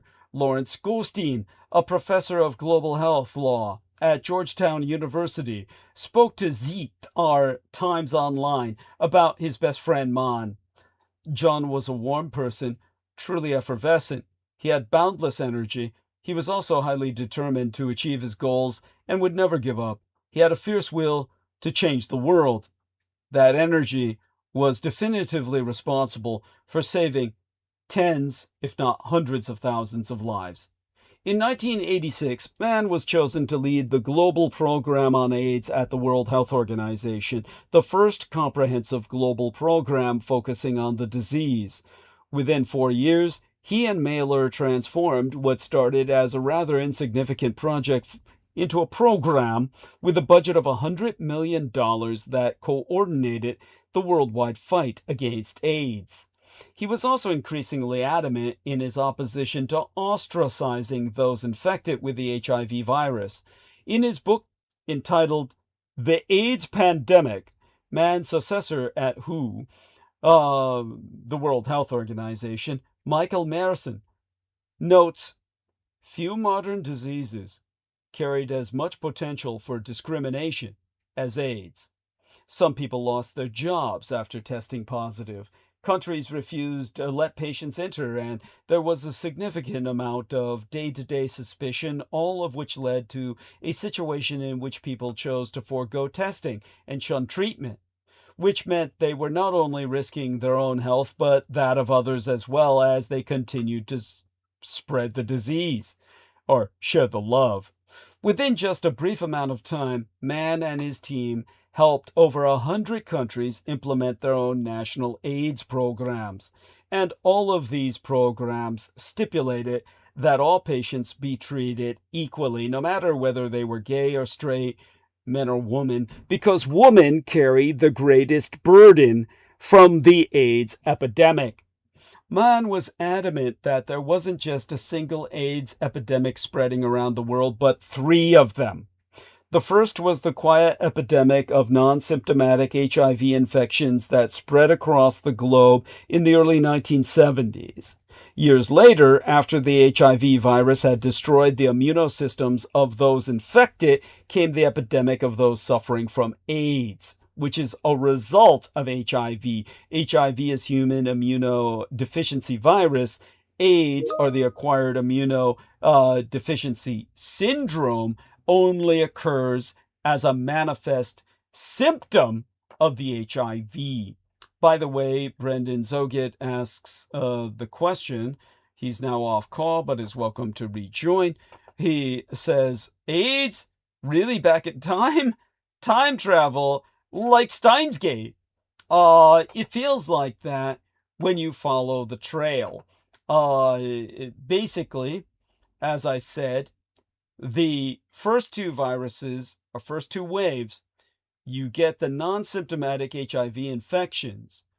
Then years later, the HIV virus having destroyed the immunosystem of those infected over time, came the epidemic of those suffering from full-blown AIDS. But the third and most serious epidemic was the ludicrous, laughably ridiculous social, cultural, and economic consequences of the disease in terms of a socio-epidemic. Mann was convinced that this third epidemic exposed how societies work, revealing their power structures and dependencies, how fair or unfair they are, and how good their social welfare systems work, if at all.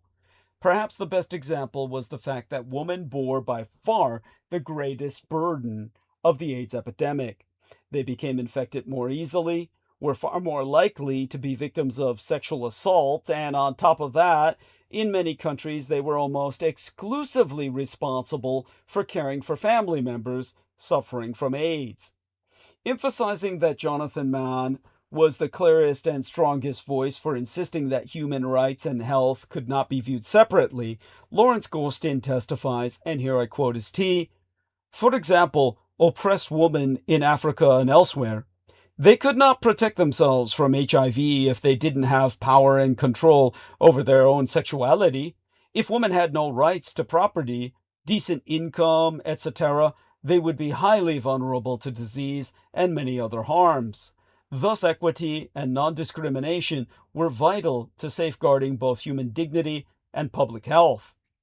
It's difficult to know the degree to which Mann's ideas about human rights and health influenced the second researcher discussed in this history, Joep Lange, who only joined the WHO, the World Health Organization, in 1992, well after Mann had left to lead the Center for Health and Human Rights at Harvard University.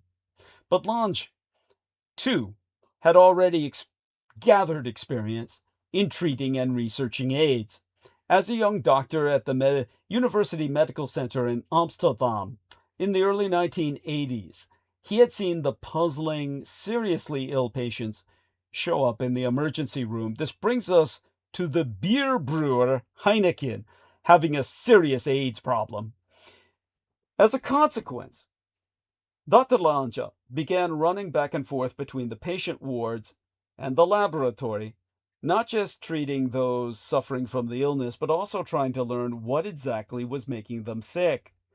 Within just a few years, he and others had established the Amsterdam AIDS cohort, and through that project, learned how the virus hid in cells, such as in lymphatic tissue, and slumbered there for years, an insight that might prove vital for curing AIDS one day.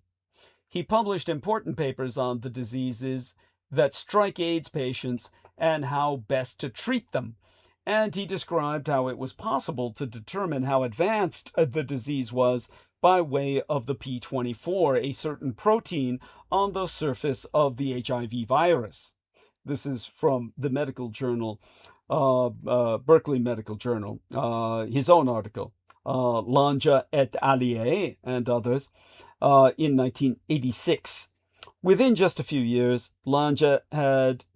Lange had published several valuable papers in medical journals and became the first person in the Netherlands to write his PhD on HIV.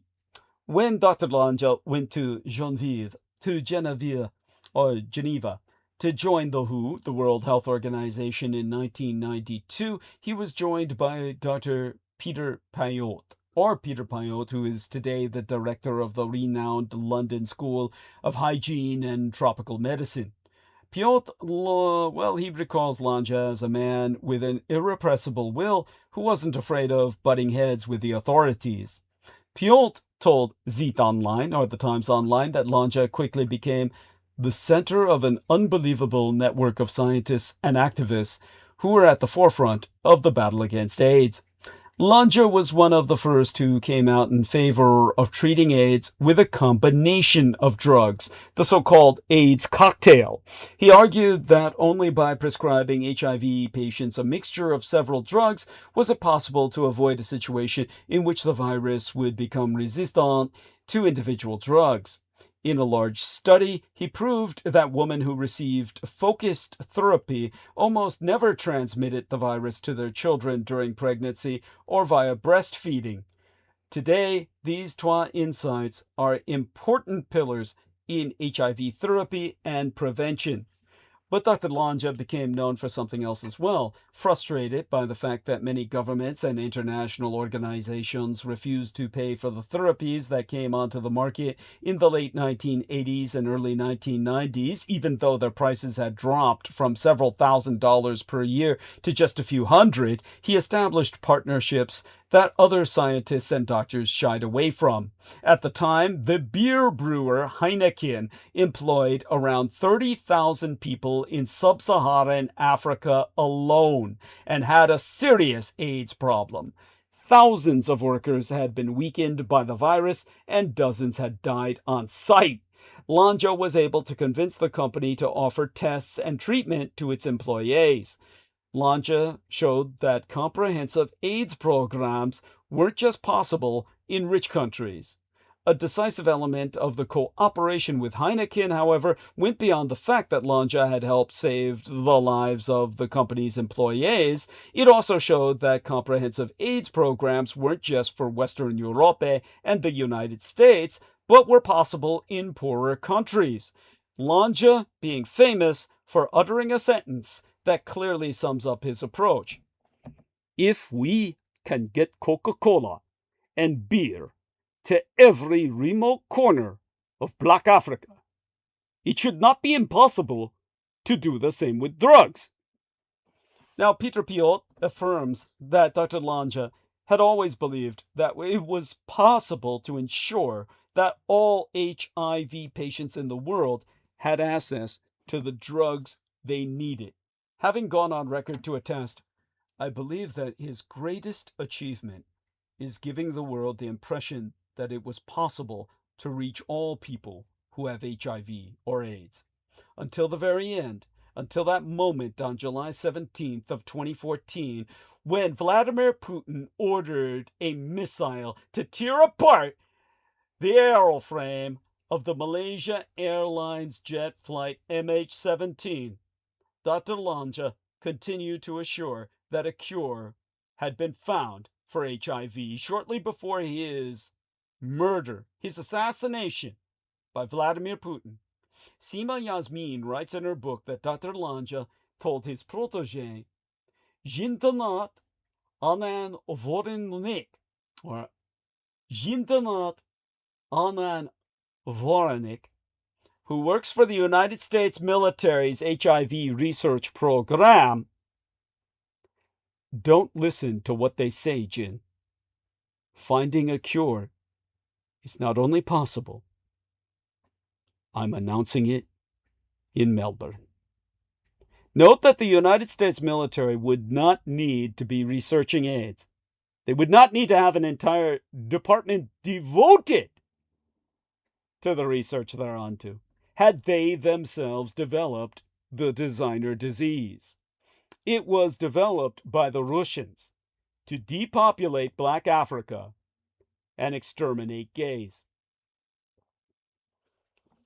The United States maintains a military-grade HIV research program because they're trying to counteract a Russian bioweapon.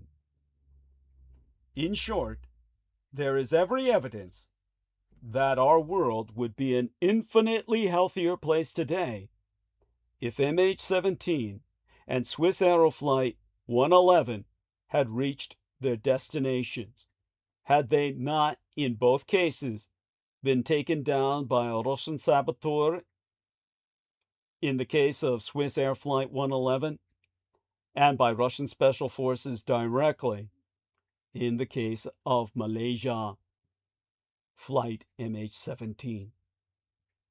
There being no doubt about one thing demonstrated by the stories of Lanja, Doctors Lanja and Man, while brilliant researchers are necessary when seeking to free the world from one of its deadliest diseases, just as important are loud and optimistic voices. In times when the fight against AIDS has begun to falter in some places, the voices of Jonathan Mann, hair doctors Jonathan Mann and Joet Lanja, are painfully missed, especially in Black Africa. In terms of the Dietrich or the Meisterschlüssel, the master key statistics regarding AIDS deaths in Black Africa, they include the regional deaths, In 2023, roughly 390,000 in sub-Saharan Africa, representing a substantial portion of the 630,000 global deaths. The demographic impact. In 2023 in sub-Saharan Africa, AIDS killed around 183,000 males and 196,000 females, with those aged 25 to 49 being the most affected. In terms of child mortality, in 2023, approximately 65,000 children aged 14 and younger died from AIDS-related causes in sub-Saharan Africa.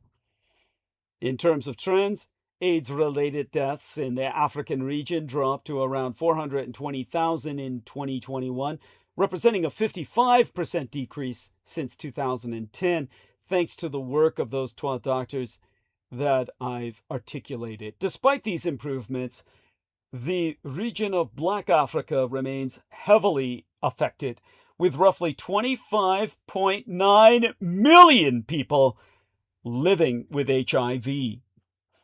In an email confirmed to belong to the Judeo-French banker Ariane de Rothschild, relayed in May of 2014, following the Maidan Revolution in Ukraine and the Russian takeover of the Crimea, Jeffrey Epstein said the new movement should provide many more opportunities for him to provide child victims by which to frame the Ukrainians. These are the people supported by Alexander Griffin, the grand Russians who give us so much culture, who are so much greater than us, so much better than us, the whites that he worships. In 2018, Epstein emailed President Trump's then White House Chief of Staff, Steve Bannon, about an upcoming meeting between the Russian Foreign Minister Sergei Lavrov and the aforementioned Jagland.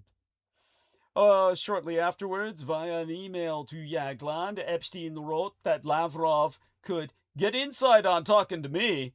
In the same exchange, he bragged that he had helped Russia's former United Nations ambassador, Vitaly Churkin, understand Trump. Of Churkin, who had died the previous year in 2017, Epstein said, "Churkin was great. He understood Trump after our conversations. It is not complex. He must have seen to get something, it's that simple." Now, according to FBI sources, Epstein was in close contact with a former leader of Putin's youth club, Masha Drakova. Drakova's Silicon Valley-based company, Day One Ventures, was set up to steal American technology by intelligence ops. United States security officials having concluded that Epstein had long-standing ties with Russian organized crime and was himself most certainly getting blackmailed by mob bosses. This last Sunday, intelligence sources told the international press that Epstein's ties to Russia were monitored by United States security for years. While in the United Kingdom, his friendship with the then Prince Andrew raised alarm, one source pointing to the sheer number of extremely powerful people, including Prince Andrew, William Jefferson Clinton, otherwise known as Willie the Clit, or simply President Bill, and Bill Gates, who have all been placed in compromising positions by Epstein. To quote as they, "It's the world's largest honey trap operation." Epstein died in August of 2019 in his prison cell at the Metropolitan Correctional Center in Manhattan, with his death conveniently ruled a suicide by hanging. Epstein was introduced to espionage through the late disgraced media tycoon Robert Maxwell, the father of his girlfriend, Williane.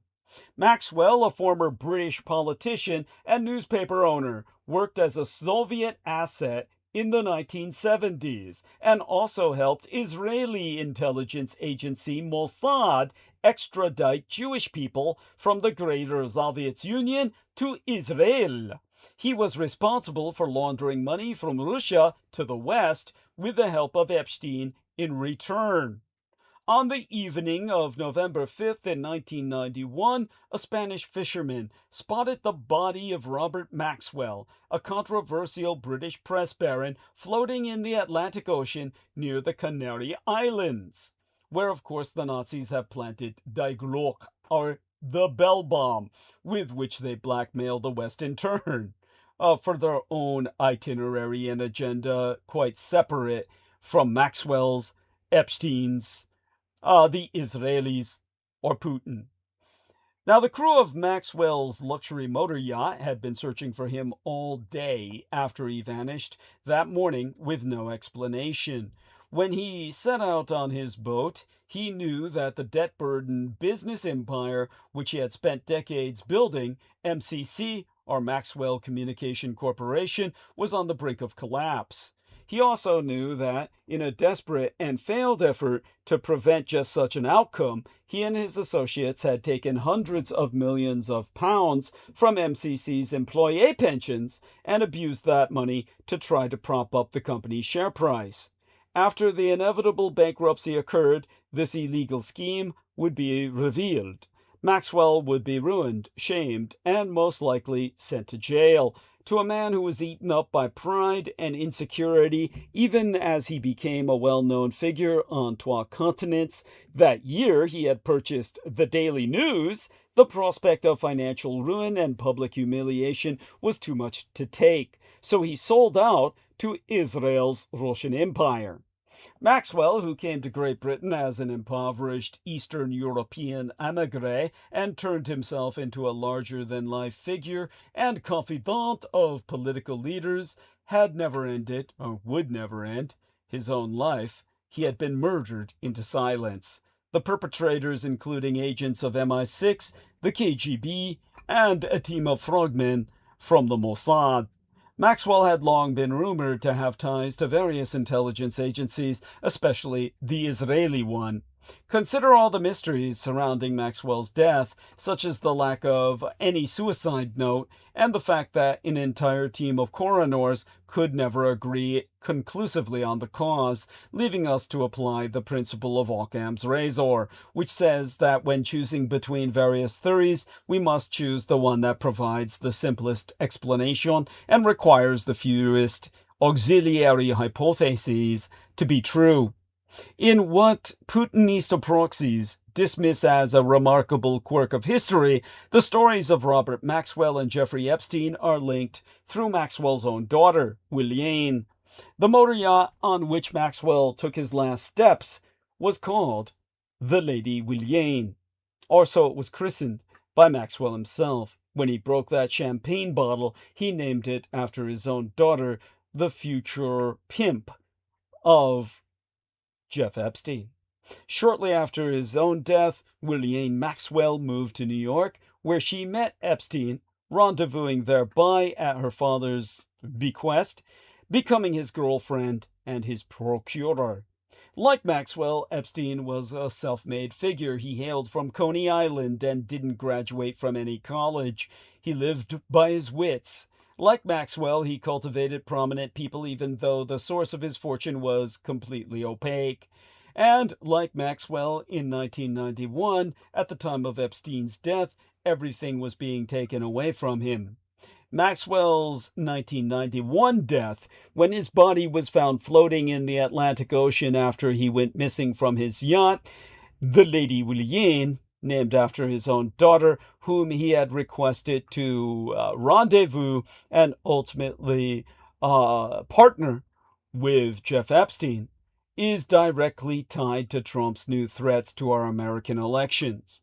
And while Putin appears reportedly and repeatedly in all the new files, at the very least, the Minneapolis killings have exposed his puppet governmental lies and brutality this side of the Arc dos Pole. In October, I reported on how Donald Trump was already working to subvert the midterm elections. In the past week, we've seen more serious warnings about the dangers ahead.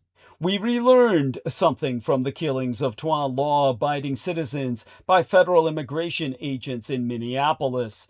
There's a limit to how many government lies the public will tolerate. When government officials when they arrogantly persist in blatantly lying, the public just might turn angrily against the prevaricators. Or maybe they're not lying technically. They simply might not care whether they're telling the truth or what it is. Their only intent is to spew a tale that fits their political agenda. Regardless, the citizenry can stomach only so much. Another thing we relearned is that when a government keeps acting against the public's wishes, the public tends to rise up and smack its leader, altering the leader's direction. That's the sign of a functional democracy when enough people get riled up and elbow their way into leading the government themselves. In the process, they're very likely to prod various other governments, state and local, into acting on their behalf. We've been seeing this play out in the aftermath of the Minneapolis killings. But in fact, the public rebellion has been building during a year-long nightmare of unjustified, inhumane, un-American violence by federal immigration agents. Their targets have been people with brown skin suspected of living in our country illegally. Never mind that many not only are documented, they're United States citizens. Such has been the slipshod and authoritarian manner in which President Trump's promised mass deportation program has been carried out, or should I say, simply miscarried. Polls have consistently shown that voters strongly support the president's goals of protecting the border and also mass deporting the worst of the worst undocumented criminals, but people have increasingly objected to his roughhouse methods, including masked federal agents slapping around and pepper spraying legal protesters. It's not clear whether the 12 Minnesota citizens victimized by quick-draw federal agents were even protesting. You simply can never believe the Trump maladministration. And that's the danger in habitually lying. People can become so cynical that most disregard whatever they're told by their so-called leaders. And that cripples what's necessary for an ongoing healthy democracy, a cooperative relationship based on trust between citizens and those they've chosen to govern. Some things we do know about the slain Minnesota citizens. Well, the 37-year-old Alex Preddy was an intensive care nurse in a VA hospital. He was shooting video with his cell phone of agents and protesters when he was pepper sprayed and wrestled to the ground by several agents as his legally carried handgun was removed. Forcibly so. Then he was shot in the back several times. I'm simply surprised they didn't use his own gun to do it. He was not any domestic terrorist, an assassin who wanted to massacre law enforcement, as Trump sycophants immediately lied on television before backing off after most of America saw videos of the killing and the president got nervous. The 37-year-old Renee Good, and notice here both she and he, Renee Good and Alex Preddy, were exactly the same age, was a mother and poet who appeared merely to be trying to drive through protest chaos when an agent shot her 3 times through the windshield. She did not try to run down the agent, as the maladministration claimed. Renee Good was not obviously a professional agitator who violently, willfully, and viciously ran over the ICE officer, as Trump himself wrote on social media. Public outrage at the lying and the brutish immigration enforcement has pressured elected officials into action all around our country. Sure, you can call it political grandstanding, and of course, much of it is, but good politics and sound democracy involve listening to the public and acting on its desires. In Sacramento, the capital of our Golden State Nation Senate, held an emotional 2-hour debate over a bill aimed at permitting people to sue federal law enforcement when their constitutional rights are violated. Rights such as the ability to peacefully protest and to be protected against excessive abuse of force, but I should simply say excessive force regardless of whether it's abuse or not. Lawsuits already are allowed against state and local officers, but federal agents are practically untouchable. Senate Bill 747, like the jetliner, as, shall we say, legally writ by the Senator Scott Wiener, a Democrat from my own Golden Gate San Francisco, passed on a 30-10 party line vote, all Democrats for and all Republicans against. The measure moved to the Assembly with Wiener vowing, "California is not going to let these thugs get away with it." The vote itself was yet another sorry sign of today's unhealthy political polarization. Not one single Republican could break out of the Trump web and vote to hold illegally operating federal agents accountable in civil courts. But neither could one Democrat detect enough fault in the bill to vote against it. Some law enforcement groups oppose the legislation because they fear it would spur additional suing against local cops. Look for an amendment in the Assembly about that. The heated Senate debate reflected Democratic lawmakers' frustration with Trump and many of their constituents' fears. The Senator Tom Umberg, Democrat from Santa Ana, California, has gone on record to attest that the level of anxiety and anger is higher than I've seen in my 13 years in the legislature. Correction, he said the level of anxiety and anger is higher than I've ever seen in my 13 years in legislature. People are coming into our offices fearful for relatives or friends who are hiding out, afraid to go to doctors' appointments, and their kids are staying away from schools. During the debate, several senators mentioned 2 young protesters who were each permanently blinded in one eye by rubber bullets shot by Homeland Security officers in Santa Ana, California. Lawmakers also railed against mass kidnappings off the street of people simply because of their skin colors, accents, and dress. The Senator Tony Strickland, a Republican from Huntington Beach, California, asserted, in his words, that there's a lot of hyperbole on this floor. He called for repeal of California's sanctuary laws that greatly restrict cooperation by state and local officers with federal immigration agents. Easing those laws is probably a good idea, but more important, we've got to restrain undisciplined federal agents from shooting unarmed people in the fucking back. The Senator Shannon Grove, Republican from Bakersfield, who revealed that she has been packing a firearm for 30 years, said that Preddy should never have brought his gun to a protest, even if it was legal, which it is not in California. And she's right. But Preddy never brandished that weapon and should never have paid with his life. Neither should Preddy have been immediately attacked as a bad guy by lying federal agents, the very lying federal agents who murdered him on camera. They're now paying a political price. Russia is blackmailing the United States. Analysts concur that the sheer scale of the material raises troubling questions about power, secrecy, and vulnerability at the highest levels. As millions of pages from the Epstein library come to light, experts are warning that the consequences will extend well beyond domestic scandal. To reiterate, millions of pages. On Friday, as dated January 30th, the United States Department of Justice released another tranche of files related to the Jeffrey Epstein case.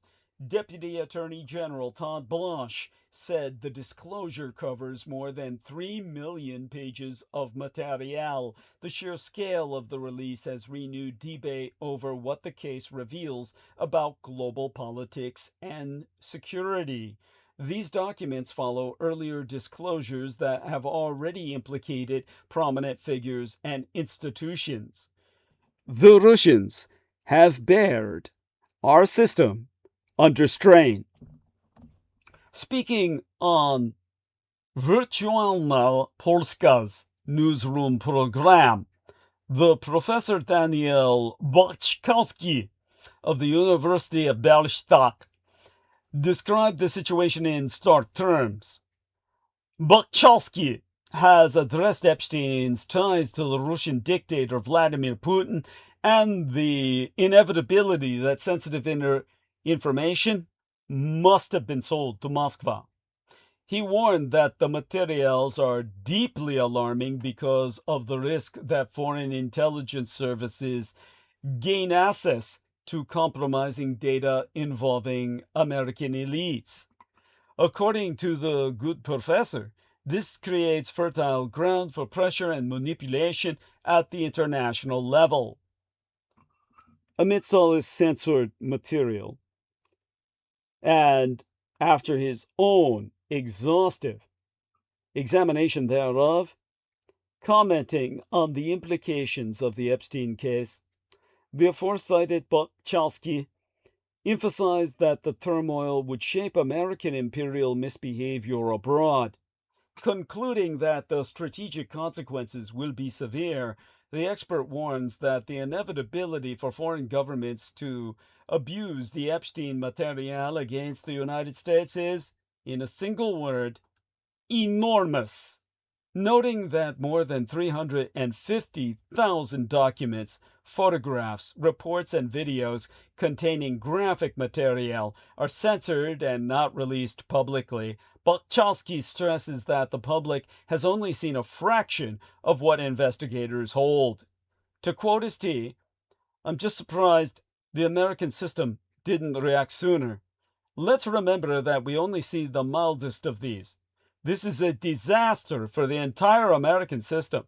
Trump may want to mask these internal problems with harsh external action. It could be Iran. It could be anywhere else. It could be Cuba. It could be harsher rhetoric towards Europe.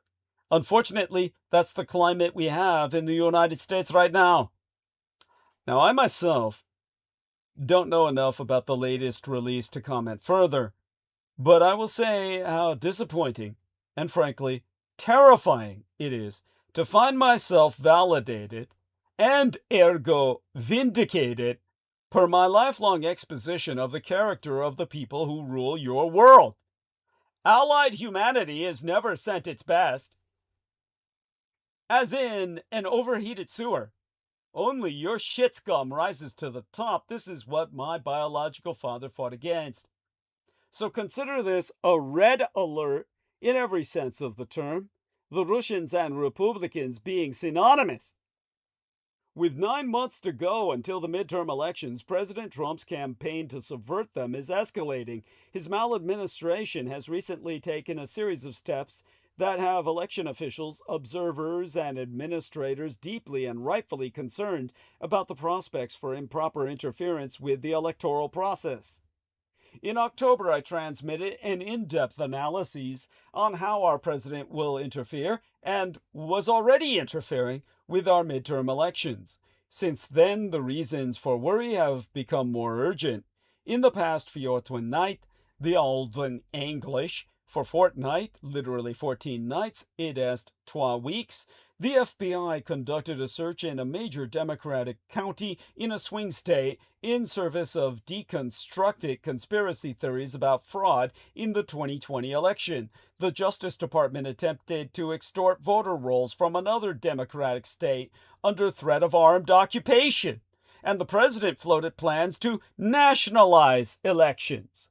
Trump has tried to subvert an election before, but these efforts are earlier, more organized, and crucially, employing the power of the federal government itself to help him achieve his personal political goals of power and perpetuity. The day before yesterday, Trump spoke with Dan Bongino, the podcaster turned FBI director turned podcaster, and called for his party to seize control of voting in states.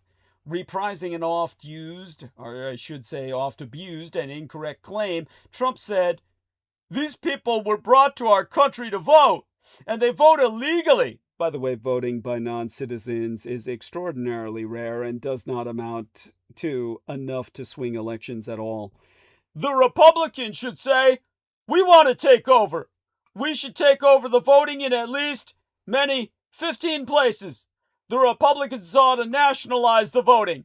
We have states that are so crooked and they're counting votes. We have states that I won that show I didn't win." No, you have states in which you didn't win that show that fact.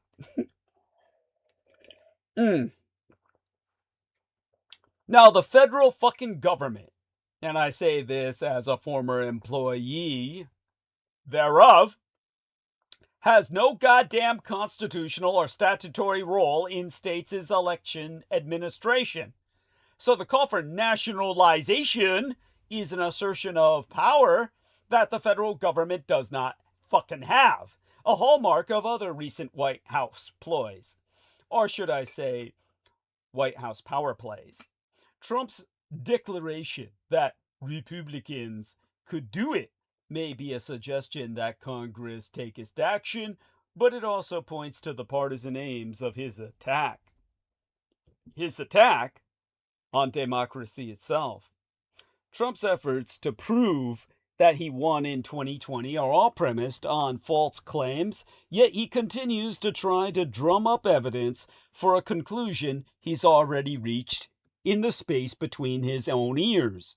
Referring to a search this past Wednesday at the Fulton County Election Center in Atlanta, Georgia, where agents looked for records including ballots, tabulator tapes, and voter rolls from the 2020 election, he told Bongino, "You're gonna see something in Georgia." Immediately after that election, Trump repeatedly and falsely claimed that he won Georgia, and when his legal efforts to challenge the result fell short, he called the Republican Secretary of State and asked him to find almost 12,000 votes. Trump and some associates were charged with racketeering in Fulton County as a result, but the case was dismissed last year, of course because he won the presidency, and ordered its dismissal as executive commander-in-chief, effectively a criminal pardoning himself.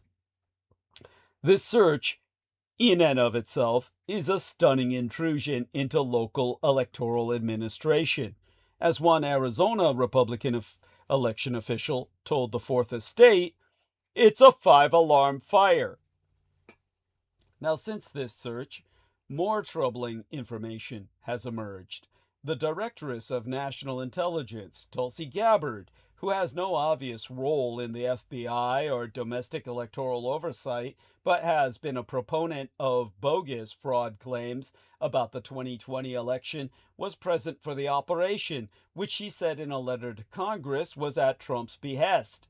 The New York Times reports that Gabbard met with some of the FBI officers the following day and put Trump on speakerphone for a chat therewith, a serious departure from normal practice, and a maneuver that emphasizes the appearance of inappropriate pressure, a federal law enforcement agency acting as a political agent of the president in a nakedly partisan operation. Bongino's own return to partisan broadcasting, or should I say simply podcasting, just weeks after leaving his post as number 2 at the FBI, demonstrates how politics has infected the Bureau. As Trump continues to clash with local officials in Minnesota, he also claims that he was cheated out of votes there. To quote his T, "I feel that I won Minnesota. I think I won it all 3 times. I won it all 3 times, in my opinion." Now, your opinion is not a fact. It's a Freudian slip that he's fantasizing. And on January 24th, the Attorney Generalist Pam Bondi sent a letter to Governor Tim Walz demanding that the state turn over its voter rolls to the Justice Department as a condition of the federal government ending its violent crackdown in Minneapolis. Since May of 2025, the DOJ has ordered 44 states in Union and the District of Columbia, which in case you didn't know is not in union, to hand over voter rolls, though it has no statutory right thereunto. Many states, including Minnesota, have resisted. Bob Bauer, a veteran Democratic election barrister, argues that although Bondi's letter appears to yoke together two unrelated questions, electoral integrity and immigration enforcement, the Trump maladministration may not see them as separate, but rather as an opening to interfering with elections, abusing federal agents. This week he wrote, "The administration's lawyers might view the potential deployment of ICE as an option allowing for the fielding of what one advocate describes as essentially an army, charged with ensuring election security through immigration law enforcement." As bleak as these developments are, a few hopeful signs for the midterms have emerged. Bear that in mind in context of what this Democratic election barrister has articulated, that they're going to have ICE troopers policing voting polls to make certain minorities don't vote. With that having been stated as the baseline, it's only going to go up from there. You can't go anywhere from up. We're at the fucking bottom. So first, in terms of hopeful signs, Trump has been publicly setting expectations for poor results for Republicans himself, a sign that he may be resigning himself somewhat to a loss. Second, the president's attempt to force gerrymanders in Russo collaborationist red Republican insurgent party controlled states in order to help preserve the House majority seems to be ending up as basically a wash after Democrat controlled states responded in kind.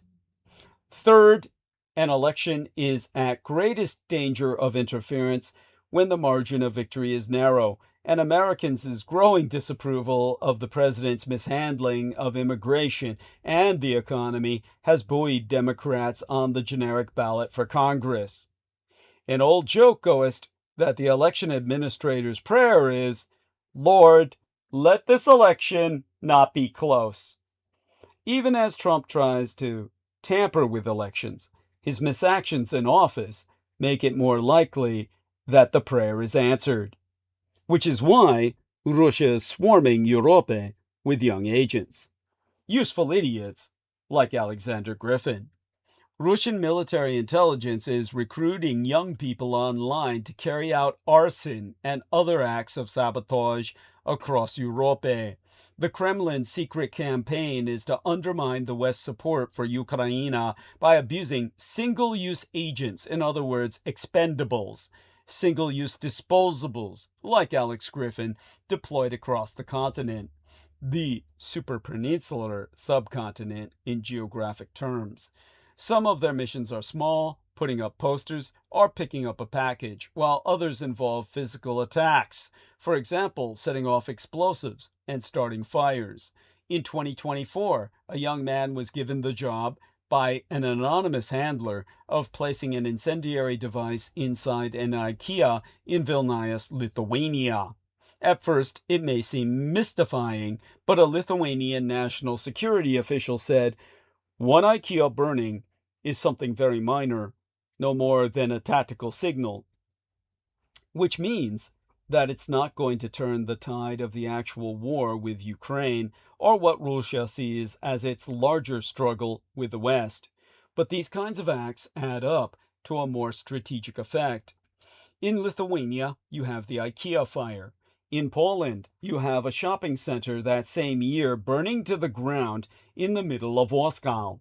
You have a warehouse catching fire, a train line being sabotaged. You have some anti-NATO stickers and graffiti going up around town. You have these bizarre cases in France of coffins showing up at the Eiffel Tower and someone defacing a Holocaust memorial. One researcher whom I talked to calls it a swarm tactic. Added together, you end up with this picture of general disorder and fissures in society across Europe. I was struck by something I heard from an official of the security services in Poland, which is one of the countries at the epicenter of these kinds of attacks. of the 62 agents of this type that Poland has apprehended in the last few years, only 12 of them appear to have been motivated primarily by ideological reasons. On the whole, these are people who respond to seemingly random, often innocuous requests on the messaging service Telegram for what seem to be odd jobs. Often the people carrying out these jobs might not know that Russian intelligence is at the end of the chain, but as the Polish security officer attested, it should be clear to people by the nature of these requests who is making them. To quote his T, use your head. Ukrainian refugees are often recruited, primarily because they are a vulnerable population in a new country with a new language, and they are often facing financial difficulties. And many speak Russian, which makes things even easier for Russian intelligence services. Put together, they make an attractive recruiting target. And if Ukrainian people are caught carrying out these actions, you manage to discredit the image of Ukrainians in the eyes of, say, the Polish or the Lithuanian people in the countries that have taken refugees in. That's a win-win for the Russian Empire. What got the United States really worried was a series of similar events in 2024. Single-use expendable agents, the disposables, had been recruited to place devices inside packages and send them via DHL to Europe, Canada, and these United States. Some of the packages had tracking devices inside that were there to gather information, but other packages contained incendiary devices. And in one incident, one of the packages caught fire on a runway in Leipzig, United Germany, before being loaded onto a plane. There was a delay of an incoming aircraft, and if the flight had taken off according to schedule, that package would have caught fire in midair. The idea of burning planes dropping from the sky so worried the Biden administration that the National Security Advisor and the CIA director called their counterparts in Moscow and delivered the message of, essentially, knock it off. Ergo, Trump was reinstalled by the Russians, and he said, bring it on! The U.S. President Donald Trump has been called a realist, a nationalist, an old-fashioned mercantilist, an imperialist, and an isolationist, but his grand strategy is perhaps best described as predatory hegemony. Trump sees the world as zero-sum, and under his misguidance, the United States, unlike other great powers, is trying to extract concessions and asymmetric benefits from our allies and adversaries alike. The Trump maladministration, appearing to believe it can prey on other states forever, and that doing so will make the United States even stronger and further increase its leverage. And its strategy may work for a time because of the United States' considerable assets and geographic advantages, but the calculation behind it will ultimately prove wrong. Predatory hegemony contains the seeds of its own destruction. Now, thusly back into the breach, a day before the American brokered talks, Russia fired 450 drones and 70 missiles at Ukraine, resulting in the Russian army losing its multi-billion-dollar scorching sun, multi-million-dollar scorching sun aero defense system in the first of its kind Ukrainian counterstrike.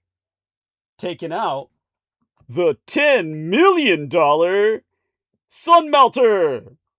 Now, North Korea spent the new year moving visibly closer to Russia, but Russia's situation is precarious, based largely on what happens to Iran and Communist China on the Asian mainland. Moscow will not rescue Iran through direct military intervention, something that would cross a decades-long Russian red line. Instead, Moscow is doing what it has done repeatedly over the past 20 decades when authoritarian partners face internal threats, reinforcing the tools of repression, sharing lessons from its own experience managing dissent and insulating the regime from external pressure. Publicly, the Kremlin has defaulted to familiar language by condemning foreign interference, warning against destabilization, and affirming respect for Iranian sovereignty. Privately, however, its role is far more consequential. Moscow continues to provide the key military equipment and sophisticated internet suppression technology that the Iranian regime is abusing today. As an American armada is amassing off Iran's coast, that country is in turmoil.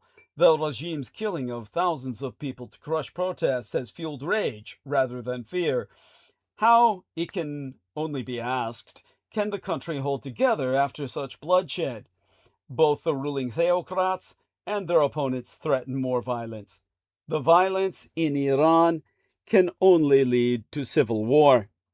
Losing Iran matters to Moscow, and no doubt President Trump will continue offering Putin the friendship card at every step. Wonder why Putin is so silent on Venezuela? Because Russia's long-term gains will outweigh its losses in Venezuela. One of the most misunderstood concepts of international politics is back with a force. The hyper-personalized new version of global sphere of influence politics that Donald Trump wants will fail, as it did for Russia. But whether it fails or not, Europe must still deal with a disruptive former ally determined to break all the rules. There's lots of talk about sphere of influence these days, largely in response to the latest United States national security strategy, the Trump regime's recent misactions in Venezuela, and its renewed efforts to take east over Greenland. The idea that great powers should exercise unchallenged sway in their neighborhoods is also consistent with United States President Donald Trump's belief that strong leaders of strong countries should run the world and cut deals with each other without worrying about international law, universal moral principles, or other idealistic notions. Unfortunately, both those who embrace sphere of influence and those who oppose them may not fully grasp their place in world politics. In the real world, they are neither an outmoded practice that can be eliminated, nor an effective way to maximize great power competition. On the contrary, sphere of influence are both an inevitable result of international anarchy and an imperfect solution to the competitive incentives that anarchy creates. To provide you with the term itself, I am entering it into chat, and as well I will enter it into our call, the infinite call for access by those participants thereon. Now, when United States forces struck Venezuela on the first weekend of the new year, taking El Presidente Nicolás Maduro and his wife into custody, they landed a considerable blow against Russia's foreign policy in Latin America. But that single strike does not tell the entire story of how the events in Venezuela affect Russia's interests. It remains unclear how the aftermath of this operation will unfold and who will control Venezuela in the future, but it's not too soon to assess the net impact on Russia. The accounting for Moscow contains significant items on the negative side of that ledger, Venezuela having been an important foothold for both projecting Russian influence in South America and showing the world that Moscow still wields global reach. Still, on balance and in the long run, the American imperial intervention in Venezuela is a net gain for the Russian Empire. By Russia, to be clear, I am referring to the Kremlin, not the Russian people, and specifically to Russian interests as viewed by the dictator Vladimir Putin, who is now committed to a strategy of aggressive expansionism and international norm busting. Against the backdrop of that strategy, the costs of losing Caracas as a partner are plain to see. Russia having invested heavily in bolstering Maduro and the late Presidente Hugo Chavez before him. Starting under Chavez, whom Putin met in person several times, Russia viewed Venezuela as a beachhead in the Americas. It was something of a riposte to Washington's support for independent-minded governments in the former Greater Soviet Union. To Putin, the territories of the Soviet Union and the Russian Empire it essentially recreated were rightfully Moscow's sphere of influence. His involvement in South America amounted to payback for what he viewed as American imperial meddling in Russia's near abroad, meaning their geosynchronous orbit. Over the past 12 decades, the Russian Empire extended multiple financial lifelines to Venezuela, including billions in credit that Caracas abused to buy Russian weapons, as well as vast sums invested by Russian oil companies to keep Venezuela's tattered petrol industry afloat. The two countries also backed each other in diplomatic arenas, so losing Venezuela would not only weaken Russia's power projection, but also wipe out that investment. Also troubling for Russia is the successful American operation to capture Maduro, which sent a strong message to other current or would-be Russian allies. They too could pay a high price for aligning with Washington's foes, and when they do, Russia will do nothing to protect them besides releasing a strongly worded condemnation. Even more unsettling for Moscow, the raid showed that the United States still has a highly skilled military propaganda machine and is prepared to abuse it. These are very significant minuses for the Russian Empire, but there are also considerable benefits to the events of the preceding month. To begin with, the American imperial raid in Caracas strengthens Putin's theory of the world and undermines any American criticism of his own invasion of Ukraine. Putin wanted to capture the Ukrainian president and take over the Ukraine. Trump has now captured the Venezuelan presidente and, falsely for now, claimed the United States controls Venezuela. There are big differences, of course. The Russian Empire is mass slaughtering Ukrainian civilians and denies the Ukraine's very existence. And Ukraine's president enjoys democratic legitimacy, unlike Maduro. But the parallels are unmistakable. Above all, Trump has candidly endorsed Putin's favored notion of sphere of influence. He is implementing the policy of overwhelming dominance over the Western Hemisphere articulated in the recently released National Security Strategy, even as he creates geopolitical distance with the other Western powers, particularly in Europe. This shift is music to Putin's ears, not to mention those of Xi Jinping, who views East Asia as Zhonghua Dalu, or mainland China's own sphere of influence. Trump's approach not only aligns with Xi and Putin's preferred framing of a global balance of power, but also implicitly limits Washington's influence. Another major gain for Russia and other authoritarian powers is the way Trump has articulated the goals of the operation, discarding any pretense that Maduro's removal was part of any effort to reinstate democracy and protect the rights of the Venezuelan people from a brutally repressive regime. The American empire could have conducted the very same operation to capture Maduro, but then insisted the Venezuelan opposition, which won a landslide victory in last July's presidential election but was denied any power, be involved in the post-Maduro transition as the rightful government. Instead, the operation has been rationalized, abusing an unalloyed might makes right Weltanschauung, or worldview. Since the raid, Trump has talked continuously about taking Venezuela's oil while flippantly dismissing the opposition and its leader, the Nobel Prize winner Maria Corina Machado. In doing so, Trump is surrendering one of the most powerful weapons in the American empire and Western geopolitical arsenal, the soft power derived from their respect for democratic freedoms around the world, even if it was often opportunistic and inconsistent.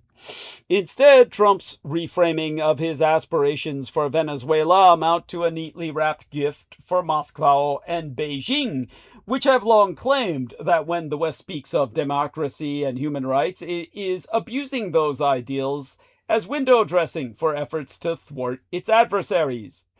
The extreme unilateralism of the strike on Venezuela also creates a relative advantage for Russia. Once again, Trump discarded one of the most potent elements of American imperial power, our global network of alliances. Washington could have prepared the diplomatic ground ahead of the strike to secure backing from top allies, or even launched a concerted campaign just after it captured Maduro to do so. Could it have obtained support from its allies and partners?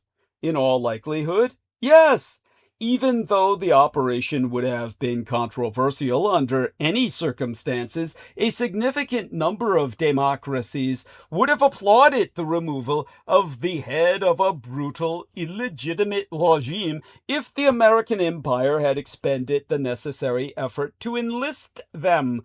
Even absent such an effort, many did so in their public declarations following the raid, even as they deplored its impact on the international order.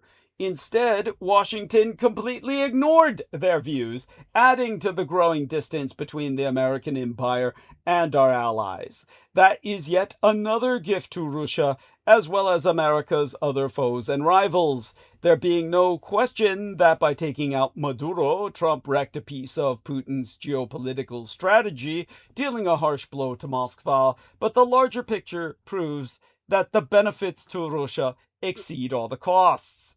Albeit it won't be in Trump's lifetime, removing Russia from Zhongguodalu, our mainland China's sphere of influence, strengthens the West's ability to negotiate with India, Russia's very close ally, while hoping to stabilize Europe without any full-scale war. Don't be surprised if we see more smaller dictatorships with Islamic, Russian, and communist Chinese malinfluence coming under pressure from America.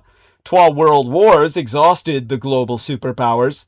We've had an unusually long period of peace in the West, but we must not delude ourselves into thinking peace is a normal state of human affairs between nation states or something that is maintained by shackles of paper.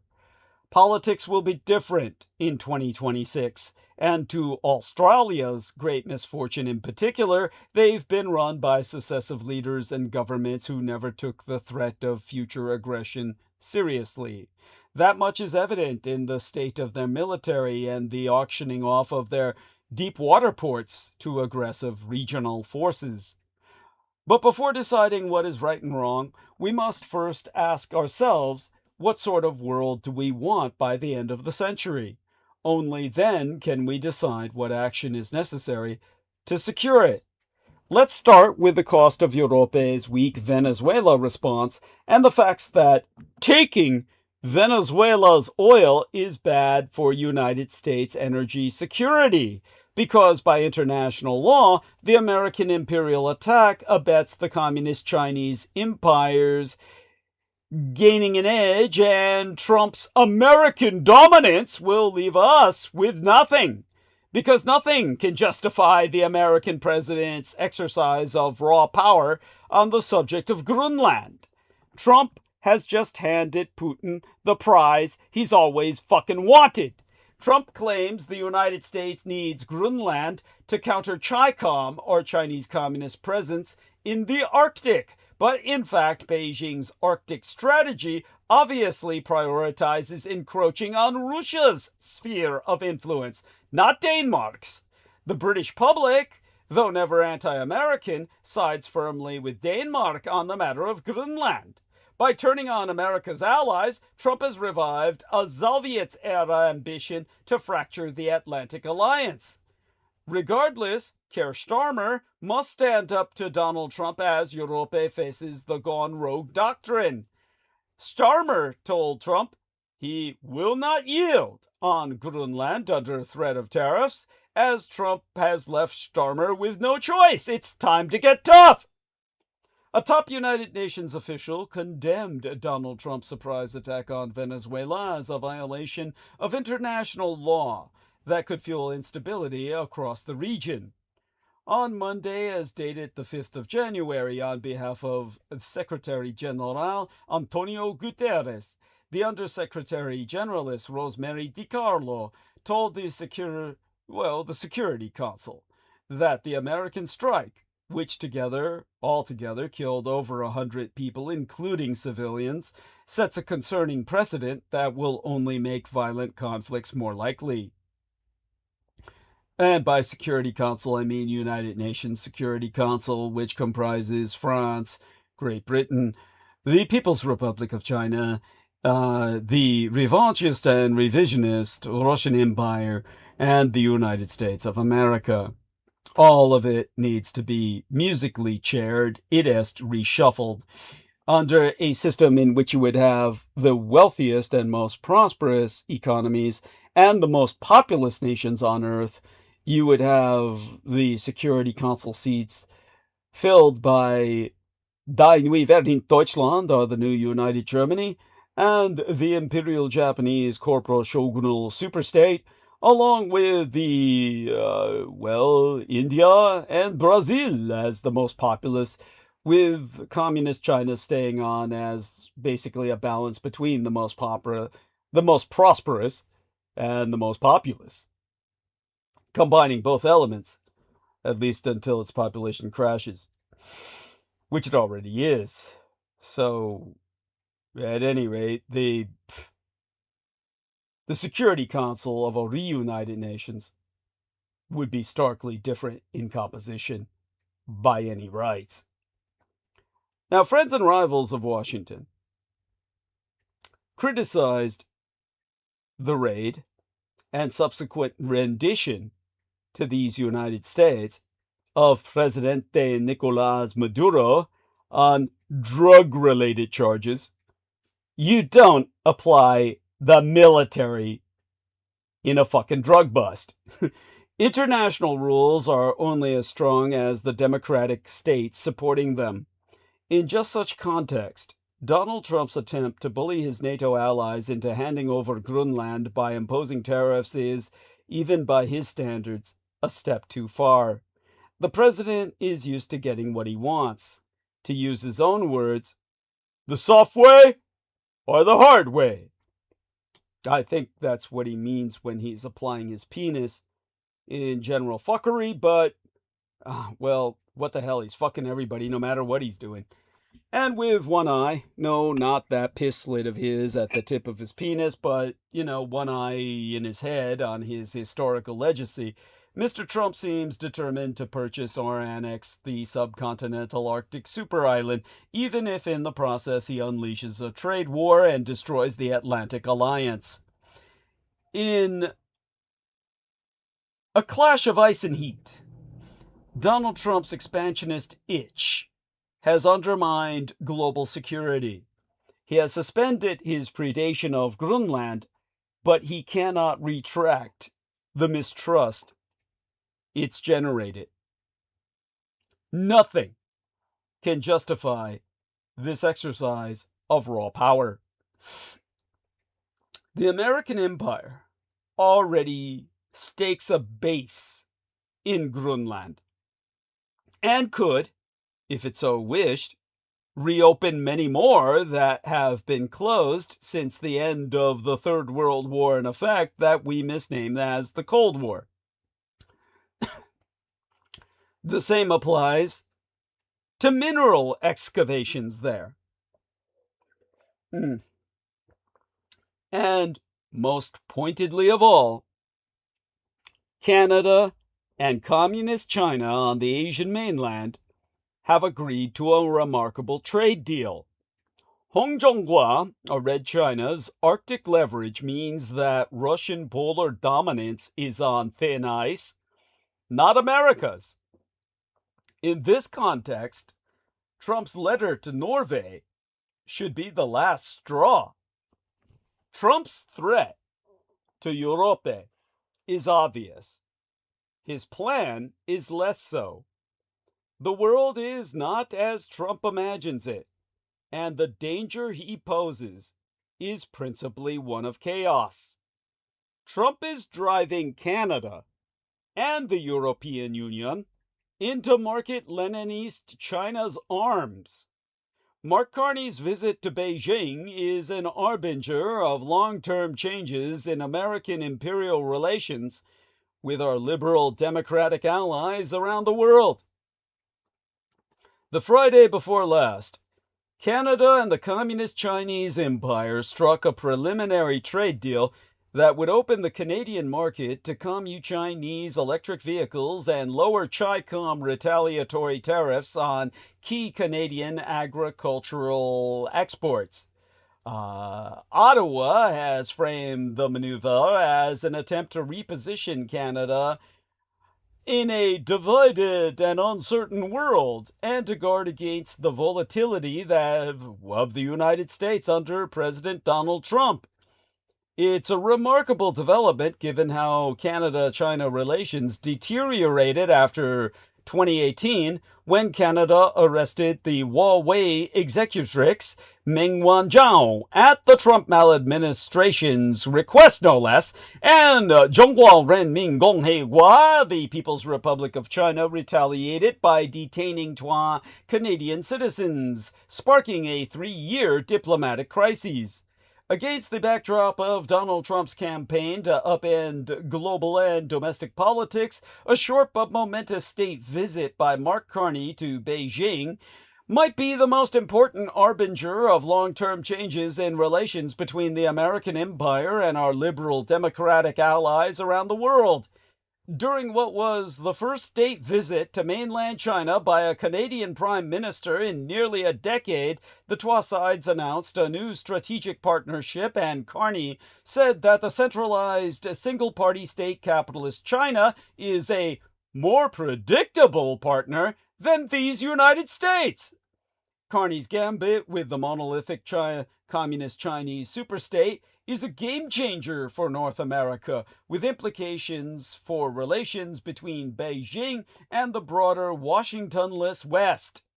Most immediately, Canada is the superpower of the North, and the Arctic has reemerged as a central arena in global geopolitique, not only as the shortest strategic corridor between the United States and Russia, but also as a rapidly militarizing frontier where intensified great power rivalry meets accelerating climate transformation, or rather climate catastrophe, as all the ice melts and we gain a new ocean, the Polar Sea.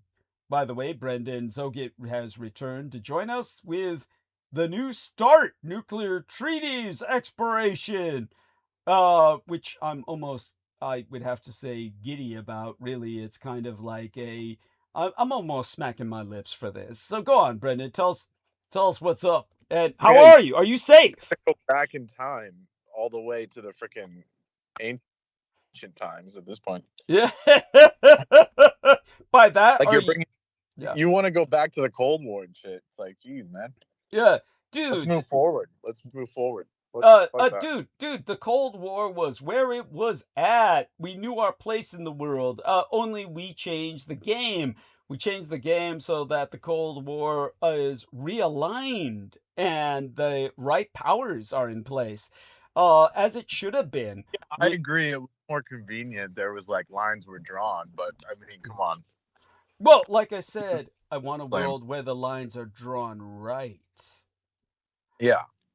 Oh, So, I get what you're saying, yeah. but why do we need a gajillion nukes like that aren't even real? Well, the Like I nukes said, be- I'm pretty radical. I'm like with these new TikTok people. I don't think nukes were real or ever real. Well, let's put it. You know, look, I'll tell you something. It's a complicated subject, but it's one people should understand seriously. If nukes were real, we would have used them. Right, It's that's that what I'm simple. And it's like nukes are real in one sense. Nukes can be hurled a short distance. The ICBM trip is a fucking joke. The idea that we had intercontinental ballistic missiles or still do, granted, these things work out of submarines because they're not exiting the fucking atmosphere. The idea that we had fucking moonshots that were capable of re-entering the atmosphere and Yeah. blowing cities away. That's a fucking joke when it comes to Russia. Russia never had that. They never had that. That was a fucking joke. And first off, how do you prove it? It's a simple fact. Oh, they've launched rockets. Where did those rockets land? If they landed in a test, why was there no nuclear explosion? We all know for a fact all the bombs that have ever been tested were put in place. They just are literally dropped from a conventional bomber. The Tsar Bomba, the largest nuclear warhead ever deployed in a test, was dropped from a fucking conventional bomber. Yeah. It was not launched by missile.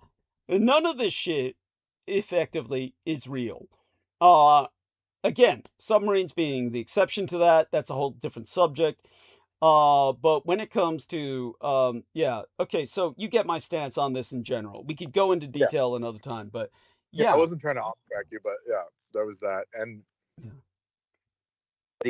why do you keep putting sphere A of influence? I feel like I miss it every time.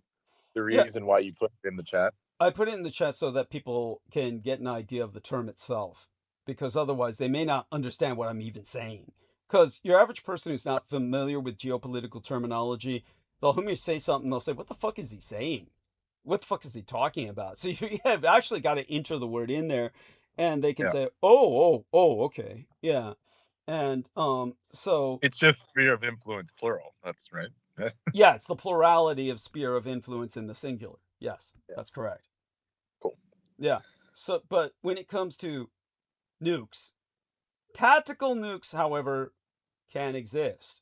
And if I were waging war, I would use tactical nukes operationally because that's what they were meant for. I would use them as line breakers, as atomic warheads were originally meant to be used for. Not city smashing, but line breakers. And keeping the war fluid, keeping the operational lines fluid. That's how war should be fought. But I'm thinking of them more as simply an extension of artillery. And in that sense, you have to take into account which direction the wind is blowing. So you would only use them quite selectively. It's not something that would lead to abuse in any sane or rational methodology, because if the intent is to take land, why would you poison it and render it, unexploitable? So you would have to use such things extremely selectively. But all that being said, tactical, also like go on.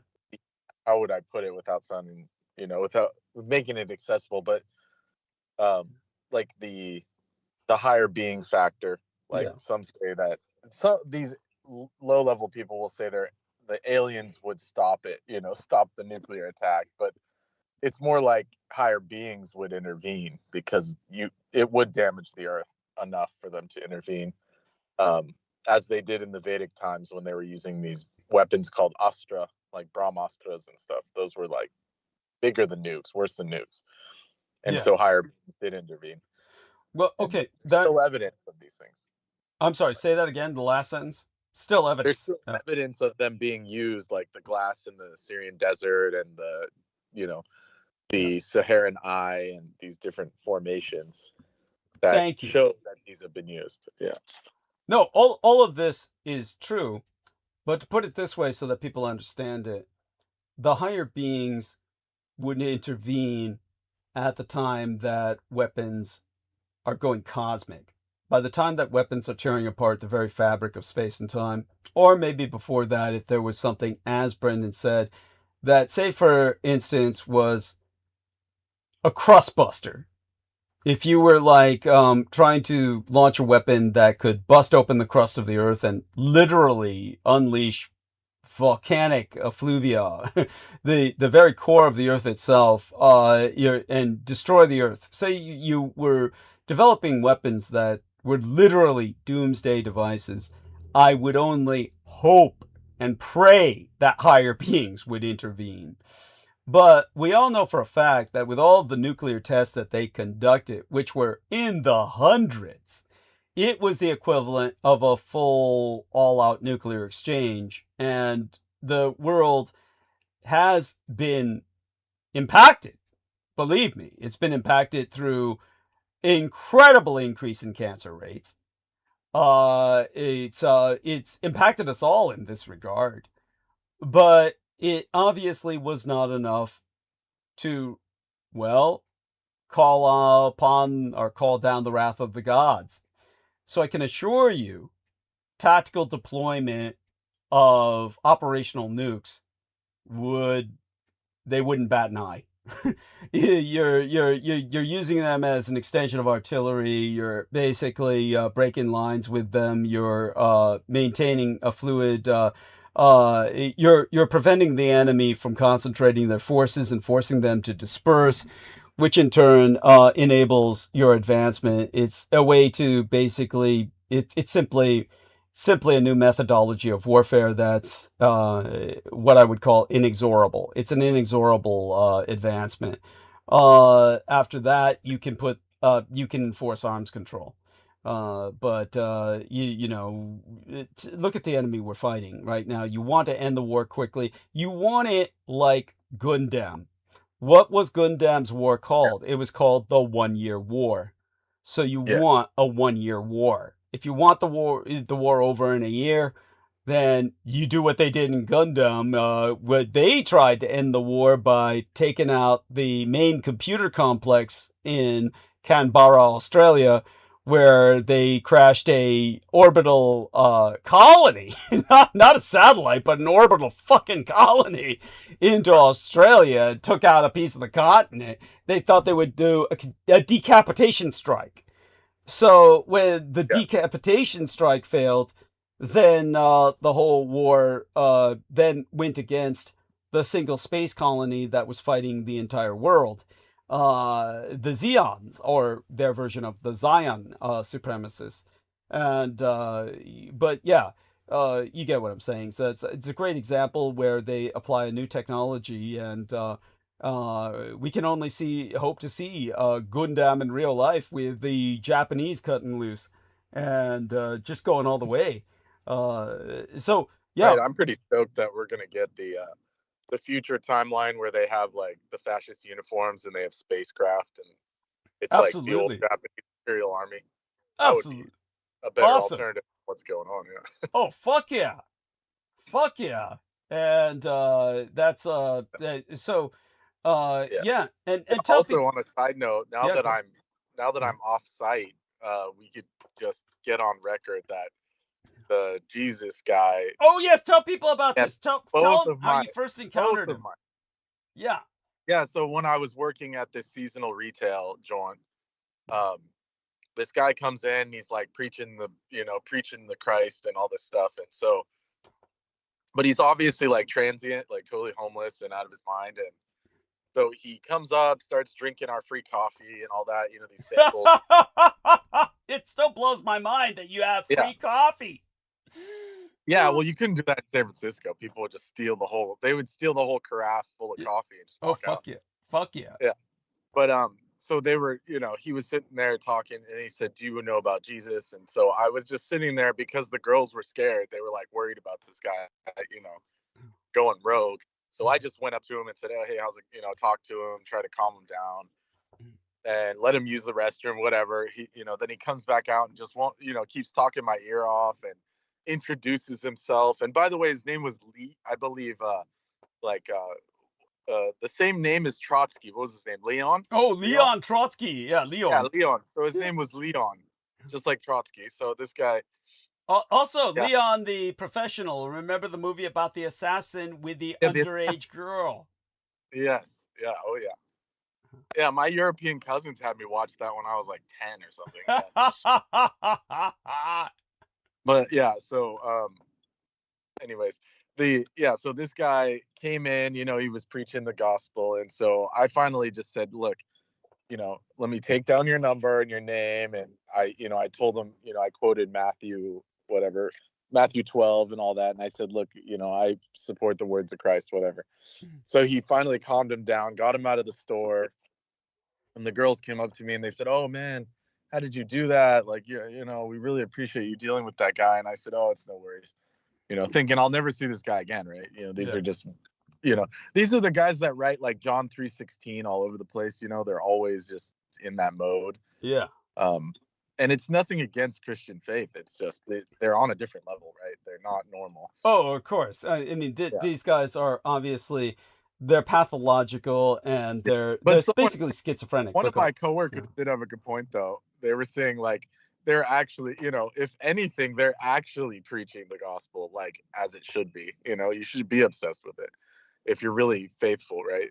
In theory. I don't know about that, but I understand. I appreciate the sentiment. You know. Yeah, that's what I said. So, anyways, so he shows up at that work. You know, obviously trying to get. Well, let's not go conspiracy right now. Just so that happened. Yeah. And then. Am I still audible? Yeah. Yeah, you're doing fine. Yeah. Then the last 3 days, you know, on a side note, there's like a car with no lights up here. So if you hear anything. Okay. Thank you. They're parked waiting for me to roll up or Jesus something. Christ. Yeah. Okay. But, anyways. Yeah. It looks incredibly suspect. But, okay. No, they're just friends. They're like visiting or something. But anyways. So then the last 3 days, there's been a guy up front of, let's call it the second job. We'll just call it second job. Yeah. Where it's a facility for, you know, it's like a school basically. Yeah. Yes. And this guy is writing like pro-Israel propaganda. He's waving an Israeli flag. Jesus Christ. Has it around his neck. He has the Israeli flag. He's putting like Emmanuel is the true king, and like literally doing full murals on the sidewalk and trying to convert these kids. And then I guess yesterday he wrote Islam is evil on the sidewalk. Oh, I hate Islam. He said I hate Islam as well as Islam is evil. Yeah, just as well as Islam is evil. Yeah, he wrote a bunch of shit. And so the parents were freaking out, you know. They were saying, "Oh, we can't have this. Obviously, this is not good." Yeah. And so every day, all of the administration, all the teachers have to go like wrangle him and make sure he's not like, you know, running up to the students to like convert them or whatever. Yeah. And so this has been going on for like 3 days, and then so today was the first day I saw him, and it was this fucking Leon guy that had came into my other job. So it's like, how does he find me at 2 different jobs unless he's assigned? I mean, absolutely. What other conclusion you know? Absolutely. And he waves at me. He waves at me as I'm driving by. He knows. He knows. But there's no way he's like in his right state of mind to notice me. You know, it's bizarre. No, he notices you because he's following you. That's what he's doing. He's following you because that's his assignment. And I think it speaks volumes that he shows up at your second work site when Alex Griffin enters his pro-Russian propaganda, you know, on my work site, so to speak, on my digital work site, on my channel, and which I'm responding to tonight at length. just by speaking of the subject of Russia and what it's attempting to do. But tell them that this guy's got two flags at odds with each other. He's got the Israeli flag and the Ukrainian flag, Oh which yeah, okay. yeah. This is where it gets to be like programmed asset level. Yes. So he's wearing the Israeli flag. The thing he's drawing says, Israel's the best and all that, whatever, pro-Israel, which is fine, whatever. But where it gets weird is he has a Ukrainian flag on an American army backpack, like a rucksack. Yes. With the Ukrainian flag on it, like a military style backpack with the Ukrainian flag. And I spoke to my coworker who's Ukrainian. Yes. And I said, oh, did you see his Ukrainian flag? She said, no, it was the Israel flag. I said, no, he has both. And she said, no, that's impossible. He was speaking Russian. He told me a prayer in Russian. Yes. So she insisted that he was speaking Russian, perfect Russian. Yeah, just so our listeners know, explain to them that Ukrainian and Russian are different languages. For this asset, go on. But they use the same alphabet, and they're phonetically similar, but they are, syntax and grammar and vocabulary, they have differences. They're very distinctive. Language. Yeah, they're very distinctive. And so he was trained, because he's an asset, in Russian language. So his wearing the Ukrainian flag. He may even be of Russian descent, because he seemed kind of foreign a little bit. Yeah. Like he was blonde hair, blue eyed, but he kind of had that foreign vibe to him. Yes. Well, so, but anyway. It could be just some Eastern European that was, but he's definitely an asset that was trained either by the Americans to infiltrate Russia or by the Russians to infiltrate America. Either way, he's approaching you at your different work sites, and they're trying to provoke you to an intellectual response like, oh, your Ukrainian flag is contradictory to your Zionist flag, based on, the claims by the Russians, who are great friends of Israel, that the Ukrainians are neo-Nazis. Unless he's tying them together by the sheer personal distinction of Zelensky being ethnically Jewish, which of course is the only reason why the Allies supported Ukraine at the time that it was attacked by Russia at all.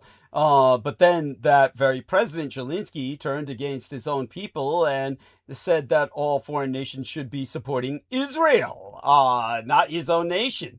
So he turned out to be a traitor to his own nation.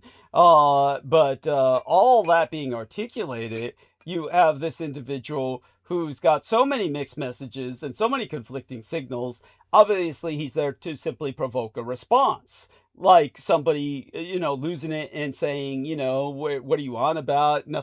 Everything you say is contradictory.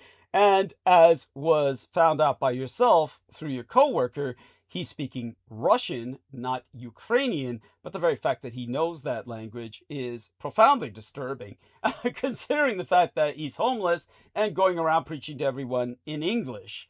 So this is like, and for him to follow you around from workplace to workplace, no, I think that, and again, he's speaking the Russian language the day Alex Griffin comes on my channel and then starts, saying all this pro-Russian propaganda crap. It speaks volumes. I think that it's like the fact that both Preddy and Good, the two people killed by the ICE troopers, were both 37 years of age. Exactly. I mean, how is that not an occult ritual? A man and a woman of the same age, 37, that's what I originally assumed, 37. And then, there's some other, I'm sure, occult, gematria and different things. I'm sure people can. Yeah, people on TikTok have probably already broken it down, Yeah, one would hope. Or actually, not anymore. The TikTok's totally wiped. Yeah, so. I was about to say, there's nobody on there with any knowledge anymore. They're like, oh God, there's no description for it. So you've been through. I wanted to just get that at least on record for anyone. Yes. It's not that it matters. No, it does. It does. I get that on record. So the guy's name is Leon. No last name that you know of? This Leon character? No, who knows if that's even really his name at this point. It's Oh, just right. it's just the only thing I could remember from when I talked to him before. Right. Got it.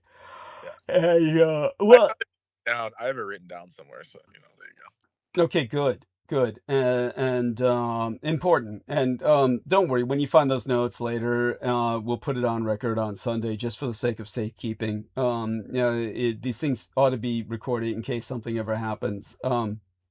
It's like I said, it's why when I cut and paste what Alex Griffin said, I made sure to take a screenshot of it as well, just so I could never be accused of editing it.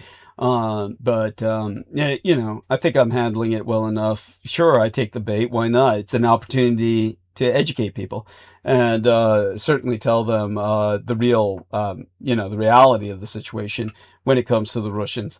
But all that being said, they are a benighted people, and yes, they need to have their empire dismantled and take on a different course culturally and socially.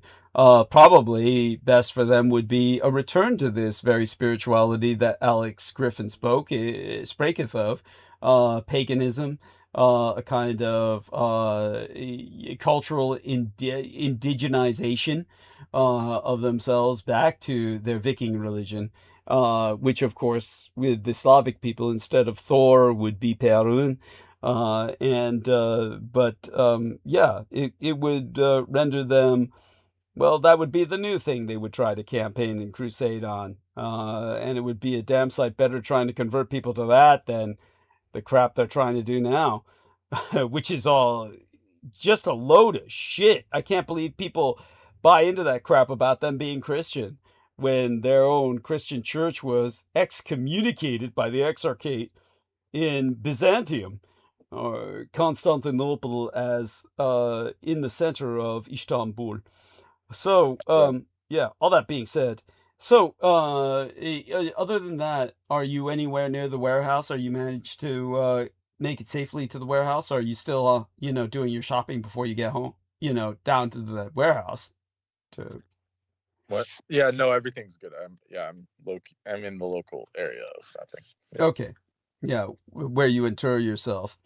And it's sad that Brendan lives in a warehouse, but tell people you managed to get along with your what's that little Yeah. electric grid you use to heat your noodles? And Yeah, I mean, like you gotta really adapt. Yeah, instant pots and different little. There's so it's not easy, but it's like when you're making, trash wages, nothing you can really do. Oh yes, And well, whatever spells your people are, your your enemies are sending my way and fucking me over. yeah, it's so true. All I can say is, yeah, they've hit us economically, that's for sure. Yeah, all that being articulated. Other than that, what else comes to your mind? Is there anything in particular about the end of the START treaties that particularly hits you that you feel we should be noticing? Something you would emphasize? Other Wait, say than that again. Well, concerning the end of the START treaty and limitations, you feel that we're in for an age of nuclear proliferation by everybody in general, or just by the powers that be? Because theoretically, there's only 5 nuclear powers. It's all a load of shit, and we know everybody else has got nukes by now. But do you feel that this is going to be an age of just unlimited proliferation at this point, just because of this piece of paper reaches an expiration date? Don't you think everybody was already working on the bombs anyway, except for Iran? But go on. Yeah, it's hard to say. I mean, it's like why does it even matter at this point? That's what I don't understand. It's like it wouldn't stop them, like you think, oh, we're only gonna, and it's so stupid. The premise of it's ridiculous. It's like, oh, you can only build 2,000, as if you needed more than that to destroy like civilization. Yeah. Yeah, so it just doesn't add up. Something doesn't add up. Yes, thank you. Thank you. The insanity of it speaks for itself. By the way, for those of you who don't know, Russia has only 2 cities that fucking matter. It's 2 capitals, they call it, and all of their population, I mean, all of it is effectively in those 2 cities, Moscow and St. Petersburg. Every other city is so devoid of any significant population. For all intents and purposes, it practically doesn't exist. It's like horrific. Russia's a hellhole. If you're in any of these other cities, they may have something they call a hospital. It's not a hospital. It would be the equivalent of like a VD clinic here in America. That's like the closest thing they have to a hospital in any other so-called city. Maybe only a little better than that, but not by much, would be Novosibirsk, which is effectively the capital of Siberia. But that's because it had a science city built next to it, and it's still, like, it's just sad. It's just awful. It's so, you just want to cry, honestly. Russia definitely needs just a foreign rule to help them develop. I mean, they're just they're lost. They can't do it themselves. They can't. They really can't. Everything was based on a lie. Did they have things in space? Yeah, that's like, so fucking what? It's like big primitive rockets. And they threw people up in space, and all that they had was whatever they stole. Everything was based on stolen technology. They would throw it around a little bit, and then you'd never see it again. It would quickly lapse into dilapidation. I'm only sad that the world's largest space shuttle, this enormous space shuttle, was in Ukraine, and the Russians destroyed it in the war. Okay, so that having been said, yeah, what else is on your mind? I think that's it for now. But did you see what was going down with the Bitcoin? Tell us! By all means.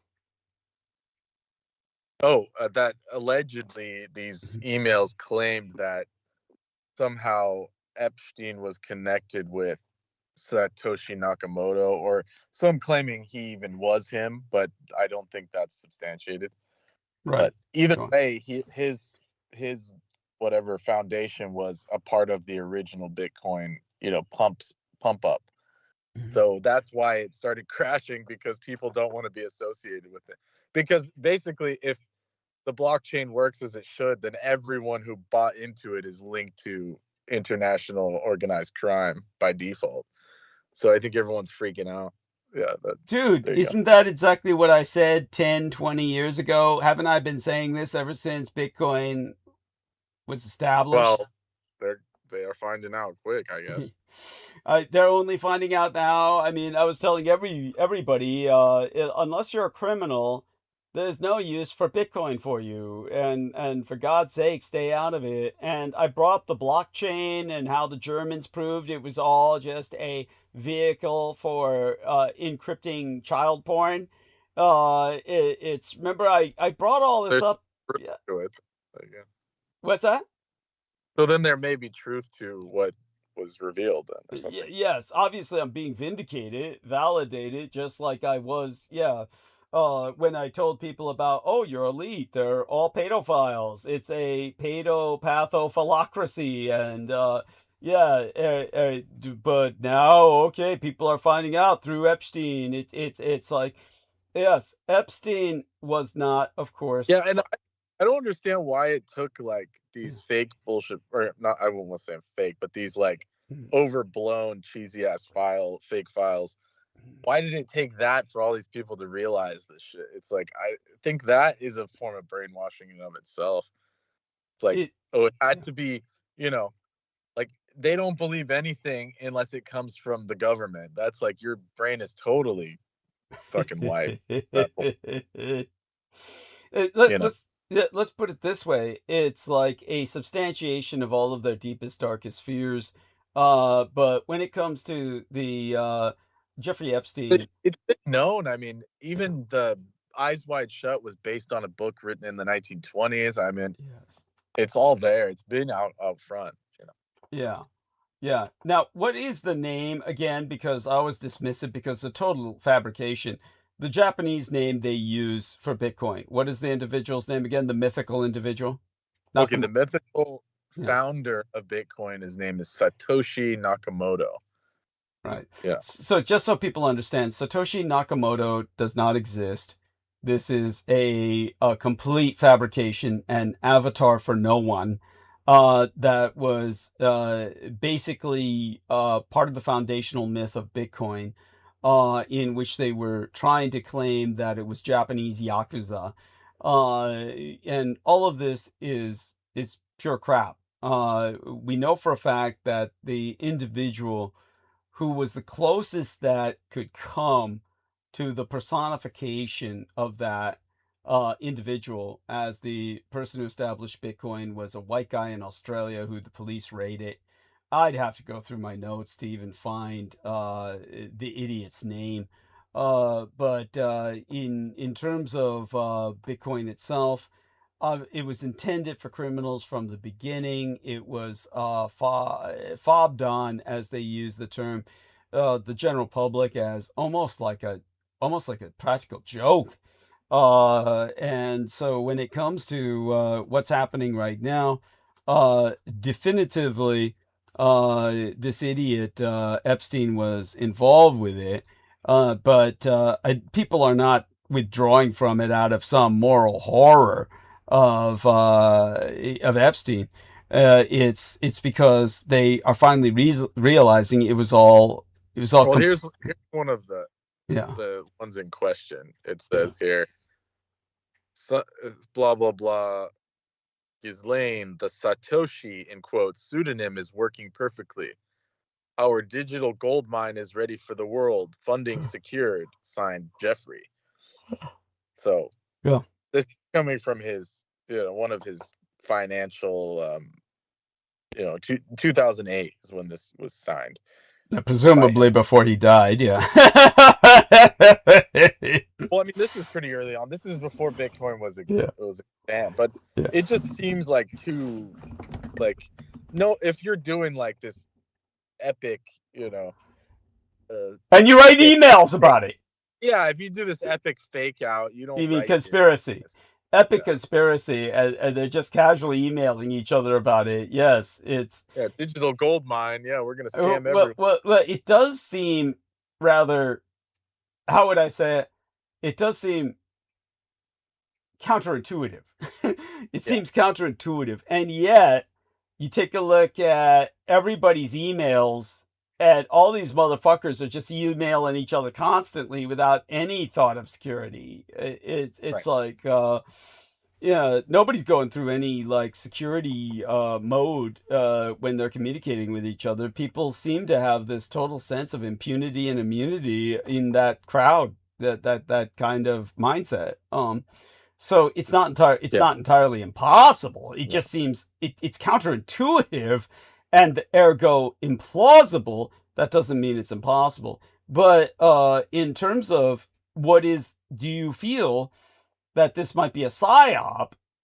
But why would they do that? Since the government wouldn't unleash a psyop to destroy Bitcoin when Trump's entire fortune is mostly at this point in Bitcoin. That's a good question. I can't even imagine a reason to do something like that, but also they're crazy, so who knows? Yeah, yes, that's true. They are stark raving mad. These are not people who are operating by any logic. And so obviously it's thank you for that. And by all means, just interject. I'll probably go on a little while longer tonight. I don't know how much longer, but we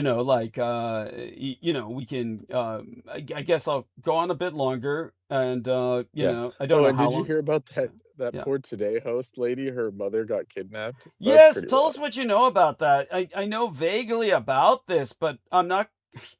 It doesn't. How would I say it? I didn't. It strikes me as a personal tragedy, but it didn't strike me as something that was irrelevant to what I necessarily talk about. So I haven't brought it up. It is However, obviously, what happened? They said that there was something gruesome that was found in the mother's home. I never heard what that was. It says But it abducted from her home that was described as a crime scene in quotes. They didn't give any details. okay.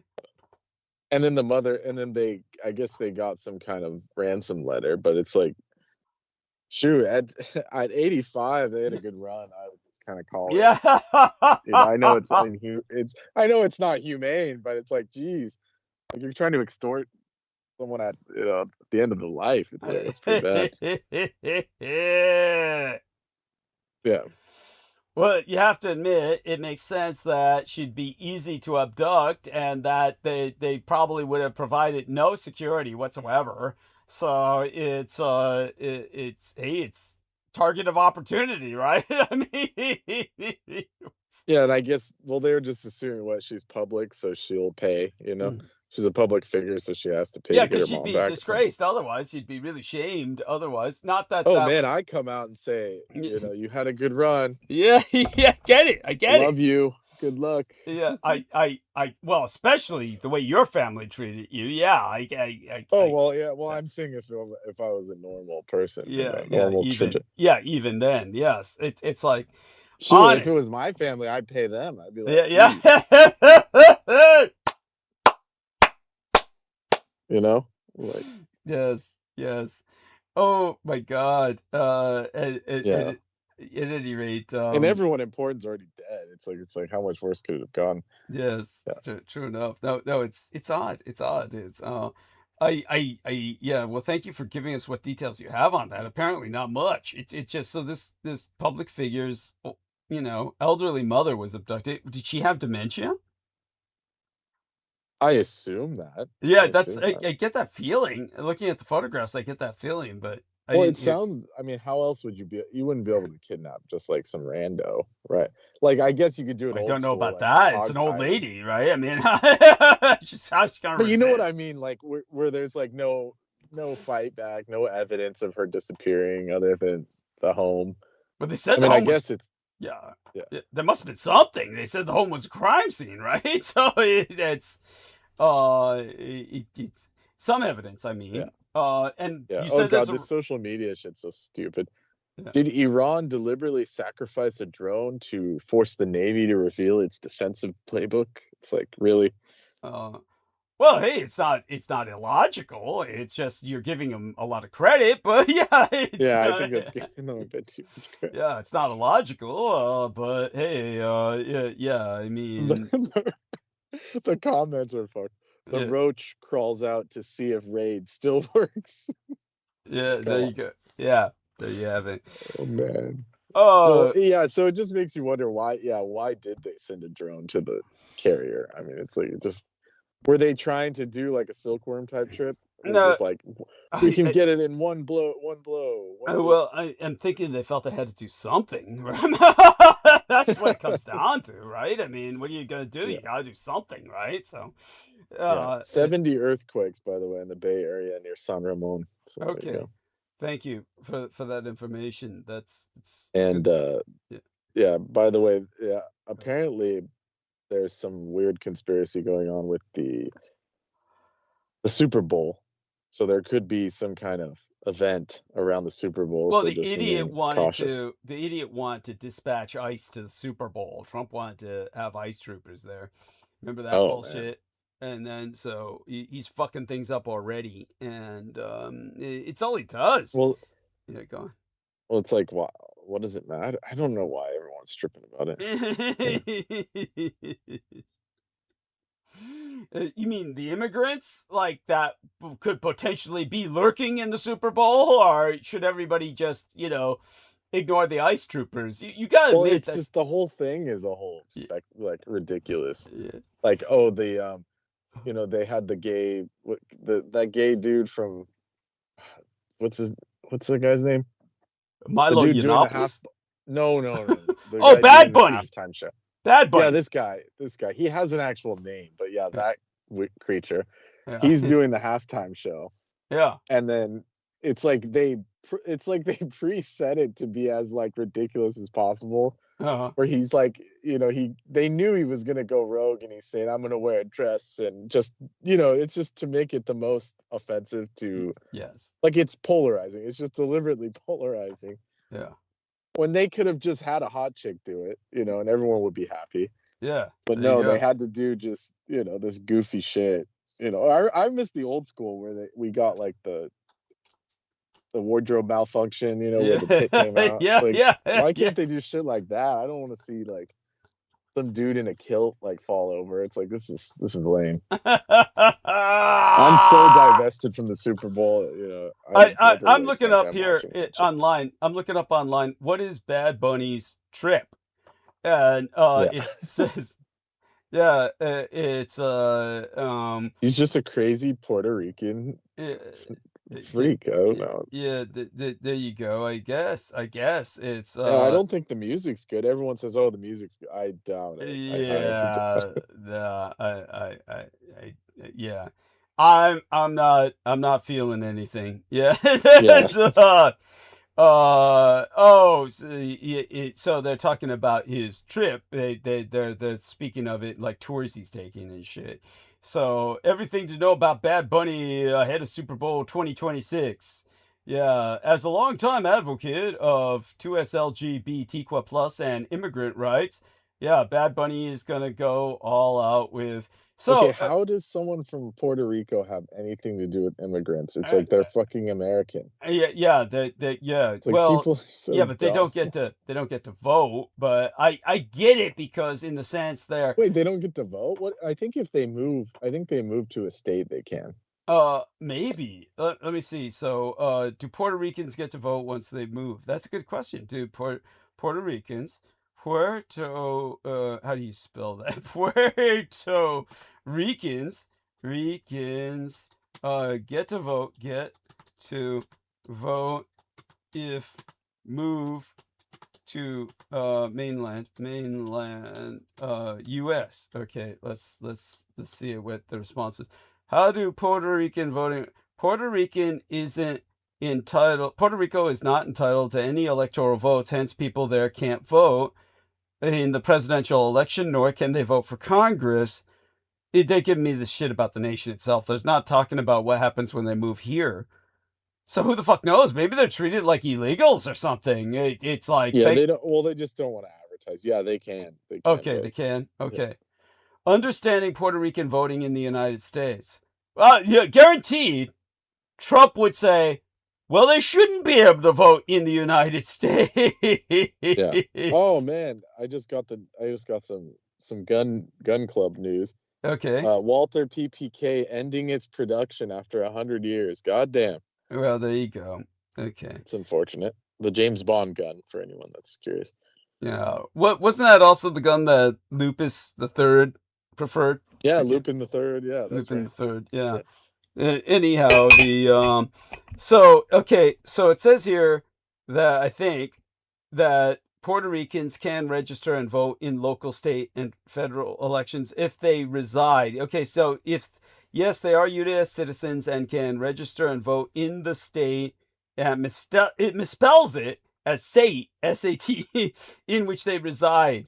So I guess so. There you go. And yeah, that having been said, maybe that's why they kept trying to deport them. I guess so. That makes sense, because they're gonna mostly vote Democratic, obviously. But such having been said, so this guy just wants to take it all the way. At that point, why not let the ICE troopers in? I'd like to see that. A clash. There's ICE troopers going through the stands and the bleachers and shit while this guy's in a dress, exposing his... Yeah, why not? That's what I'm saying. It's so absurd. Go for it all the way. Just throw both fire and ice. Just throw it all together and watch the lava crackle, Yeah, well, other people are saying there's like other things planned, like, mass events or some kind of... You mean like some kind of massacre? Like some kind of massacre? Well, it's like, I've heard every conspiracy theory, like earthquake generator, the HARP is going to strike, aliens. Oh. And then people were like dissecting the logo and saying, oh, it's blood dripping blood. And, this is the big one, is that it's at Levi Stadium, right? Yeah. Levi, Levi, Okay. and it's LVI is the number, whatever number in Roman numerals that is. Oh, God. Got it. Yeah. Yeah. So like whatever 80, 90 or whatever year it's on. Mhm. It's the 80th, 70th, whatever it is. Yeah. Well, look it Super up. Bowl. LVI and 56. Super Bowl 56. Yeah, it's the 56. Okay, it's the 56. Mm. So LVI is short for Leviathan. So Mhm. they're going to try and wake the Leviathan and start Ragnarok. Well, that's where people stop. They just say, "Oh, Leviathan's going to come and fuck everything up." But Okay. that's where that whole trip came from, where the Drake's Passage photo Yeah. looks like Snake.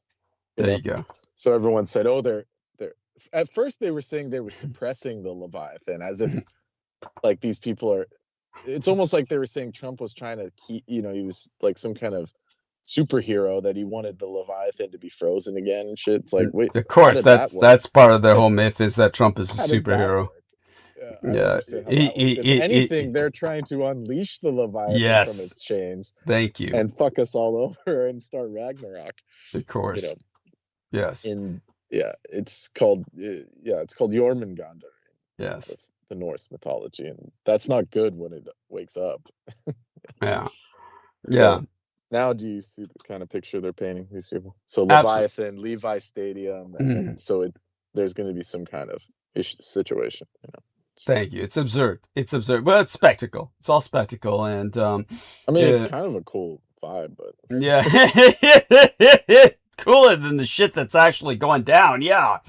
So Jormungandr, also the Midgard serpent, is a colossal sea serpent in Norse mythology, the child of Loki and the giantess Angerboda, who grew so large that it encircles Midgard and bites its own tail. He's the arch enemy of Thor, and he plays a crucial role in Ragnarok, the ending of the world, where it will rise from the sea, causing floods and fighting Thor in a final fatal battle. Okay. So that's what they intend to awaken, these people.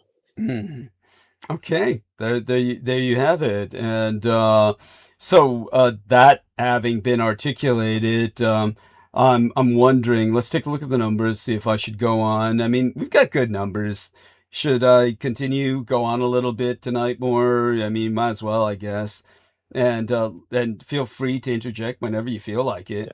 Just I'm jump up. I'm gonna go wrap up my day, but yeah. Okay. So carry on. Yeah, thank you. But definitely, if you hear me and want to interject something, just go ahead. I appreciate it. And now thank you.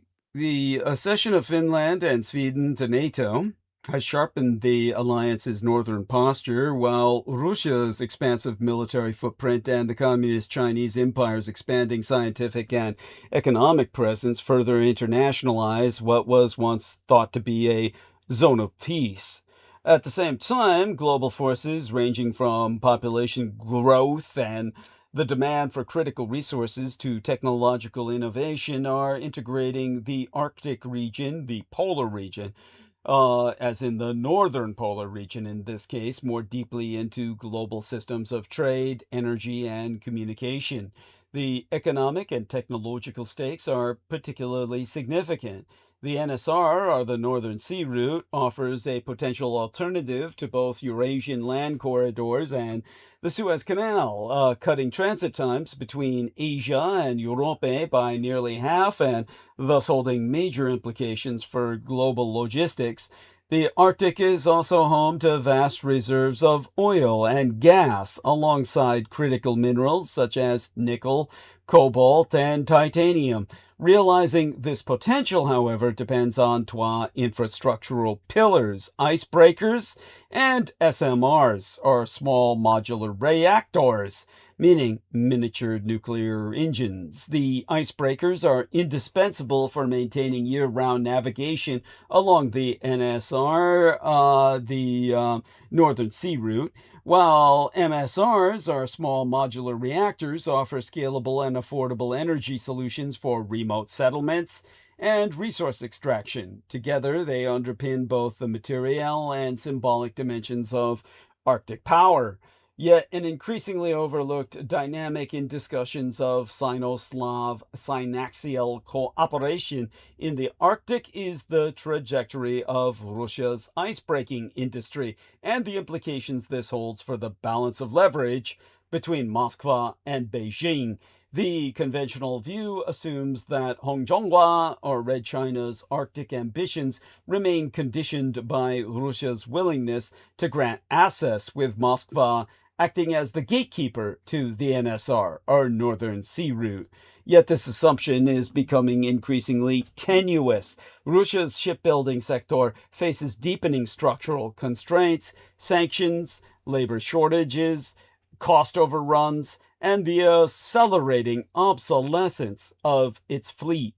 Projections to 2035 suggest that Russia's operational icebreaker fleet, currently standing at around 45 vessels, will contract to between, 35 and more realistically towards 25 operational vessels as retirements outpace any new deliveries.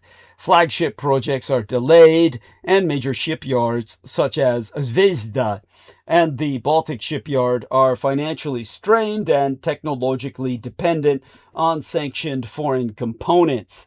Even under favorable scenarios, the outcome looks more like stagnation than any renewal. This erosion of capability calls into question Russia's ability to independently sustain year-round NSR, or Northern Sea Route, operations at a time when the Kremlin is tying the Arctic ever more tightly to its great power identity and future economic strategy. The effects of sanctions, however, extend beyond immediate access to Western equipment. They disrupt complex supply chains of high-grade steel, propulsion systems, control electronics, and precision engineering tools, which cannot be rapidly substituted by domestic production. Financing pressures compound these difficulties. Russian banks face higher borrowing costs and limited access to foreign credit lines, constraining large-scale investment in long-lead infrastructure projects. Moreover, the departure of European engineering firms has left gaps in certification, safety testing, and design integration that Russia's domestic industry struggles to fill.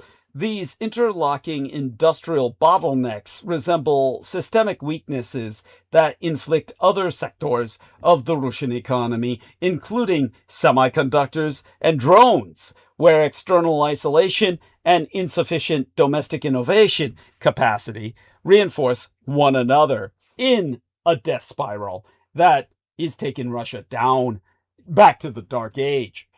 中华人民共和国, the People's Republic of China, by contrast, is quietly moving in the opposite direction. Its fleet remains modest in absolute terms, but is steadily expanding, with 12 icebreakers already operational and several heavier vessels under construction. The progress is gradual, yet the determination is clear. Beijing is building technical competence in polar operations, just as Russia struggles to preserve its existing capacity.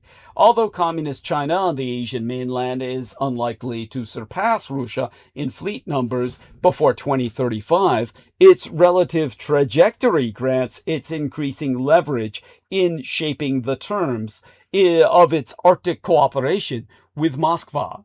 These diverging trends make some form of functional cooperation increasingly likely, and for Moscow, indeed unavoidable.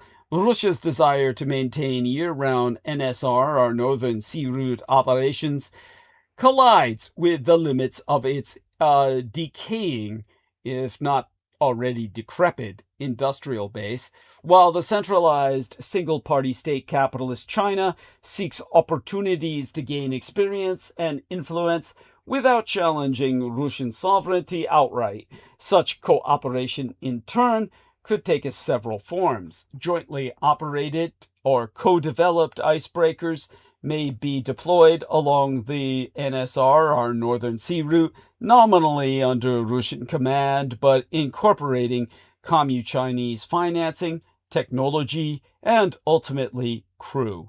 as their own population in Russia is decimated by alcoholism, disease, and, mass migration, desertion, and sheer slaughter on the field of battle. Joint shipbuilding projects, whether at Zvezda, the Baltic shipyard, or in Zhonghua mainland Chinese shipyards, could accelerate production and fill critical component gaps. The key point is not that Russia will one day lease Chi-Com or Chinese communist vessels to patrol its Arctic waters, but rather that the two sides will converge around joint ventures and technical partnerships as the only feasible means of sustaining capability at all. This emerging interdependence, moreover, is likely not confined to the ice-breaking sector. It may also extend into other strategic domains where Russia's industrial constraints meet market Leninist China's growing technological capacity. SMR are small modular reactors, the nuclear engines of the future. The SMRs, or small modular reactors, exemplify this broader pattern. They are central to Russia's Arctic vision, offering scalable and continuous power for remote settlements, critical infrastructure, and energy-intensive extractive projects such as mining. Russia currently operates the world's first floating SMR, the KLT-40S, and is constructing its first land-based unit in Yakutia to supply both local communities and nearby mining operations. The IAEA, or the International Atomic Energy Agency, notes that 18 countries are currently developing SMR designs, but the Russian and Communist Chinese empires dominate the field. As of mid-2025, only 2 SMRs are commercially operational, 1 Russian and 1 Red Chinese. Yet, the same sanctions, supply chain disruptions, and financing pressures that hamper Russia's shipbuilding sector also threaten its ability to manufacture and deploy SMRs at scale. Zhonghua, mainland China, meanwhile, brought its first land-based SMR online in December of 2023, outpacing the Russian Empire and other competitors. As these trends persist, Russia will find itself relying, ultimately reliant on Chi-Com technology, components, and investment to advance its Arctic nuclear projects, just as it increasingly does in shipbuilding. By sustaining Russia's symbolic strength while deepening its material dependence, Beijing gains malinfluence at minimal political cost. Joint ventures in icebreaker construction and SMR, or small mainline reactor deployment, allows the monolithic communist Chinese superstate to accumulate operational experience, Arctic know-how, and infrastructural leverage without openly challenging Russian sovereignty. The result is a quiet hybrid dependency. Moscow retains formal control, while the Communist Chinese Empire of the East increasingly provides the technological and financial backbone. For Moscow, this evolving dependency is both a source of unease and a pragmatic necessity. Russian analysts acknowledge that market socialist model China's growing financial and technological role carries latent risks of over-reliance. Yet they also stress that current geopolitical isolation leaves no viable alternatives. The prevailing view is that partnership with commu-capitalist China must continue, but within clearly delineated boundaries that preserve control over strategic assets such as ports, nuclear facilities, and resource extraction zones. In practice, this means balancing rhetorical assertions of sovereignty with quiet efforts to diversify partners, indigenize technologies, and craft legal safeguards that prevent a gradual erosion of decision-making autonomy.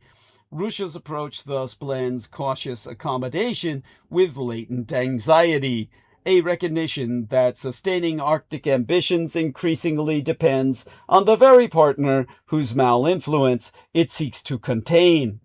Seen this way, it is reasonable to assert that the balance of leverage in the context of Sino-Russo-Arctic partnership is quietly yet decisively shifting in the Communist Chinese Empire's favor, a dynamic now formalized through the joint NSR governance mechanisms such as the 2025 Rosatom or Rosatom Commu-Chinese Ministry of Transport Agreement, which enshrines cooperation while entrenching material asymmetry beneath the surface of parity.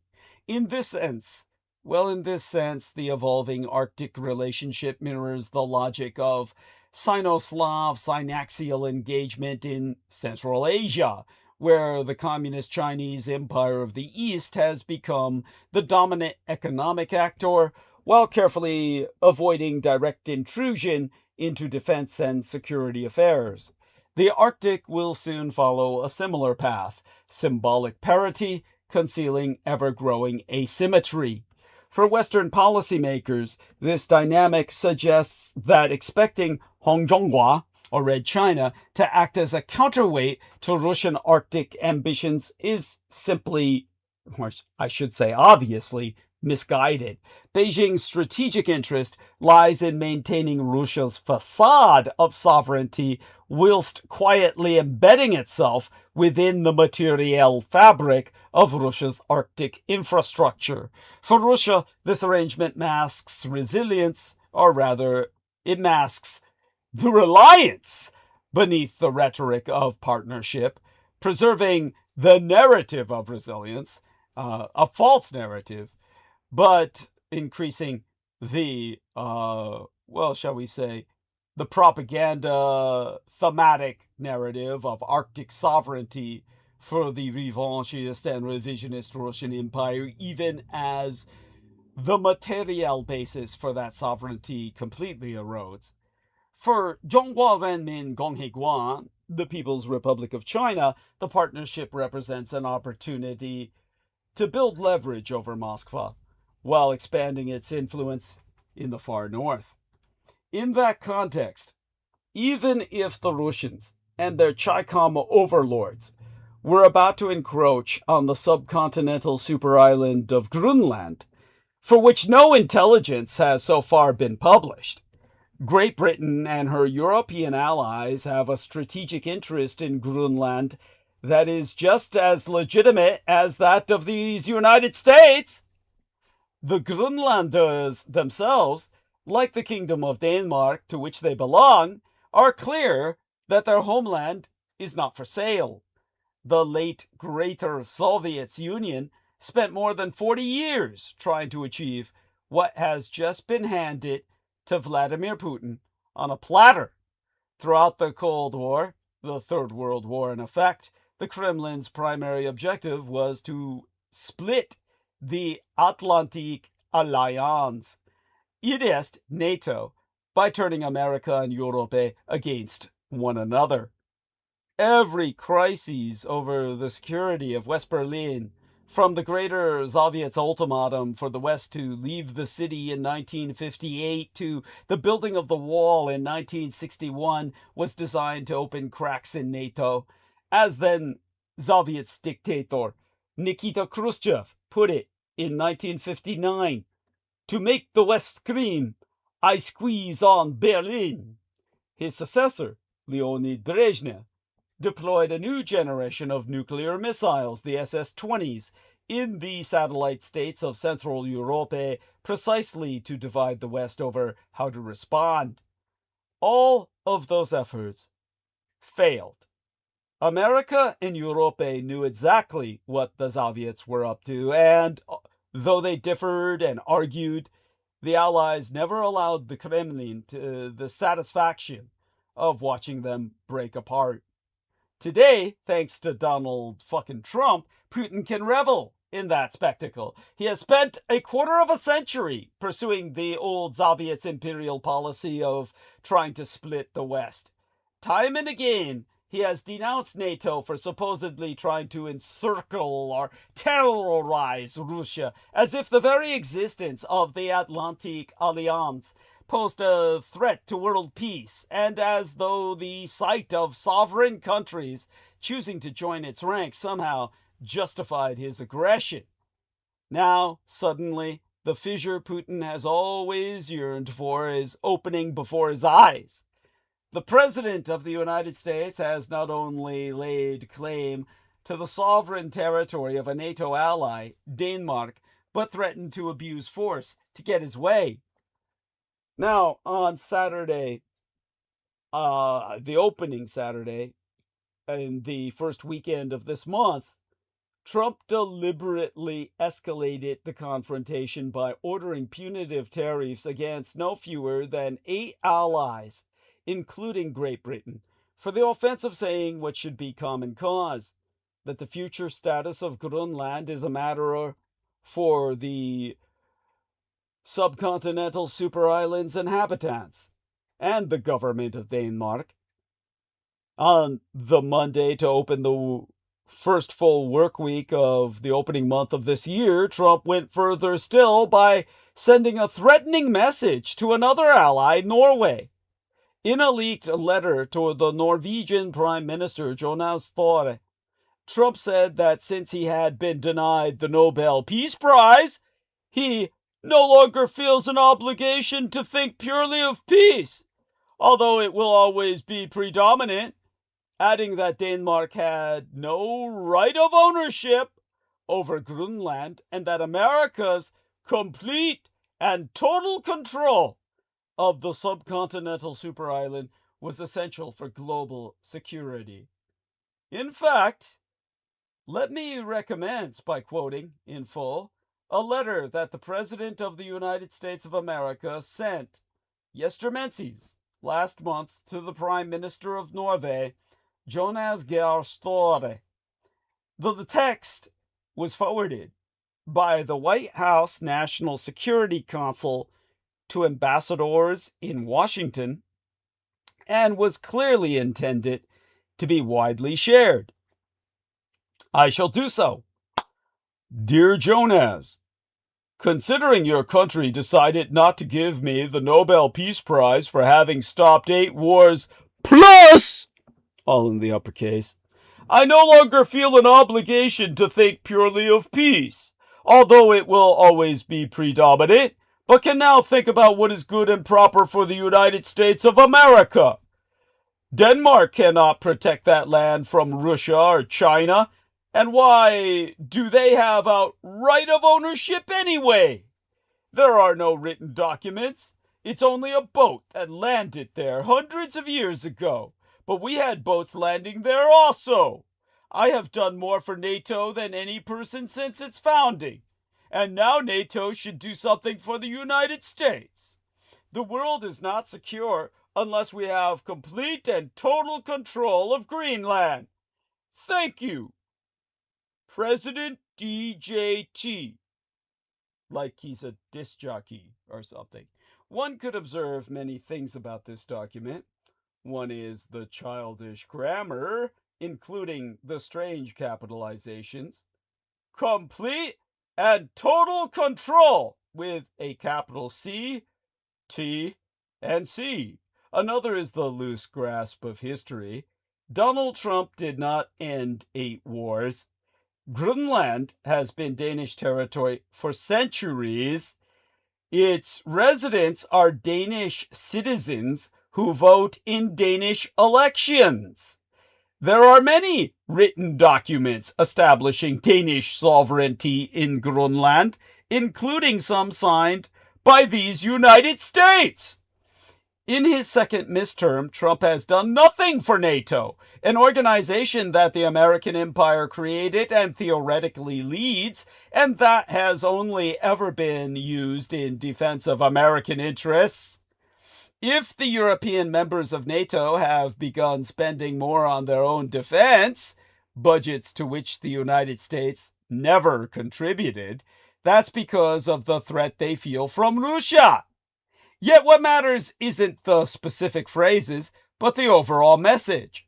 Donald Trump now genuinely lives in a different fucking reality, one in which neither grammar, nor history, nor the normal rules of human interaction now affect him. Also, he really is maniacally, unhealthily obsessive about the Nobel Prize. The Norwegian Nobel Committee, not the Norwegian government, and certainly not the Danish government, determines the winner of that prize. Yet Trump now not only blames the Kingdom of Norway for failing to give it to him, but is abusing it as a justification for an invasion of Greenland. Think about where this is leading. One possibility anticipated yestermancies last month by financial markets was a damaging trade war. Another is an American military occupation of Greenland. Try to imagine it. The United States Marines arrive in Nuuk, the subcontinental super island's capital. Perhaps they kill some Danes. Perhaps some American soldiers die too. And then what? If the invaders were Russians, they would arrest all of the politicians, put gangsters in charge, shoot people on the street for speaking Danish, change school curricula, and carry out a fake referendum to rubber stamp the conquest. Is that the American plan too? If not, then what the fuck is it? This would not be the occupation of Iraq, which was difficult enough. United States Trump troopers would need to force Greenlanders, citizens of a treaty ally, to become American against their will. For the past year, American allies around the world have tried very hard to find a theory that explains Trump's misbehavior. Isolationism, neo-imperialism, and patrimonialism are all words that have been thrown around. But in the end, the president himself defeats all attempts to describe a Trump doctrine. He is locked into a world of his own, determined to win every encounter, whether in an imaginary competition for the Nobel Peace Prize or a protest from the mother of small children objecting to his masked, armed paramilitary in Minneapolis. These contests matter more to him than any long-term strategy. And, of course, the need to appear victorious matters much more than Americans' prosperity and well-being. The people around Trump could find ways to stop him, and some did in his first midterm, but they seem too corrupt or too power-hungry to try now. That leaves Republicans in Congress as the last barrier. They owe it to the American people, nay, to the world, to stop Trump from acting out his fantasy in Greenland and doing permanent damage to American imperial interests. He is at risk of alienating friends in not only Europe, but also India, whose leader he also snubbed for failing to nominate him for a Nobel Prize, as well as South Korea, the Empire of Japan, and Australia. Years of careful diplomacy, billions of dollars in trade, are now at risk because senators and representatives who know better have refused to use the powers they have to block Donald Trump. Now is the time! Faced with looming American tariffs and constant threats, the European Union is preparing to retaliate by invoking its anti-coercion instrument to impose 93 billion euros, or 80.6 billion pounds sterling of levies on United States exports. This extraordinary measure, which has never been used before, is set to be deployed not against the Communist Chinese Empire of the East or any other adversary, but against the superpower that has guaranteed Europe's security for almost 80 years. Sure, well, what's this, Heather? Okay, thank you, Heather. She sends a picture of a gravestone head, a grave headstone. This is what I was cleaning in the video. Okay, thank you, honey. Thank you. That puts things in perspective. Now, the Sir Keir Starmer has so far declined to impose additional British tariffs on United States exports, but the European Union's promised retribution shows the two sides are now doing their best to damage one another. After months of trying to ingratiate himself with the United States president, Sir Keir looks like he's finally had enough. Putin can only sit back and enjoy the sight. And even if this quarrel is eventually resolved by some form of settlement between America and Europe over the future of Greenland, and for all the sound and fury, that remains the most likely outcome, who will ever trust the United States to honor its NATO obligation to defend its European allies? As the Prime Minister said in Downing Street last month, alliances endure because they are built on respect and partnership, not pressure. The use of tariffs against allies is completely wrong. By heaping pressure on his friends, openly and boisterously, Trump has fundamentally undermined the Atlantic Alliance. Greater Soviet's imperial leaders always knew that if they invaded any NATO ally, they would find themselves at war with America, a war they could never win. Peace itself depended on that belief. Why should Putin believe it now? Oh, yes, our man Brendan sent a few images here. Oh, delightful. Yes, I like that. Yes. Oh, I love that. Yes, there we go. Adorable. And, yeah, I like that. Obviously, a fermented beverage that she's imbibing. Always good to have the spirits.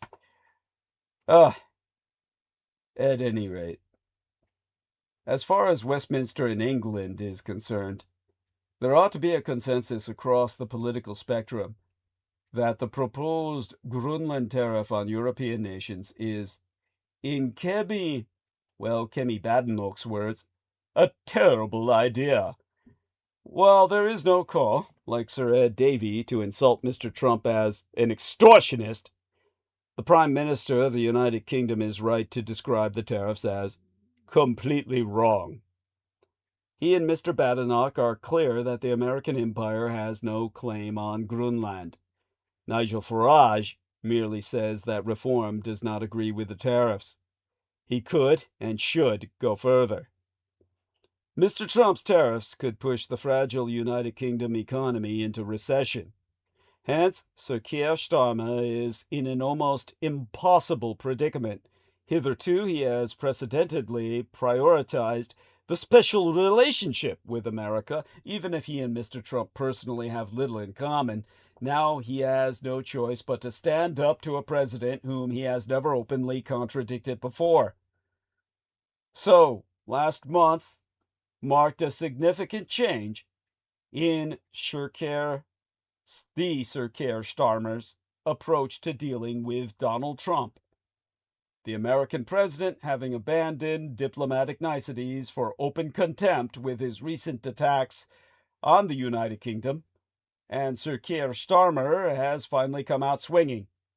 After months of trying to ingratiate himself with the most capricious and unpredictable of American presidents, with obsequious praise and offers of garlands for a man who is tearing up the international rule book, Sir Keir looks like he has finally had enough.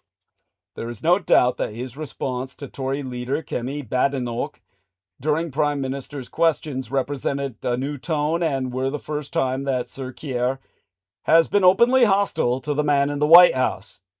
The "I will not yield" line on Grönland was the sort of toughness and evidence of a backbone that many Labour backbenchers have been crying out for from their leader.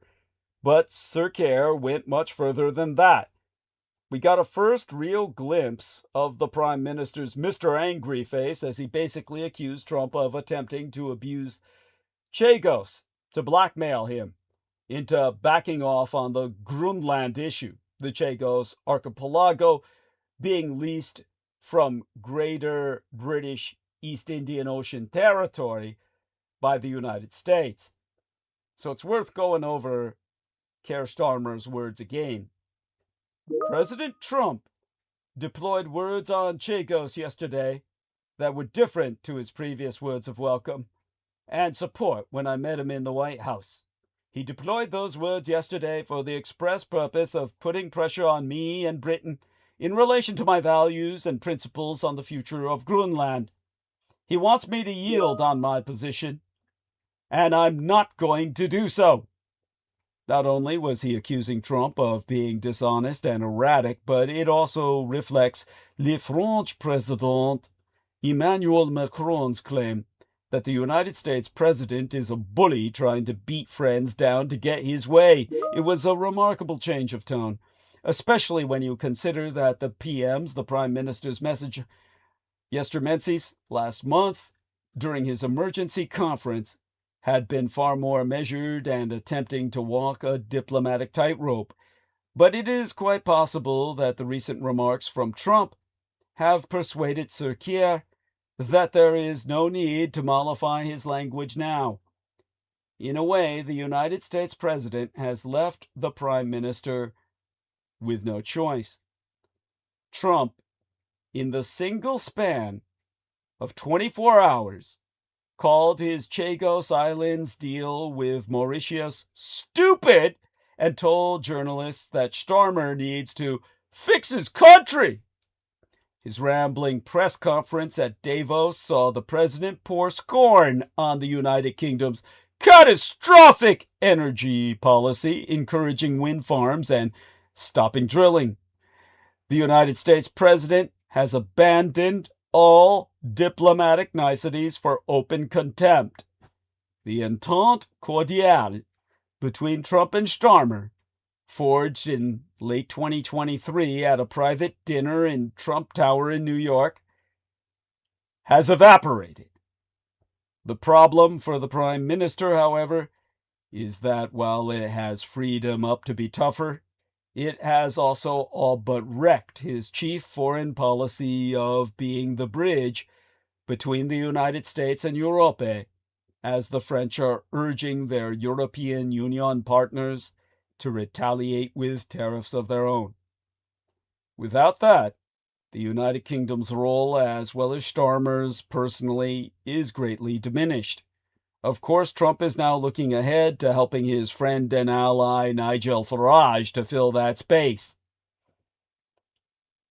Though he is working hard to undo Brexit, the Prime Minister should be glad that he is not bound to follow the European Union's lead. We need cool heads and diplomacy, not telegrams and anger. But the British public, though never anti-American, sides firmly with the Danes. On Grönland, Sir Keir must speak, he must speak for Great Britain. And in the wake of the American imperial military operation in Venezuela, the Europeans have a vested interest in making a compelling case for international law, yet shy away from doing so. Oh, yes, Brendan, let's return to him. Brendan, come back on. He's got Politics Live. Keir Starmer giving a speech as Nigel Farage makes his announcement that Keir got hit because the MP had to resign after the EP photo. We might see a Farage reform in UK soon. I met a few anti-American Brits, laugh out loud. So tell us about all of these developments, Brendan, by all means. Hopefully he comes on, because my voice is wearing out. And well, I can't be on for too long, but yeah. It's pretty much speaks for itself. Keir Starmer, as we speak, is doing a speech right now because that MP had to resign after they published photos of him in those files. Do you know that MP's name? Who that MP is? He was in the House of Lords, so it doesn't really matter. He's some privileged jackwagon.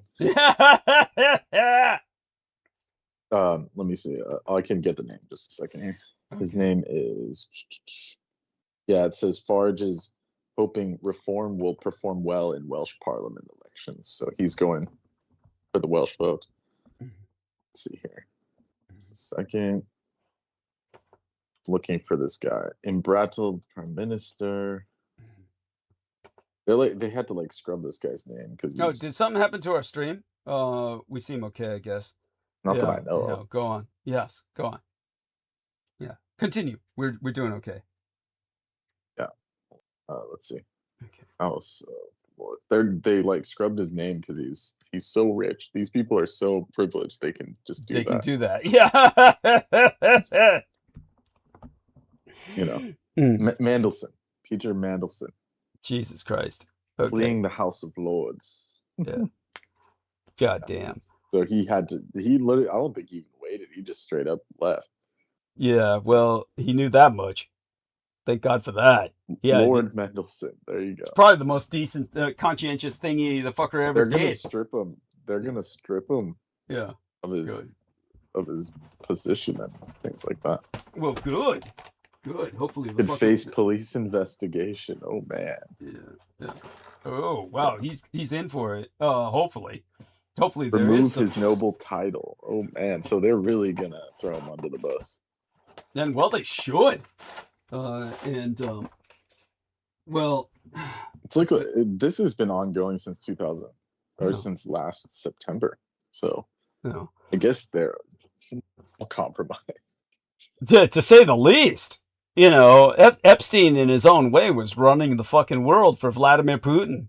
So Vladimir Putin was running the world through Epstein.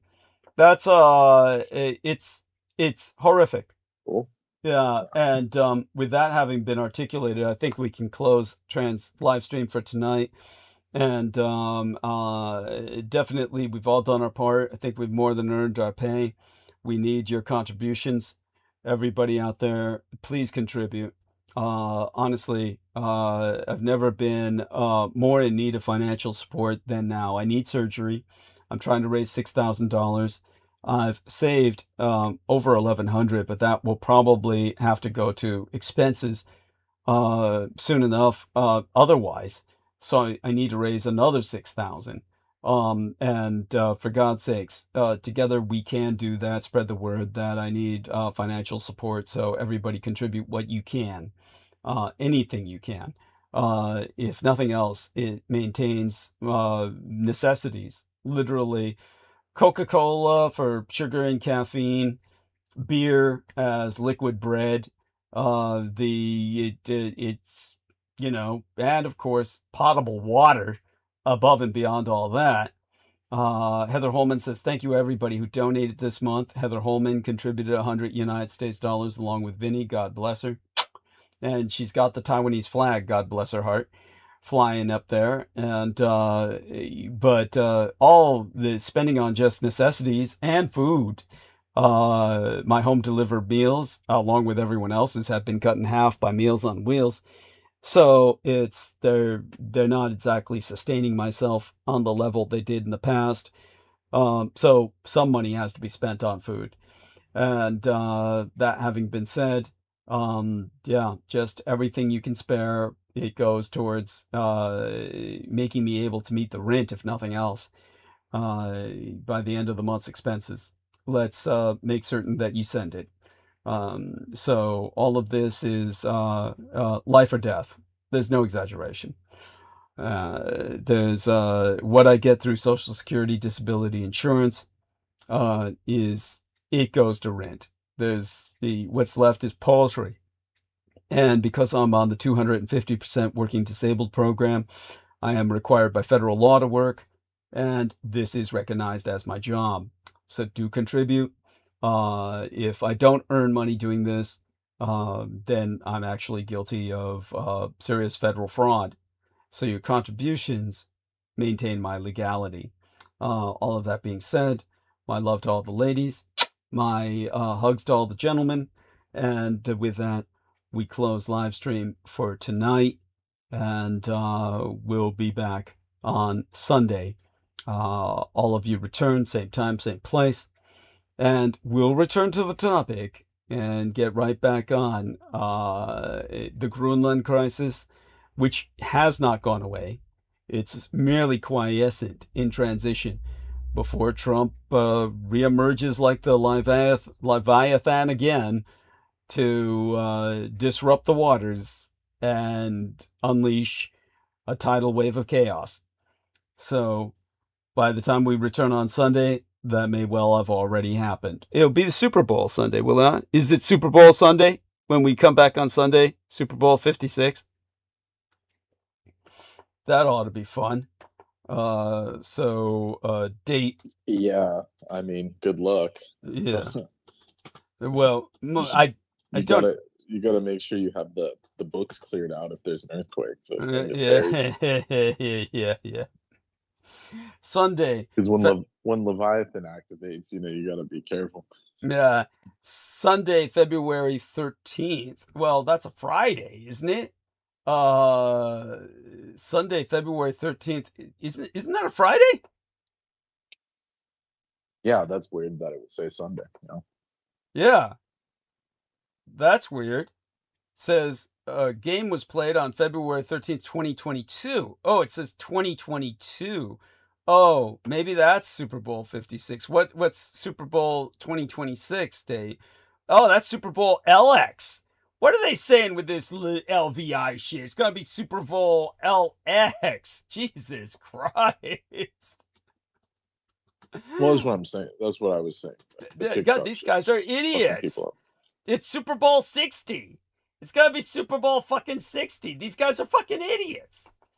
That's why you can't trust. Yeah, can't trust them.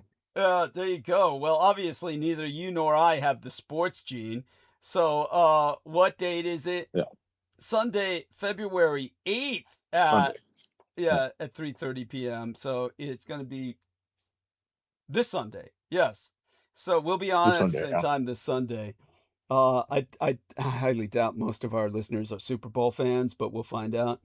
And that ought to be interesting. Having the Super Bowl on, and well, I mean, how long does it last? That doesn't go towards midnight. No. Yeah. So does it? What about 6 p.m.? Would it be still on at about 6 p.m., 6 to 9, or whatever? Do you think I know? You think I watch that shit? Yeah. Good point. I'm not anti-sports, but it's just they're so rigged and cheesy nowadays. I don't watch them. I get it. Well, all right. Let's end live stream. Everybody come back on Super Bowl Sunday night. Super Bowl 60 Sunday night, and we'll be here, and hopefully you will be as well, complete with contributions. So till next week. Well, till this weekend. Blessed be, and to all that support us, all our love and all our appreciation. Bye for now. So we're ending live stream and pressing that end button.